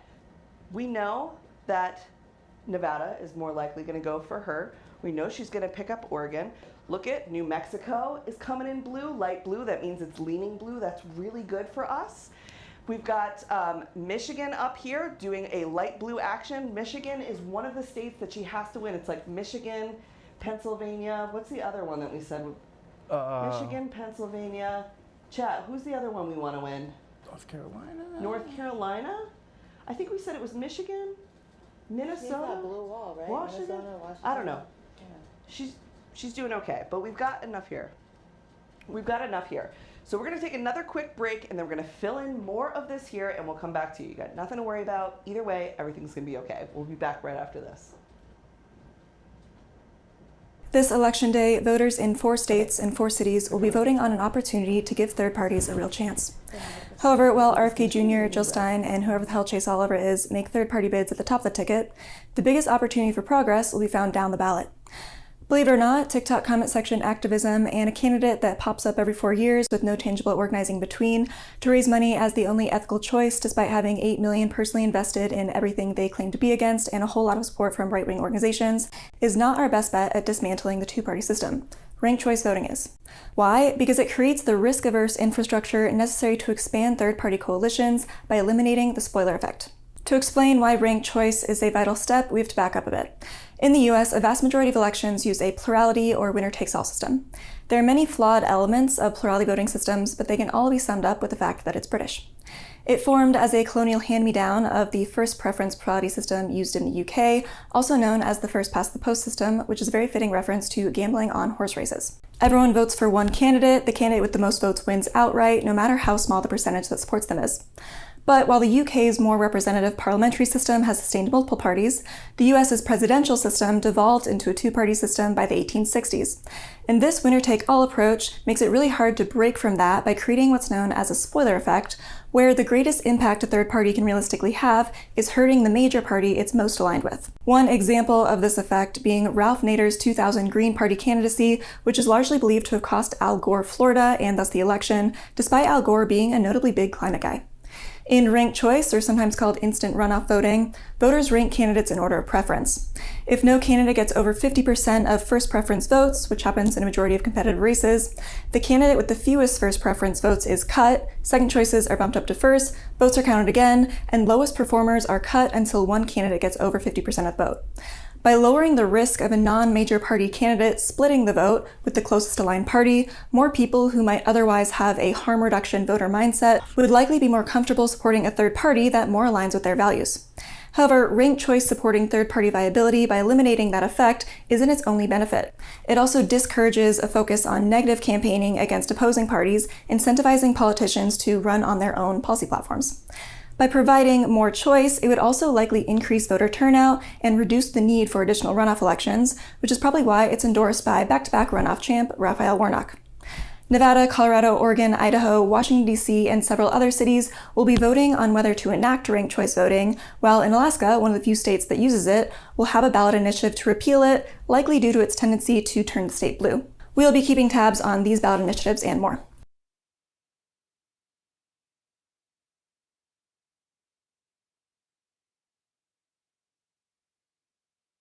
"60 years ago, this seemed impossible.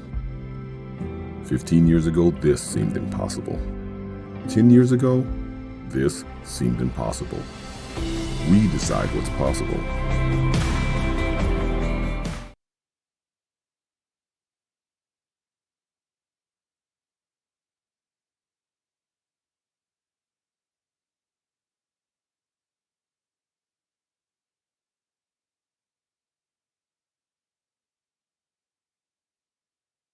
Bring this back as a roll of dollar store toilet paper. The Electoral College, and if I'm being honest, no amount of political gymnastics speak will make me understand why this is still around. It's like Catholic indulgences, but for politics. It's giving red, white, and blue corruption. I'd make a joke, but nothing is funny about having the popular vote overridden time and time again by a creepy college that's not even a freaking college. Send this the way of the 18th Amendment, a la poubelle. Speaking of people we're glad aren't sniffing oxygen anymore, this guy's at the top of the list. If you've heard of gerrymandering, the political practice of manipulating district lines for political outcomes, this is the guilty SOB behind that. And if by any chance reincarnation is a thing and this guy ends up coming back, which, for the record, nobody is asking for that, may the powers that be heed our prayers. Bring this back as a roll of dollar store toilet paper that will be used to clean a dollar store. Next! The long lines at the polls. This is unavoidable, but America, let's try, for goodness sakes. Let's try and make that fun. This is the land of football, Netflix, and t-shirt cannons. You act like you can't make this an absolute blast. Seriously, at the polls, what's stopping them from bringing out the dads who sell popsicles and some food trucks? Let's think, people. Is this not the land of American exceptionalism? Back to you, V.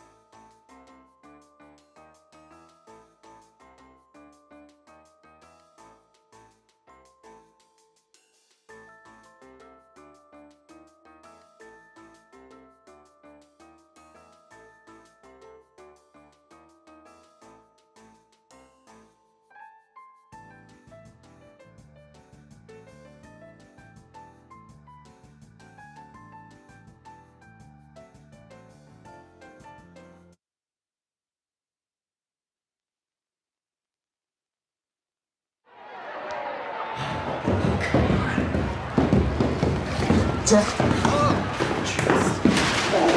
on.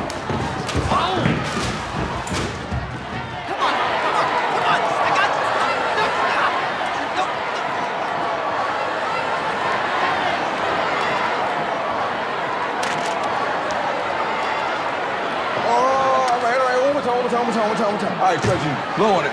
Here we go. Yes, come on. Oh, look at that! That was a good one, man. Again.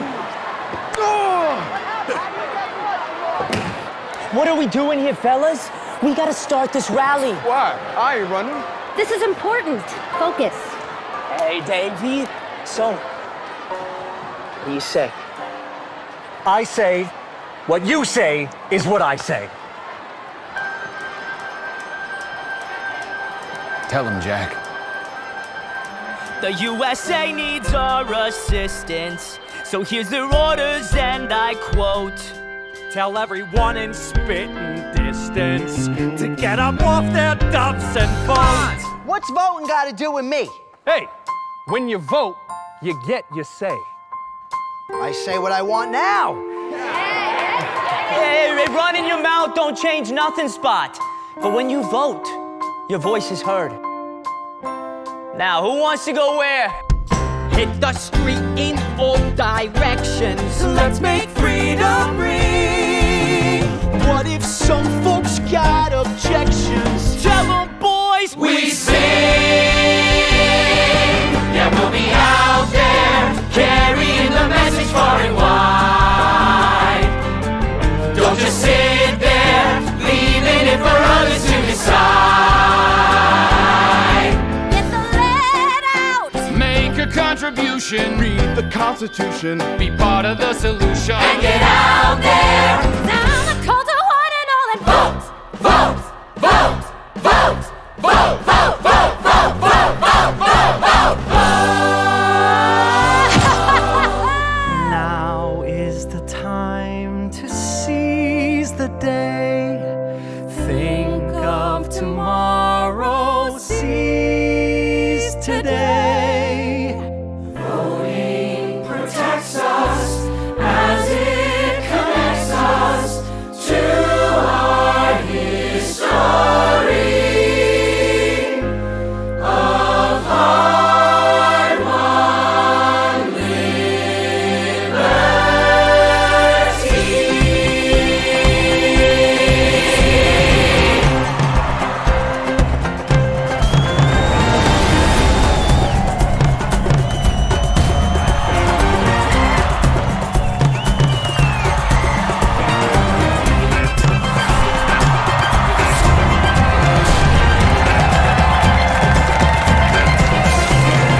You got the right to have a say. You got the right to have a say. Head to the polls, we'll lead the way. Head to the polls, we'll lead the way. When we make choices, votes are our voices on election day.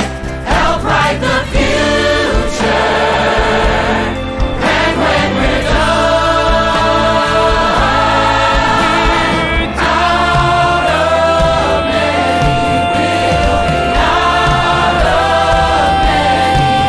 will be out of many. We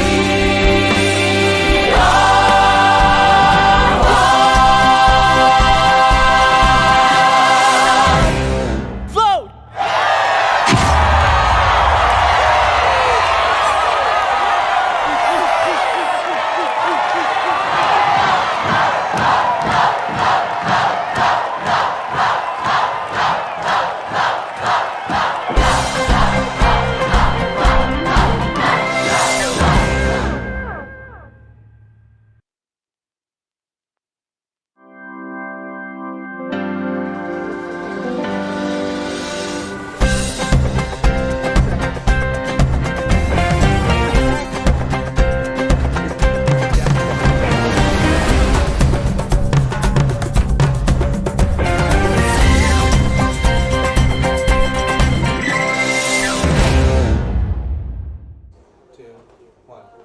You're live.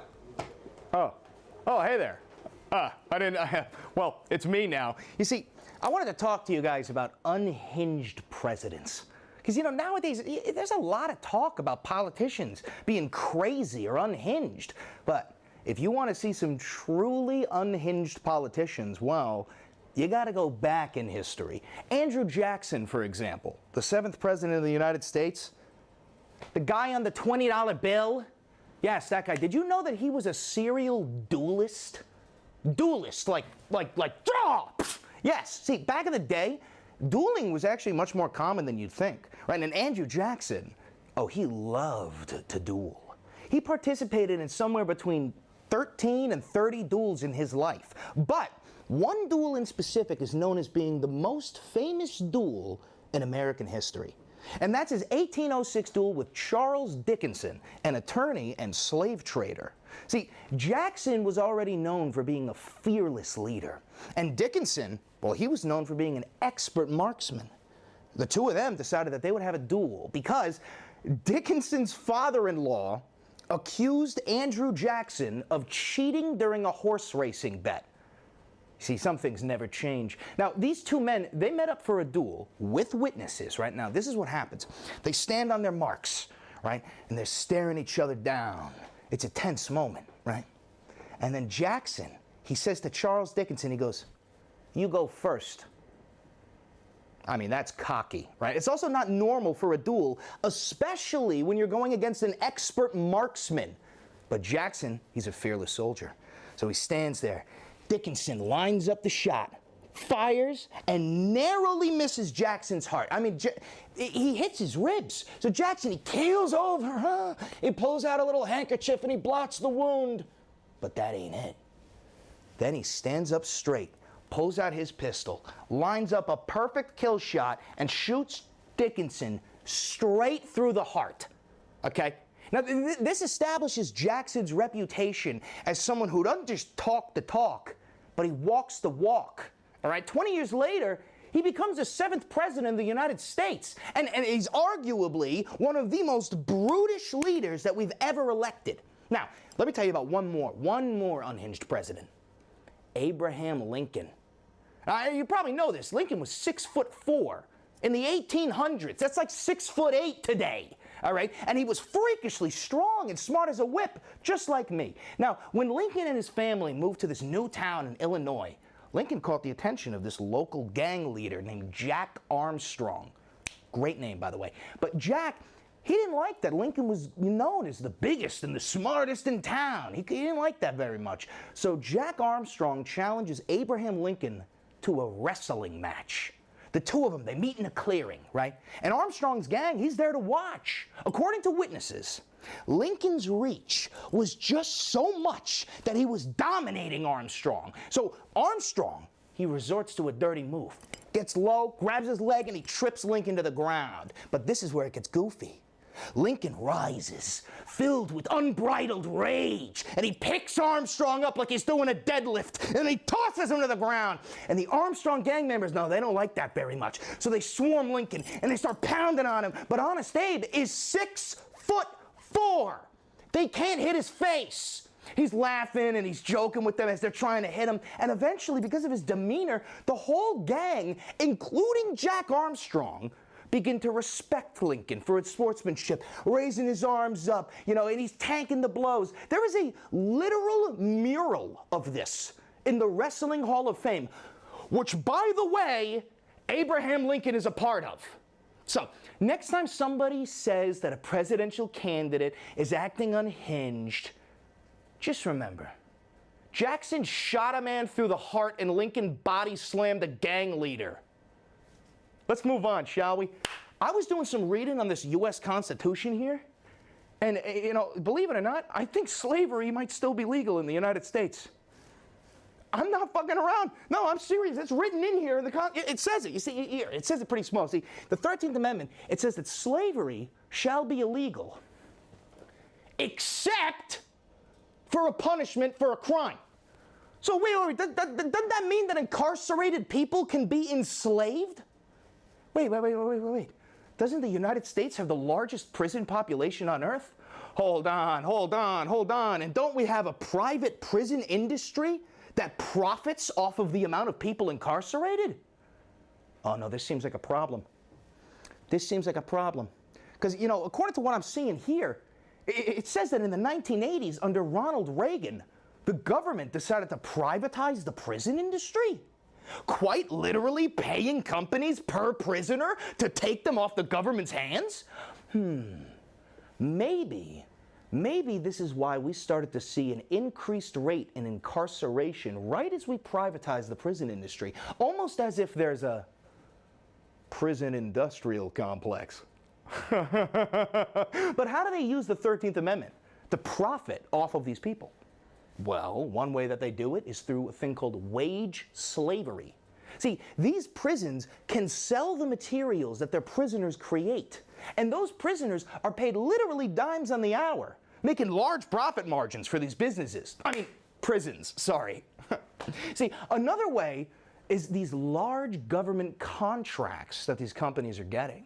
I mean, they're given tens of millions of dollars to create a prison, which could feasibly compel them to cut corners in areas like safety, medical wings, food, other resources, and then they're going to pocket all of that extra cash. See, this can of worms, the private prison industry, it's starting to get opened. More and more people are starting to recognize that there are some things that we just shouldn't profit from. Call me crazy, but isn't that something we could all agree on? I would hope so. Speaking of things that we can't agree on, how about Puerto Rico, right? We got Tony Hinchcliffe saying that Puerto Rico is a floating pile of trash. Why don't we talk about Puerto Rico? Let's talk about how the United States got Puerto Rico. In order to understand this, we're actually going to have to go back in time, just like before. You see, in 1898, America goes to war with Spain. It's the Spanish-American War. You see, Puerto Rico was owned by the Spanish for 400 years. And then suddenly, in 1898, the USS Maine is blown up in Havana, Cuba. And we blame the Spanish for it, calling it an act of war. Next thing you know, the Spanish-American War begins. Okay, by July of 1898, the United States invades Puerto Rico. Now, you see, at that time, it was a very strategic naval outpost, not to mention the insane amount of sugar and coffee that grows on that island. So by December of the same year, 1898, my bad, the war is over. It's a 5-month war. The Spanish surrender. And we, the United States, we decide to make a deal with the Spanish. We say, hey, listen, we'll give you $20 million for Guam, the Philippines, and Puerto Rico. Now that's a good deal.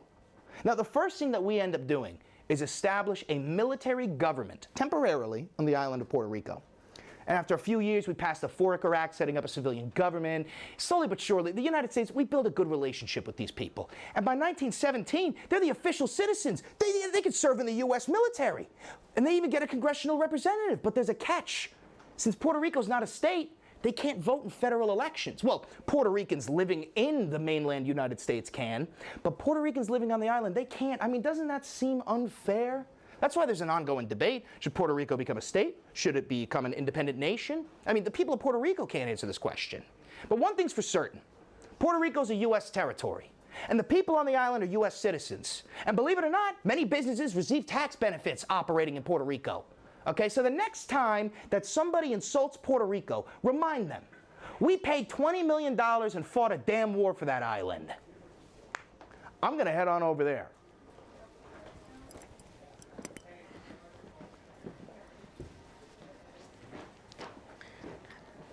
Okay, so boom. I mean, history's fun. I love history, and I love politics. But you know what's even more fun? Going through tweets, okay? I know we're all scrolling and we're all trying to figure out what's going on, so I decided to take a little trip down tweet lane, and this is what I found. We're gonna read some of these tweets that I found. You ready? So the first one I found says, today feels like the whole country is waiting for an STD test. I like that one. Like, whoever came up with that one, it's kind of accurate. We're waiting on those results. They're coming in. All right.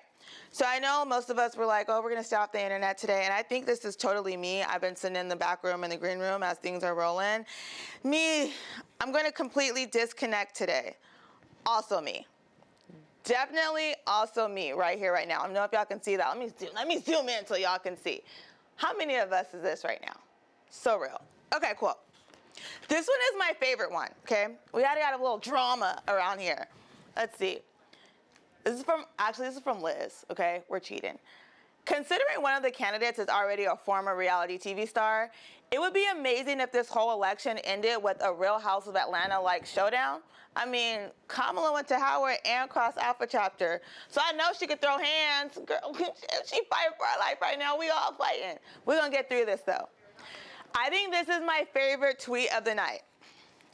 United States gender reveal is tomorrow. I hope it's a girl.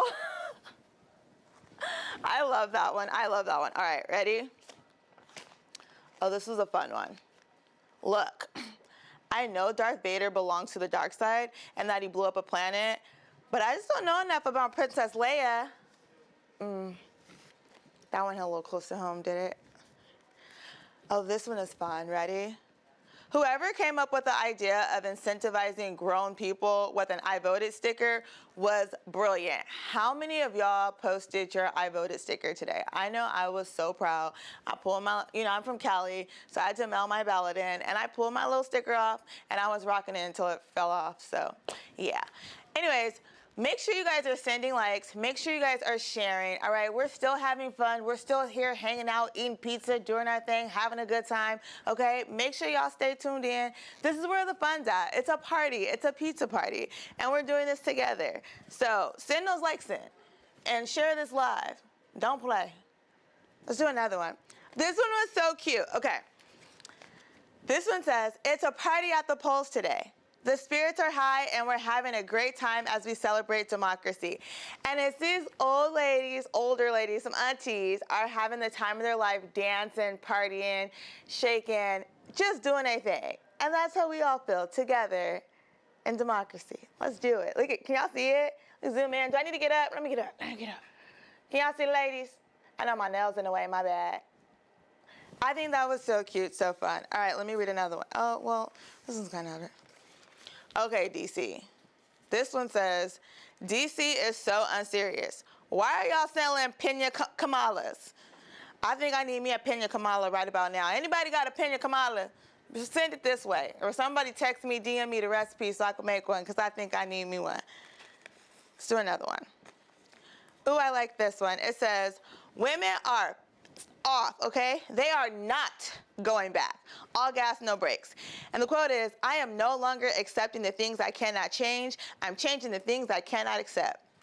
That's what I'm talking about. I like that. See, the energy is still good. So people are still tweeting, happy tweeting. I know Black Twitter going up right now. I'm gonna go log into there too when I get up off here in a second. Oh, this one, okay. Why y'all do him? Why y'all do this man like this? It said, women voting for Clinton in 2016 versus women voting for Harris in 2024. All right, friend. Oh, we've got stuff to do. Okay, listen. We had to take a little extended break because I decided to have a coughing fit, because when you talk this much and you didn't drink the 2 gallons of water that Stephanie Whittleswax told you to drink ahead of time, you have a coughing fit and you have to emergency throw it a break for 15 minutes. So I'm so glad that we are back. Everything's okay. I changed into my little evening outfit. Do I look like a janitor or do I look like a scientist? I was going for. It's like a little bit of both. It's like a little both. Yeah, it's swagging. I wear this like in real life. This is my favorite outfit. I know. Girl, now we're not friends again. We're friends, but it's ashy. It's workwear. Get over here. All right, let's do it. Now we're gonna celebrate a couple things that are going on. Okay. First of all, like I told you before, guys, please do not freak out. Do you see it? Let's go to the map quick, and then we're gonna come and do the experiment. All of this that's going on here, this is land. You are not as divided as a country as you think you are. This is land, and we knew that this was going to happen. The stuff that's in green is stuff we're waiting on. It is very likely, / it is entirely what's going to happen. We are not going to have a call tonight. We thought we would have a call tonight. We thought it could come at like 2 a.m., 4 a.m. Wasn't sure. We are not going to have a call tonight. So if you're feeling super anxious, you're feeling really uncomfortable, go to sleep. It's okay. You can go to sleep. You can catch the clips tomorrow. There is nothing to worry about. But before you go to sleep, we've got a couple more fun things for you.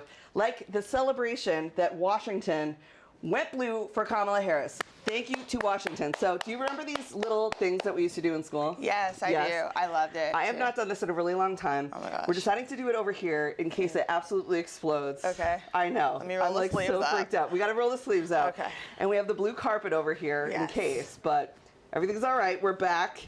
We've had some cough syrup. Okay. Let's see. What's in there? I feel like we should have Emily with us, or somebody who like does science experiments. Right. Bill Nye's out knocking doors in LA still. We love Bill Nye was going to come on the show, but he was like, no, I got to knock doors. Bill Nye the Science Guy. All right, here we Let's do go. it, Washington for Kamala Harris. Let's go. Oh my God. Okay, that was enough liquid. I think that was probably enough liquid. Oh no, and we can do a little more. Let's do a little more. Let's turn it more. all blue. Let's go. See more blue, more blue, more blue. Yes! I love it. Washington, blue for Harris, having all the fun here. That was fun. I love it. They did a good job. Okay, a Mary little and Daniel nostalgia. it was good nostalgia. energy. I love it. Why would I smell it? I'm like a drug. I'm like you can't trust me with it. That was like such a druggy move. Like the kids. It smells like vinegar and baking soda. I was trying to figure out what it was. These are like the kids that huff glue. Me, 2 weeks in the hospital in 2nd grade. I was like, why does this smell like this? All right, Of course you did. We're gonna come and get this science experiment, and we're gonna head back over and learn some more things. Avi, what good news you got for me? What can you tell me? We got good news. Good news. Oh yeah. All right, AB, we can hang out. We're gonna chill. Are you gonna You take don't gotta this? take Should I it. leave Mary it? will come get it. All right. Mary's got it. I don't think, All right, Mary cool. doesn't want us to touch the things, okay? Honey, because these nails. I know. No, we I had can't full glam. We had hair and makoup and all kinds of stuff. You saw me on the behind the scenes camera. So much fun. I know, my hair's like doing whatever it We might have wants to get to do some now. of this pizza out of here too. We gotta make some room. Oh goodness. Did you eat any? I did, actually. I've been eating pizza all night. Oh my me god, and this is Tiana. like a fresh pepperoni. Love it. You look like a pepperoni guy. What's your? This is vegan. This is vegan. Oh my god, because we're in Brooklyn. All right, we love there we that go. one. What's This this? is cheese. That looks nice. I'm trying to see if we have I anything. think these are just like plates. That is not. Oh, this is like in lettuce. its own little dish.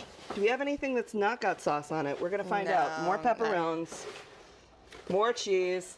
I promise you, all this pizza's getting eaten. There will be no. And another cheese. Okay, next time we get. Oh wait, these are going with you too. Oh yeah. Pop it. Thank you. Thank you. All right, let's chill. Love it.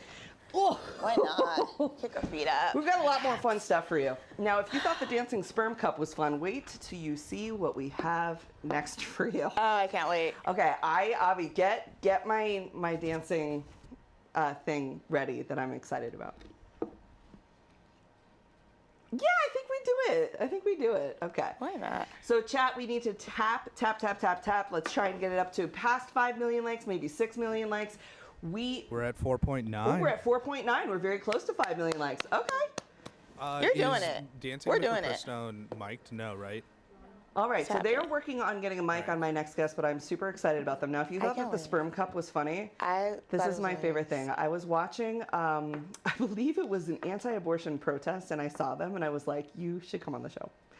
Because if there is something that I need in my life, it is our next guest. So you're going to want to stick around before you go to bed. Oh, polls are closing. Polls are closing. We've got something to call, I believe. Let's see what We we've have got. some good news. The Missouri abortion ballot measure passed. Ooh, what was that again? I missed it. I'm sweating off my ear tape. Oh, that's fine. It's the Missouri abortion ballot measure passed. Hello? It's the impossible calling. AB, guess what just happened? Tell me, bestie. Missouri's abortion protection passed. It passed. Oh my God. And Chapel Roan too. Yes. See, so Missouri went red for Trump, but they voted to protect and enshrine abortion access into their state constitution. I love And like, it. honestly, those are the things that are really going to matter at the end of this, because regardless of who the president is, it's those state level legislation that can either help or hurt you. And in Missouri, Yeah. I'm like almost speechless. Yeah, totally. I love Phenomenon it. down in Let's Missouri. do it. Phenomenon It's in phenomenon. Missouri. We're ready to go. So It's an yeah, awesome we'll get a little bit more info on what exactly the language of that bill was, but I'm really excited. I'm going to be in Missouri on November 18th. Doing what? I am speaking at the Springfield Black Tie event, which I believe is a fundraiser for queer folks in Missouri, and I'm really excited to be there. And I believe I might be meeting the parents of a One Miss Chapel Roan there. We'll see. We'll see. I love it. You better make sure those hands are lotioned up. I will. from you. I will be lotioned. I will You're be doing ready to good. go. You're doing great today. I love it. I know. Yeah, I like- knew you were coming. Yeah, I no, knew you were coming you're because I on point. demanded you be here. I was like, please, I need you here with me tonight. I'm literally in my like- little janitor costume. I love it. No, literally. This is like what I'm most comfortable in. I mean, we were in the suit, we did the Americana. You've done it all. We're gonna get in a hat by the end of this, and I'm gonna be like ready to go. Oh my gosh. But yeah, so Missouri, thank you for what you did. We had an We incredible hit time. 5 million We hit likes. 5 million likes, Oh my and Missouri will have goodness. protection for reproductive health care in their state, which is so important. You know, we saw when Dobbs overturned the Roe ruling, Yeah. just the way that the abortion ban went into effect in Mississippi, and then what happens? The rate of maternal mortality goes up. It's like it's not pro-life legislation if it actually is affecting people's lives, and more people are dying. So, I mean, I think it's really exciting that that happened. Oh, we've got 2 new friends coming in. Yay! Okay, let's see. These are my pals from Betches News. They are the best memers in all of the land, and we work together on the American Fever Dream podcast.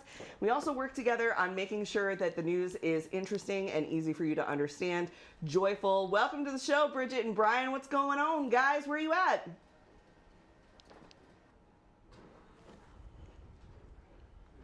Hi, can you say hi?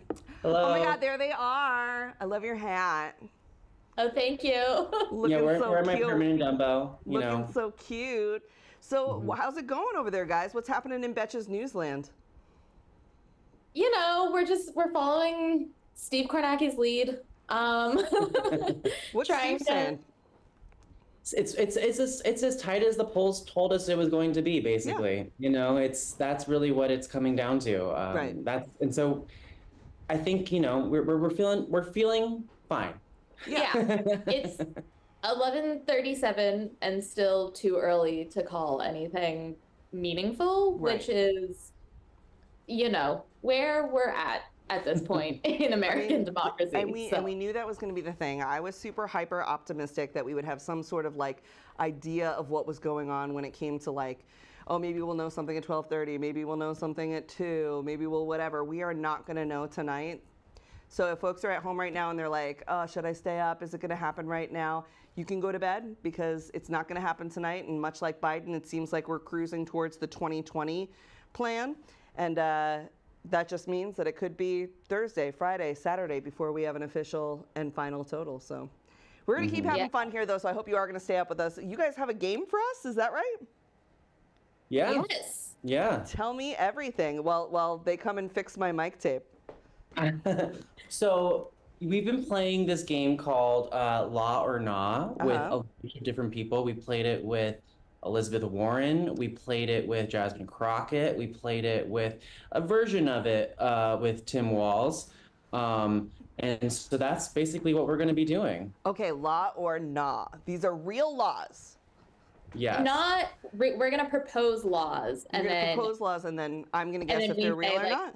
Yeah, law. Well, we say like, would you vote for this? Would you sign this into law? Oh, okay. Would I sign it into law? Okay, perfect. So basically, like, one of them is law or nah, no more celebrity endorsements. Well, on one side, I'm like, I don't want to affect people's freedom of speech and their ability to endorse who they want. I might propose an amendment. I might pass it with an amendment, and the amendment says something like, celebrity endorsements are okay, but they cannot be paid. Oh, I think that's good. I think that's good. That'd be good because I think we would see a lot less of the some of these like paid endorsements. You know, like I'm not saying that he was, but a Logan Paul type endorsement when somebody comes out and they say, I endorse this person, and you're like, which policies? And they're like, I don't know. It's like, okay, chill out there, Bryce. Chill out there, Bryce Hall.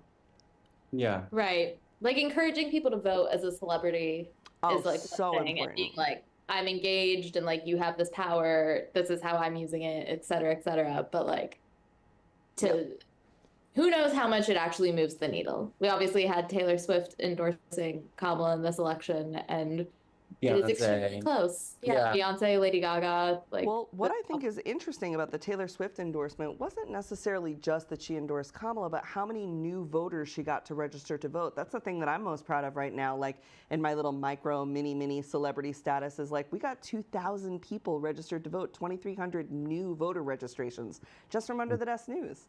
And I think that is the power of celebrity. Yeah, I think that's true. Just encouraging people to actually take part in voting, and especially with the climate and just what we have in terms of the Electoral College and the process. You know, that's like why it's important to vote, even if you live in New York or California, because you have the House races, you have those ballot initiatives. And like as we see in Florida, you know, these ballot initiatives, like it got 50% of the vote to certify abortion access. Yeah, they needed 60% to pass it, which is crazy. Ballot measure to make it 60% did not get 60% of the vote. Right.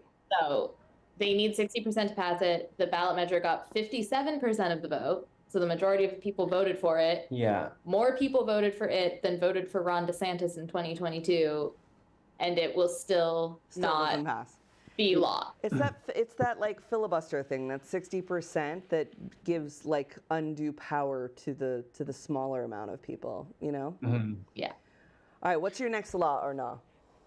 So we have limiting election season to only 3 months. Absolutely. I think one of the greatest, absolutely 10 out of 10, even less than that. I think one of the greatest things that happened was that Kamala Harris came in, in like July, and look what she's been able to do in all of this time. And I think that proved that we don't need a years-long election cycle, that we could learn enough about a person in just a couple of months and be okay. We could fill stadiums in just a couple months and be okay. We could get the merch and the yard signs out and all that business with 3 months. I think that is more than plenty. I gotta say that the merch turnaround on the Harris campaign was definitely one of the most impressive things I've seen. Absolutely, totally. All right, what's our next one here? Making polls classified to campaign staff only.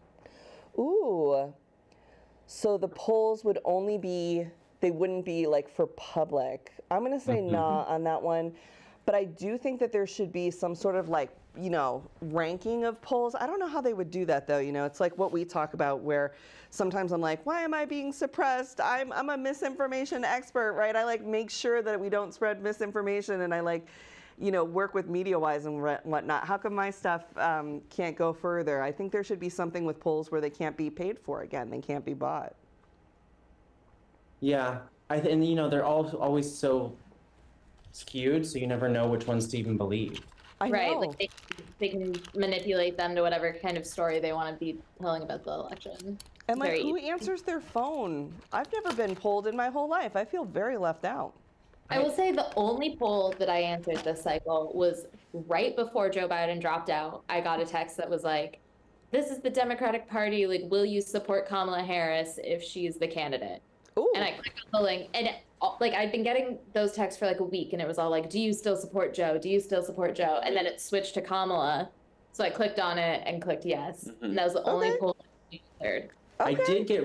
I did get randomly selected to take an MTA poll recently, which I was thrilled about. Brian, what did you say? Oh, I tore the subway stations apart. I need some air ventilation, some like minimal like power washing of the stations. I went in so deep. I think that they probably regret it after. Do you ever think that we'll get to the place like, is it the Japanese trains that push people in? I think New York could definitely end up being in a situation where we've got like people in white gloves pushing us. We're close to it. Oh my gosh. Wild times. What else you guys got going on tonight? So we can do another, we have another law or not. Wait, hold on. I have some good news for y'all. That's the polls have closed. We have a new one that we can call. Are you ready? Are you ready? All right, we're gonna do this one together. Which one of these do you think that we can light up blue? I can't really see. It's hard to see. What are the options? It's New Mexico. New Mexico has gone blue for Kamala Harris. Thank you, Albuquerque. Thank you, Hatch Chili's. Thank you, History in 60 Seconds. If you're watching, I love you. You're one of my favorite creators from New Mexico. Thank you, Area 51. What else comes from New Mexico? I loved my time in New Mexico. I had a great time. Thank you, the Meow Museum. Thank you to the New Mexico voters. Thank you to Indigenous folks. Thank you to everybody out there that makes up the bulk of that ballot. Blue. I have a fun election Area 51 story. Do tell. In 2020, I was working on the campaign in Nevada, the Biden-Harris campaign in Nevada, and one of my volunteers... Wait, do we have another one, Avi? Hold on. Guess what? Virginia is for lovers and also for Kamala Harris. Virginia has officially gone blue for Harris. That's great. Yay. All right, look at that. Look at that Electoral College vote creeping up, creeping up, creeping up. And you guys, you got to have more faith. We're in a 2020 situation.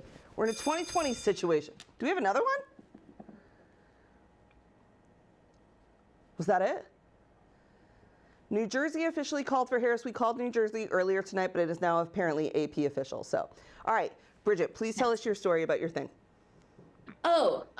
When I was in Nevada in 2020, and one of my volunteers was this like 85-year-old woman. She had these like giant glasses. Her name was like Gladys or something.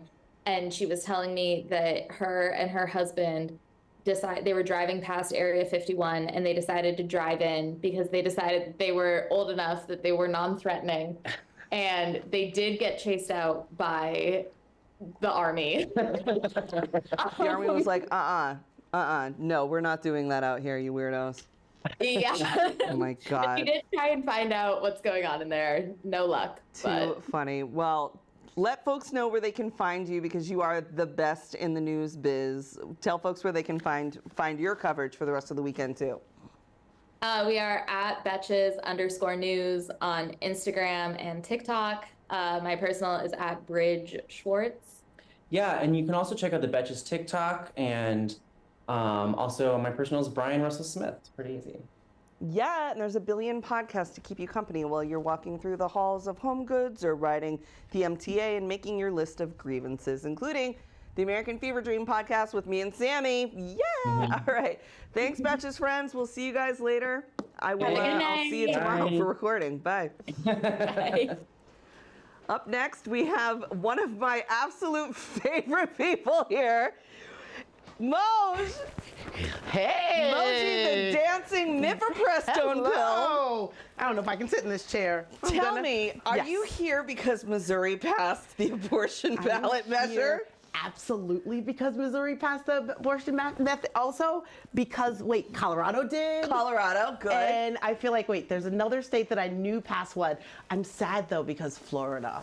I know. Florida. I'm deflating because of Florida. I'm deflating because of Florida. Yeah. I saw you guys dancing. Where were you guys that you were dancing with the ghost of Anthony Comstock? Oh my gosh, we were at the Halloween parade. Oh yes, in New York City Halloween parade. And it was me, and then I had not one, not two, not three, but four misoprostols with me. And we were a full abortion. Oh yeah. Full abortion. Just hanging out in New York. Safe in New York City. Yes. Even with Anthony Comstock lurking around. Is a riot. I don't know if you've met zombie Anthony Comstock, but have. Kind of a hoot. Stays in character. Kind of a hoot. So much fun. Did you serious. see our abortion cheerleader? I did. Yes. We had an abortion cheerleader. That was outstanding. She was the tits. She was the tits. Literally. And the splits. And the splits. And the high She was all over the place. She was the vibes. You guys, you can watch all of this incredible content at Access Abortion Front. It's aafront.org. aafront.org. Incredible friends. Also, not here, but here in our hearts and in our souls and in our minds and in our dreams, Liz Winstead, also a part of this group of folks. The leader of the Pills Brigade. We love Liz Winstead. Just such a good friend, such an interesting person. Tell me a little bit about how you think that reproductive health played a role in this particular election. Well, I think that we found people were really committed to reproductive health, and I think that Vice President Harris did a really great job of articulating the ways that reproductive health care is health care, and the ways that it is an integral part of people's economic lives, people's reproductive lives, people's lives. I think that that was something that we really haven't seen from a politician at this level before, and it was incredible to watch. I think that we know, especially hearing the stories of the places that have banned abortion, how important it is to have access to the breadth of reproductive health care. And in some places they've gotten it. Some places we've broadened it. In New York! In New York, Prop 1! Yes! This Prop 1 thing. Do you know how I found out about Prop 1? And I think I'm like an informed and thoughtful person. We moved into the most Republican district in all of New York State, which is actually in Rochester. I did not know that. There's a small neighborhood in Rochester that when I told the governor of New York, when she was on the show, where I lived, she was like, what? And I'm like, yeah, here. And she's like, how long have you lived there? And I'm like, well, we just moved. And she's like, okay, because when I was the congresswoman for that district, that was the most Republican district in the state of New York. I was like, girl, nuh-uh. And she's like, it's a quiet one, but it is. And I was like, oh my goodness. So I was out walking Dottie the Dachshund, who won our top dog poll tonight. Yay for Dottie. Dottie. And I saw a sign that said, vote no on Prop 1, protect girls' sports, which was like an immediate red flag to me. I was like, something's wrong here. This never has to do with girls' sports. Anyone who says protects girls' sports, cover your ears and say, la, la, la, la, la. And that is like such a red flag. I was like, no. And then I saw another one that said, vote no to Prop 1, protect jobs from illegal immigrants. And I was like, okay, what? And so I had to Google. And I was like, what do girls' sports? And they were just fear-mongering. They were just putting these hateful things. I don't think you should be allowed to do that. I mean, I think it thought should be that for a illegal. while, and yet they're doing it. They've been say doing it's like it. freedom of speech, but I'm like, I don't think it's freedom of speech to say something that's such a blatant lie, It's freedom of especially when it lying. comes to like freedom of lying when it comes to an election. And Yeah. they're like, I also think we didn't really talk up Amendment 1 too much in this city. No. And so I'm shocked that it won by, I think last I saw it was like 70%. Oh, good. And Okay. so I was People knew like, what it was. oh my gosh, like we got the word out when we needed to get the word out, and the people Yeah. showed up. I started, and so after voted. that, I started making videos about it, and then other people were like, what, in New York? And then I know you guys made a bunch of videos about it. There was like a whole little mini coalition that came together quick that was like, hey, this is happening, because the majority of the signs were vote no for XYZ lying reason. Well, in Rochester. In Rochester. I live in Manhattan. Okay, you didn't, well, you don't have yard those signs in Manhattan. We didn't have those signs You in guys always Manhattan. pick it up for us. You always pick it up for us. Always. But so people are sending me pictures of crazy stuff. They're like, oh, this is the sign I have for Prop 1. And it said, like, parental rights. It said, like, safe libraries. It said crazy And these stuff. are the lies that they use, basically, to try to undermine our rights, right? These are the lies. This is an ongoing playbook, right? Yes. Before they've used parental rights for sure. Yep. I feel like the trans rights is a thing that is now a 100% thing that they're like, oh, we're gonna shove this under the bus to get our anti-reproductive right things going. So like, yeah, these freedom of lying is fucked up. It is. And we deserve better. We do. Yeah, we deserve better. So anyway, Prop 1 did pass in New York. All right, Prop 1 passed in New York. So what that means is the right to not be discriminated against has been expanded upon. So in New York State, I was like, why don't we have this already? It is only illegal to discriminate against somebody based on their race, color, creed, or religion, which I was like, that's all the Is that like things. 2 words for the same thing? I was like, it's still only 2 things. And now that definition has been expanded to say you cannot be discriminated on based on your race, religion, your race, color, creed, religion, sex, sexual identity, pregnancy status, or disability. Which is so exciting. And I'm also really it's fucked up excited. that we need Can't this believe it shit. didn't say disability. But They also, were like, we got the ADA. But also it's fucked up that we need this shit, right? Like maybe just basic human rights should be available to all human beings. Well, you know, if they signed the Equal Rights Amendment, we wouldn't need all these state legislatures. We could just get the Equal Rights Amendment ratified. We'd be all set. Remember Joan Rivers? Back like in my childhood, she was talking about the Equal Rights Amendment and trying to get it passed even back She then. ain't here. I know.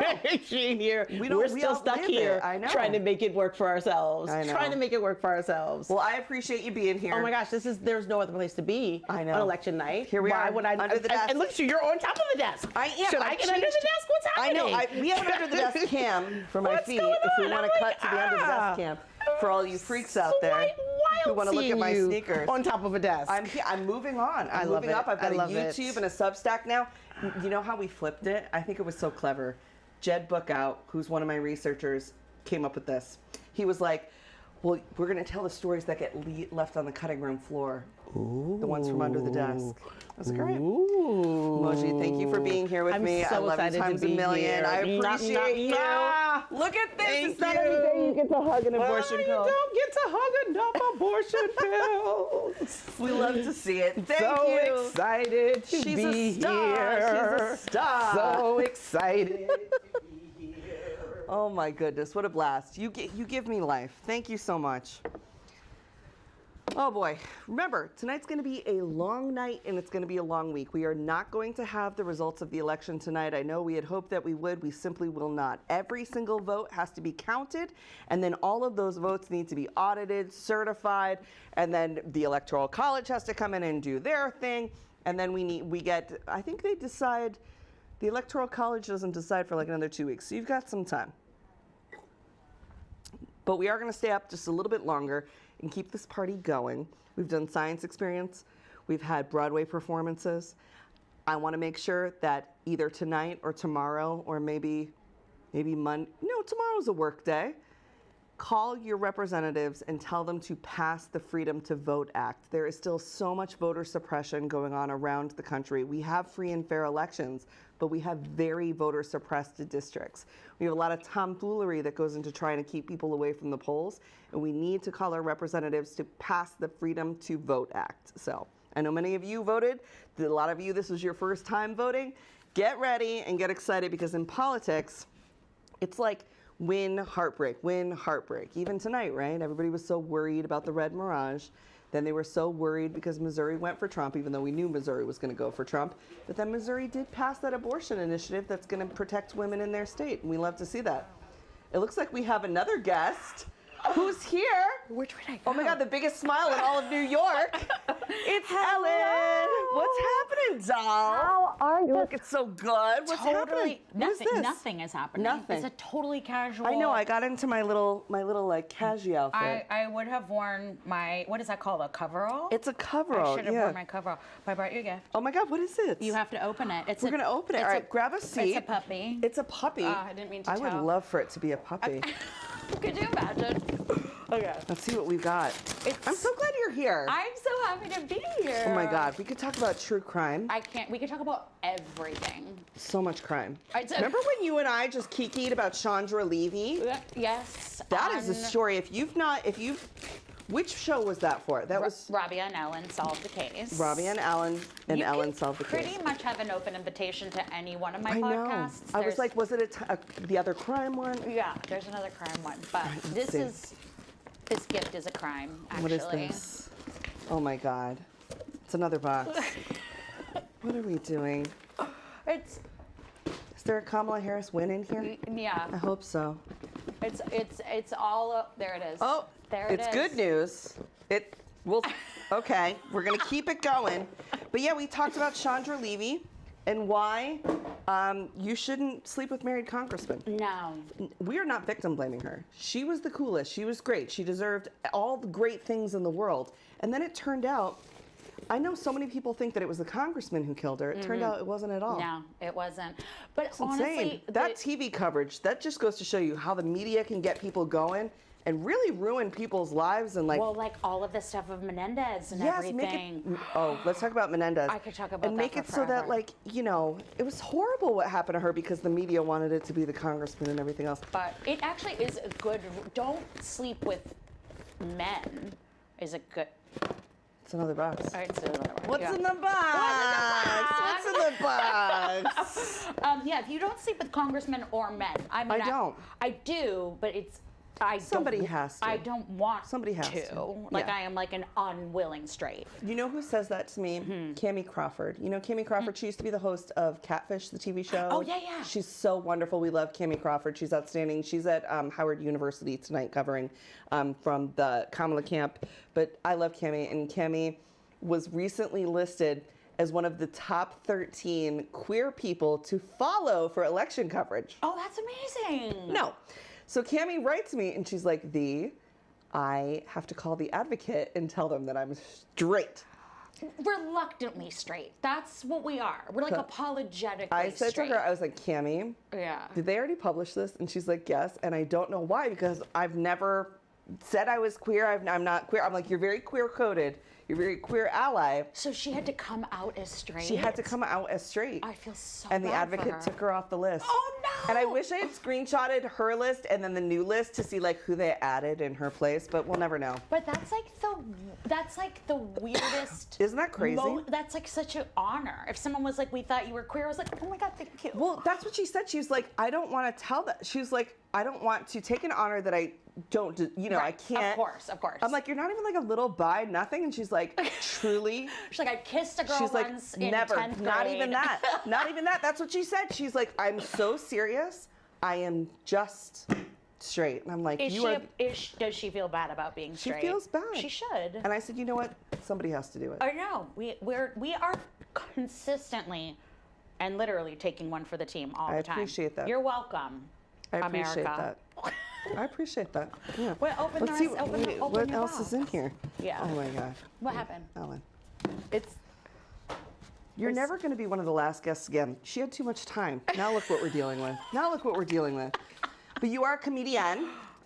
We were just talking about Joan Rivers and how she was advocating for the passing of the Equal Rights Act, and like she never got to see that signed. And like, will we ever get to see that She didn't signed? see a lot because she died in 2014. Yeah. And she won The Apprentice in 2008. Don't Oh ask God, me how she I know. died not knowing. And she thanked Trump in her documentary because she won The Apprentice. Melissa I needs mean- to take that out. Melissa! Oh. Take that. Could you imagine Joan Rivers today? She would. What happened, B? What happened? What There happened? better be a diamond ring What? in here, Ellen.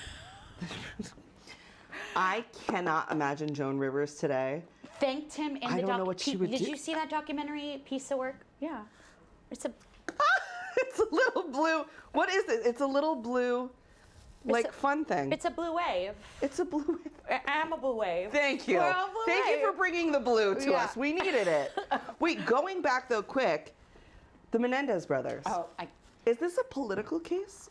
Do you think it involves politics? It does, kind Well, of. V, I can't believe you're saying that because I have been, whenever politics comes into it, people always tell us, keep politics out of true crime, keep politics out of true crime.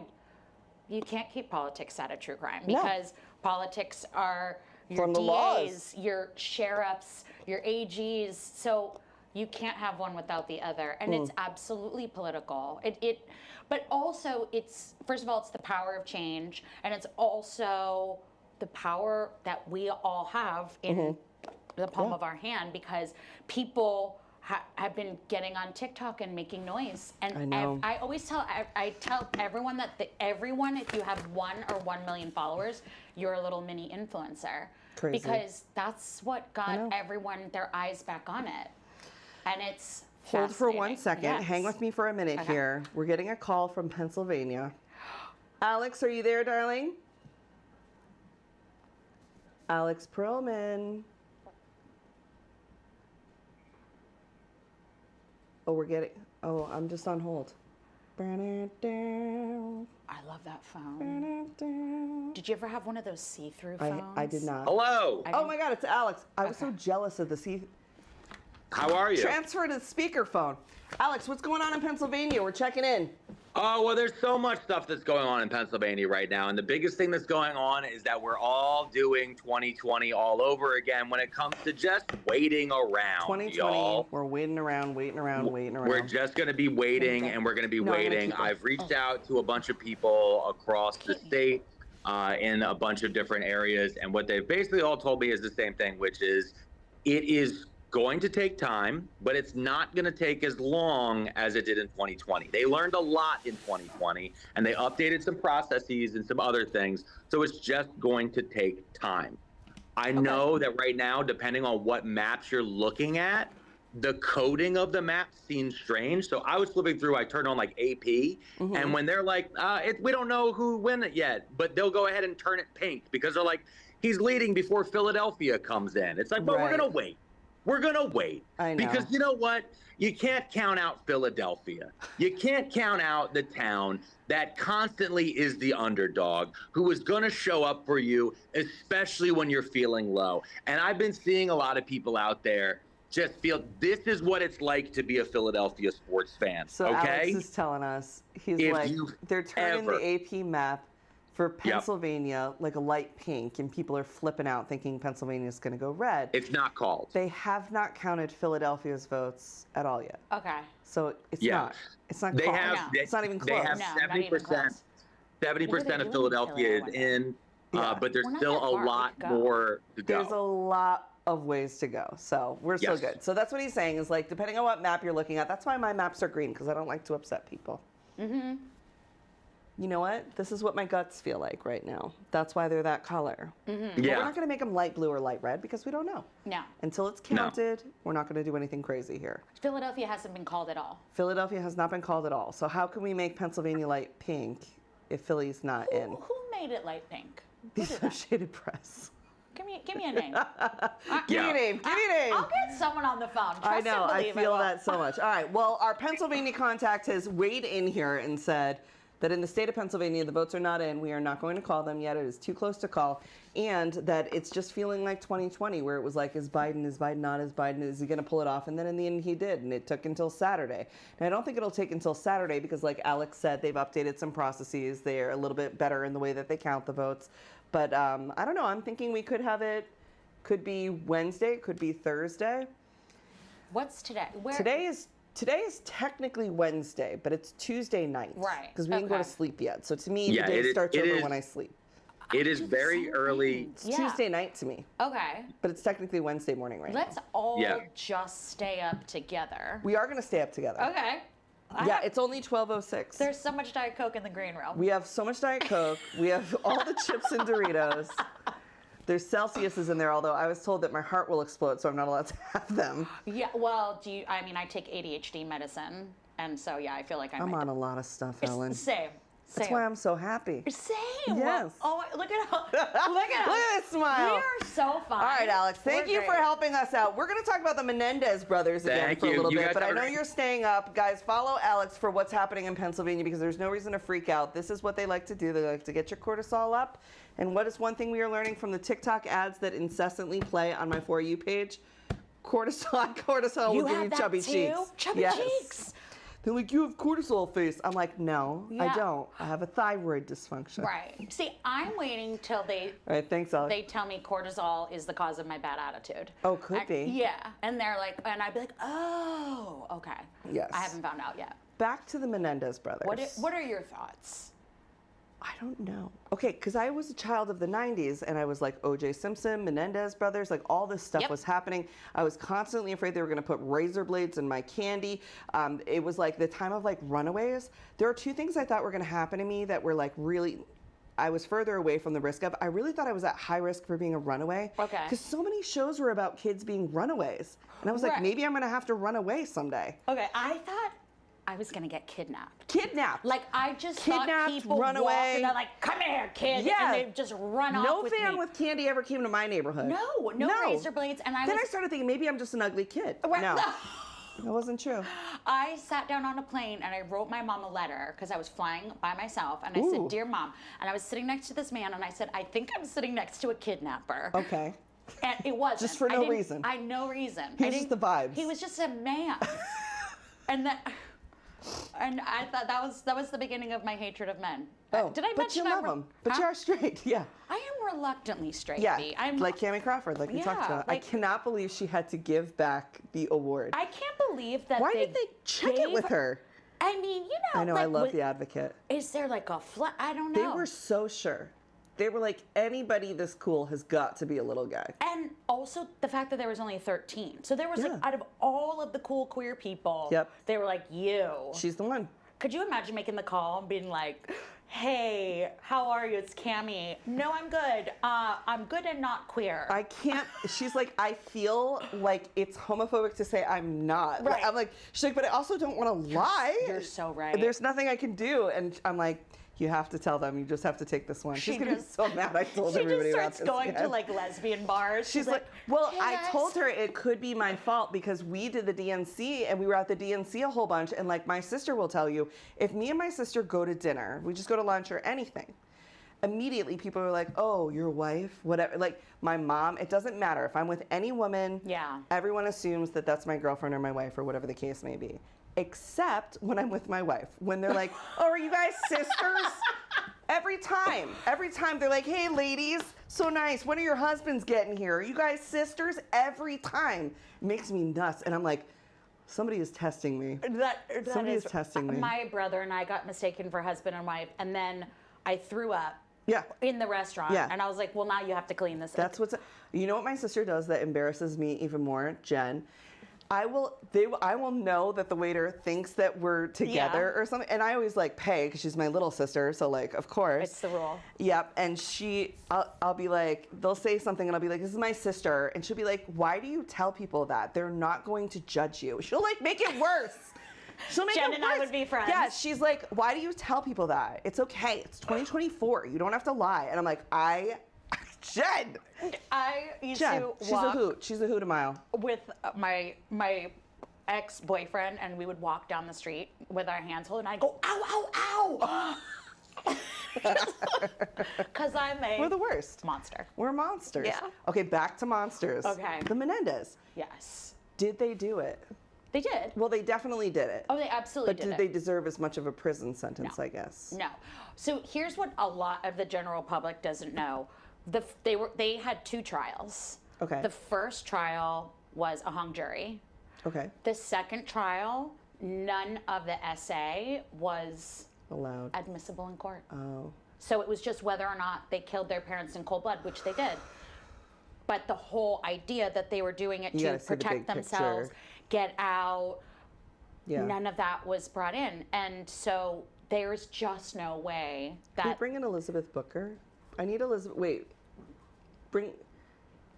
Oh, she's done. Okay, never mind. There's just no way that the case would go that way today. So they would say, like, you know, well, my dad would attack me, and they're like, no, you can't. The jury can't hear that in the second one. So then they were just like, oh, they're cold-blooded murderers. Which I thought. We all thought when we were kids. Right. They were spoiled rich kids. You know, they were wearing their sweaters, and they went on the shopping spree. They were spoiled rich kids who killed their parents for their life insurance. That's what we all thought. Yeah. Did you watch the series? I didn't watch the series. I couldn't watch it. And here's why. First of all, they didn't run it by the brothers. I don't like that. They didn't contact them. It was a little bit of fiction, and they It's also so close to their case. Yeah, and they're alive, and it's not like Jeffrey Dahmer. They don't have consent. Yeah. Yeah, and so they told their story, and Ryan Murphy didn't even try. He's like, no, I like what I'm gonna do. And so those are like human beings, like, and they're telling their story. And it was very sexualized. And Rabia and I, we do these watch parties with our community where we watch and we, you know, message and stuff, super fun. And we were gonna watch Monsters. And everyone was like, guys. That's and what I like, was told too. Yeah, and I was like, what? And all of our listeners who are lovely and always know where You our do have heart the best is. listeners. I know. They're sweet. And they were just like, hey, like, not like, what are you crazy wackadoos doing? They were like, just so you know, this is really salacious. And so then I researched it, and Lyle made a statement. He was Same. like, none of this was okay. Yeah, with Eric's me. married. He's got kids. It's been so long. You know what I mean? There's a lot going on there. Yeah. Are your listeners voters?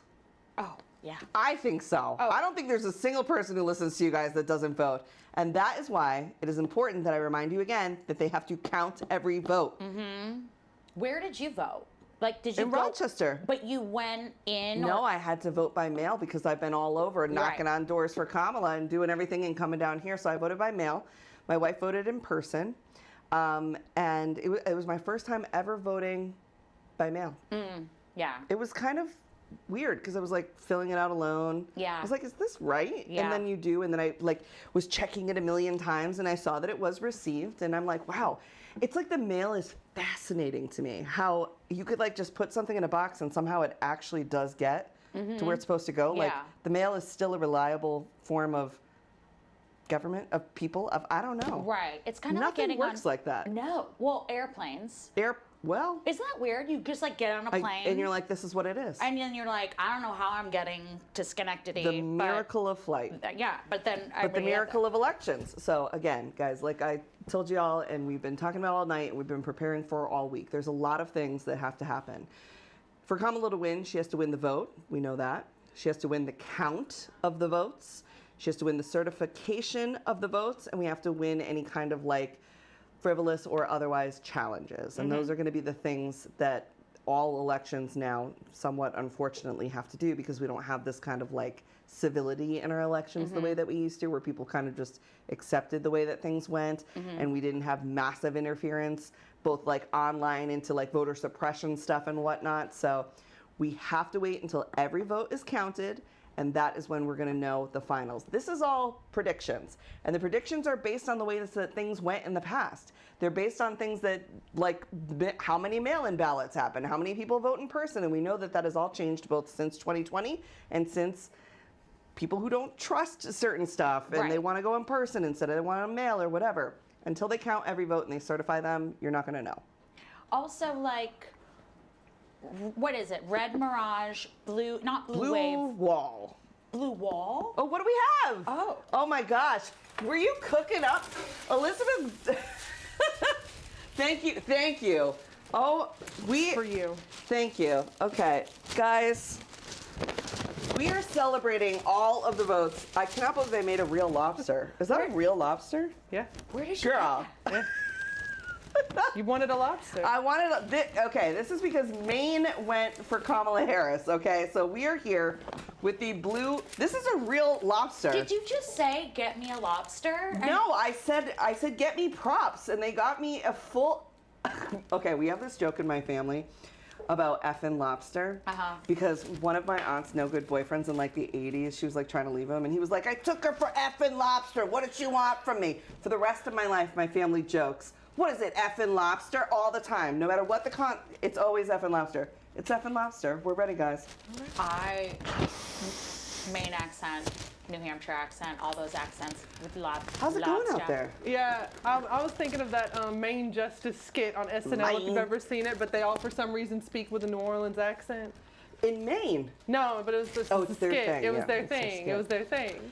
Elizabeth, you got any jokes for us?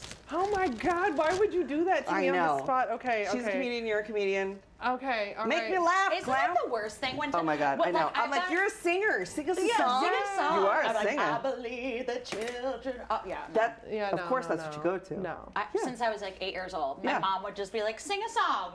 Like just a little You're girl like, singing. I You're like, why is a little white girl singing Whitney Houston just at the top of her little loud lungs? Probably the same reason I was singing the Chicks. See, that. Yeah, but I'm that's from a- Tennessee. Where are you from? Well, that I'm from makes Memphis, Tennessee. That tracks. So I feel like it's all right. You This know, is a works legit out. lobster. It is a legit lobster. There's like a way to. It's like actually chilled. This is nice. Yeah. Do I eat? I'm not eating this. That's Eat crazy. it. I No, don't you know. have to. I don't know. I don't know about eating the Let's lobster. all take a piece and cheers it. Avi says That's- don't eat the lobster. Look at that though. That's quality meat right there. That's nice. I'm not gonna eat the lobster. I'm but allergic to shellfish. I am not. They buying had you lobster. bring this out? Yeah, that's the joke. Ha ha! We're threatening. She's I'm gonna allergic to tomato. We're having a pizza party. She's allergic to shellfish, and we're like, bring out the lobster, Elizabeth. Me delivering lobster with my shellfish allergy is like us waiting on these election results, you know? That's the joke. That's the joke. But I'm tough. Do you want to do? Look, I gotta tell you, Mary from Props has like, I mean, she has everything here. This is legit. Look, if you were like, how did she have that? she has everything. That's amazing. Where was all this stuff come from? All right, we're gonna call Mary Ann to take the shellfish out. Thank you, Maine, for going blue. Thank you for the lobster. Very fun. In case this is an atmospheric allergy, and we don't want. Be all right. You know, my wife's allergic to peanuts. We're very careful about these things. Thank you, thank you. You're the best. It was so worth it, right? Where did you get the stuff from? Shout out Chelsea Market. Shout out Chelsea Market. Wow. Thank you for the lobster. What a Bye, treat. lobster. Bye, lobster. Lobster. Oh, lobster. Lobster, rock lobster. I was singing that in the hall. Oh my God. What's your go-to karaoke song? It is I like big butts. I cannot like, you know, That's so a mix good a lot. one. Yeah. All right, go ahead. What's yours? Oh, you're like, do it. Oh, you wanted me to do it? Yeah. I like big butts and I cannot lie. You other brothers can't deny. And that's as far as we can go And because we as far didn't as we can license go. it. Oh, shoot. Oh, because 10 seconds, the 10-second rule. I'm so glad you stopped me because I would have kept going. I gotcha. But then you could pick up later and do Yeah. another 10. That's going We're to take us keep, through We'll till keep clipping lunch. it. We'll Yeah. keep clipping it. Yeah. Is this what time it is now? Oh, No. look at that. That's a working clock. Yeah, it sure is. Sure is 12:19. Time doesn't, yeah. Time, What's your time karaoke is a song? circle. What is my go-to karaoke song? Oh, Skater Boy by Avril Lavigne. Oh, that's a good one. Yeah, which one of my students, because I teach voice, who said, this song's by Avril Lavigne. You're like, yes. And I was like, what? Lavigne. Because she was only like famous like 5 years ago, right? Because the 2000s Obviously were 2006. Avril 2 years ago. Lavigne. Oh, we've got something to call. We've got something to call. I hope it's something good. What do we got? The right to abortion passes Oh my in Arizona. goodness. Arizona. Arizona. What's it? Okay, the right to abortion has passed in Arizona. That's Okay. good. We'll take that. What about Carrie Lake? All right, we're waiting on Carrie Lake. I feel like I'll get a text from my secret friend, Megan McKean. Gallego is ahead of Carrie Lake. I hope so. That woman is insane. That conversation you guys had, by the Me way, having was a amazing. secret friendship with Megan McKean. It was it was so important. It was such an important conversation because I always say on our podcast, like, we all have so many similarities and we have some fundamental differences, but you are two intelligent people that different sets of people listen to and respect. I loved every second of it. It was a She's good. Great because conversation. she'll this is the dynamic, I think, of like true adult friendships or relationships when you get to a point where like I fundamentally hate some of her opinions, and I will tell her, I think when you say that, it is disgusting, and you should question why you say those things. And she will say to me, well, I think you're, you know, this about this and too progressive about that. You don't think about what it costs on this side. But I'm never like, meh. Like, it's like, okay, we do kind of like, I feel like I bring her closer to our side than she's ever brought I me to that agree. side. I totally But I do think agree. it's a little bit about like restructuring who you surround yourself with and where things are. And I very much appreciate our friendship. And I think she's come a long way on different things. I almost got her to endorse Kamala. We did get her brother Jimmy, which I think was pretty good. Oh, that's great. Wait. Yeah. I thought she did endorse her. She might have in the last today. No. She did come out against Carrie Lake, and she said that she would not be voting for Trump, but she wouldn't specifically say that she was voting for Trump. Okay. But she didn't vote for Jill Stein, so I think she probably, Yeah, I but don't know, by I'll the call her, way, ask her. I am watching, the other side of the election is watching RFK Jr. beat Jill Stein in some of these where's races. Jill Stein at in the world right now? Do we know? I don't care. Yeah, well, I don't care either, but I'm like, did she get her 5% or whatever her problem was? Not even close. I didn't think so. Not even right? close. Wait, so there is this independent in my town who went door to door. My town is like weird. It's like a city council thing, and he sent around texts and said, "I met a lot of you in town." It was a very personal text, and I've never responded to a robo text, and I did, and I said, "I would love to hear more about what you're saying, but first tell me who you're voting for." And then he did a little dance, and I went, "That all sounds great, but I would really love to know who you're voting for." And he did a little dance, and then he told me RFK. And I was like, "He's not on the ballot, my guy."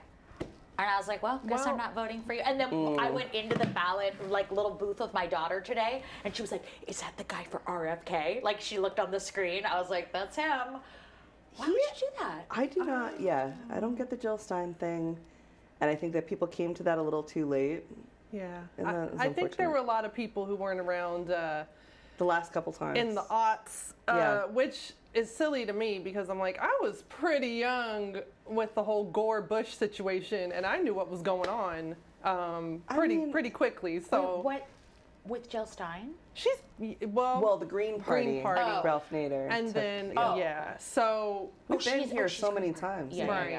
Right. She's technically Green Party. Technically. All of the European Green Party was like, get off the ballot. Please endorse Kamala Harris. Yeah. It was wild times. I know you were caught up in that. I was very caught up in that. And I was very personally offended because I'm like, why do you keep coming after people I like? You came after, Angela Rye. You came after Lovey. You came Davis. after. And, and that was a whole thing. But then also Maurice of the Working Families Party. And I'm like, why do you keep talking smack about them? It's They never do gonna awesome work. So we're gonna hang out for a minute here. We're gonna take a quick break and we're gonna show you something super fun while we get a fan in here, quite honestly. Because it's hot as hell in here. We'll be right back. Stop scrolling. You need to hear this. Trump could use something called the red mirage to try to sabotage the election just like he did in 2020. So everyone needs to know about the red mirage and the blue shift. 3 key facts. Number 1, Republican votes tend to get counted first. I'll explain why, but what this means is that early on election night, Republicans appear to be doing better than they really are. Only 4% of the vote is in. Trump is ahead by 39,000 votes. This is the red mirage. But then, as more votes get counted, Democrats start to do better. It shifted in the last several hours. This is what's called the blue shift. Either party could win, but expect a stronger appearance for Republicans at the beginning than at the end. There's nothing mysterious about it. Votes are counted and then reported locally. Republicans tend to live in more sparsely populated areas, while Democrats tend to live in more densely populated ones. If there are fewer than 3,500 people living in red-leaning Tyrrell County, North Carolina, and over 1 million in blue-leaning Wake County, which do you think is going to finish counting votes first? It's a no-brainer that counties with a larger number of voters will have a larger number of votes. It will take longer to count and end up getting tallied later in the evening and potentially into the coming days. On election night in 2020, the small, deep red counties in Georgia, Pennsylvania, Wisconsin, Michigan, and Nevada got done counting first, making it look like Trump was winning. But when the rest of the votes got counted, it turned around. Trump tried to make this sound suspicious and even dirty. This election was over, and then they did dumps They call them dumps, big, massive dumps. And all of a sudden, I went from winning by a lot to losing by a little. But there's nothing out of the ordinary about the red mirage or blue shift, as the former political director of Fox News has testified. In every election, and certainly a national election, you expect to see the Republican with a lead, but it's not really a lead. So this red mirage, that's really what you expected to happen on election night. Happens every time. And this phenomenon has been compounded by Republican-controlled legislatures seemingly strategically reducing polling places in communities they perceive as more likely to vote Democratic. A study published ahead of the 2020 election found voters in predominantly black communities were 74% more likely to have to wait more than half an hour in line to vote. Guess what? The longer it takes to cast the votes, the longer it takes to count them. Number 2. Democrats are more likely to vote by mail. In Pennsylvania this year, there have been more than twice as many mail-in ballot requests from registered Democrats as Republicans. Mail-in ballots already take longer to count, but in many states, Republicans have imposed rules to make it take even longer. Pennsylvania and Wisconsin are among the states where no matter how early the mail-in ballots are received, they can't even be processed until Election Day itself. In Pennsylvania, 1.7 million people have requested mail-in ballots this year. How long do you think it takes just to open 1.7 million envelopes? Number 3, Trump is likely to use the red mirage on election night to prematurely declare victory while the majority of votes are still being counted. That is exactly what he did in 2020. Frankly, we did win this election. And evidence brought to light by the January 6th committee suggests this was a premeditated plot. We also interviewed Brad Parscale, President Trump's former campaign manager. He told us he understood that President Trump planned as early as July that he would say he won the election even if he lost. In 2020, Trump tried to falsely claim that votes counted earlier in the night were somehow more legitimate than those counted later. He claimed that because he understood that the votes counted first would disproportionately come from his supporters. The red mirage is called a mirage because if you don't understand it, it's easy to be confused by it. That's why it's important that people know about it before any of the votes are counted, so no one is surprised by it. So please, share this video. Now chances are early voting has already started in your state, so why don't you put down your phone and go vote? I'm serious, what are you waiting for? You're still here, go, vote. I'm Alan Piper at apiper13. Follow Courier Newsroom for the election info you need. Wait, you're still here? The video. All right, friends, we are back with a very special guest who has been super patient all night. This is one of my favorite people on the planet. Please welcome Tana. Tana, say hi. Tana and AB. This is AB's son. He's like my nephew. I love this child. And you've been with us all night. What do you think about the election so far? Bad. Bad. What do you think about the pizza? Good. Good. All right, we'll take the good pizza. Have you enjoyed spending time with Mom tonight? Yeah. You got out of school a little bit. You got to stay up late. What do you think about the dog election? Did you think, who's your favorite kind of dog? A pit bull. A pit bull. That's a good kind of dog. A lot of people like pit bulls. Do you know pit bulls were babysitters at one time? No. We should get you one. Have you ever voted for a president? No. No? Yeah. Have you ever seen yourself on TV? No. You look good, huh? You catching the acting bug? You gonna be ready? By the time we do the next election, you gonna help out? Absolutely. Yes. How old are you, Tana? 6. 6, and when will you be 7? 4 more days. 4 more days? Would you like to have a little early birthday? Happy birthday to you. Happy birthday to you. Happy birthday, dear Tana. Happy birthday to you. Woo! Make your wish something good, buddy. Yep, you get 4 wishes. Yay! Thank you so much. We're going to cut up the cake and have some fun. What do you want people at home to know? What should they be thinking about?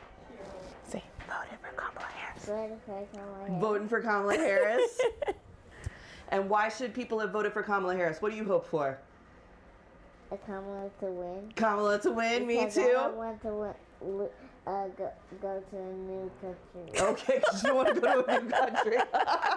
Me neither, brother. All right. Tana, we're going to have some cake. Are you ready?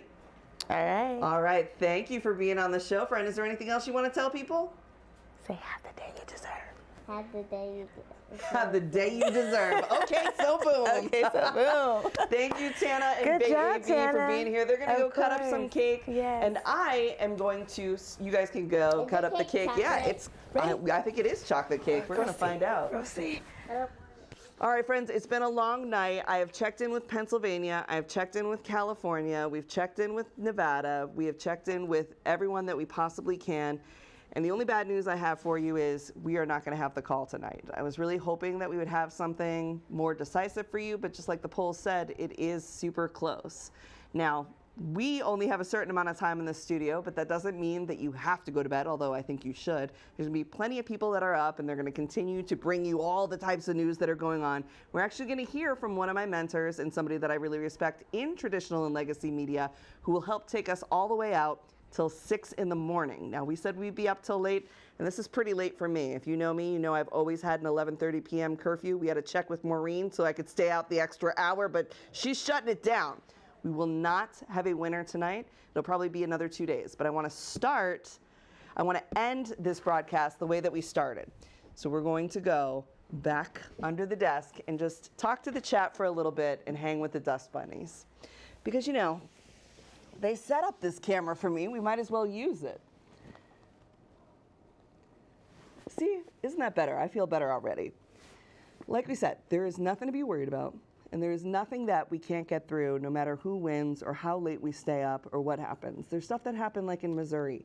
The state went for Trump, but they enshrined abortion access. So that's going to protect women in that state, and that's super, super important.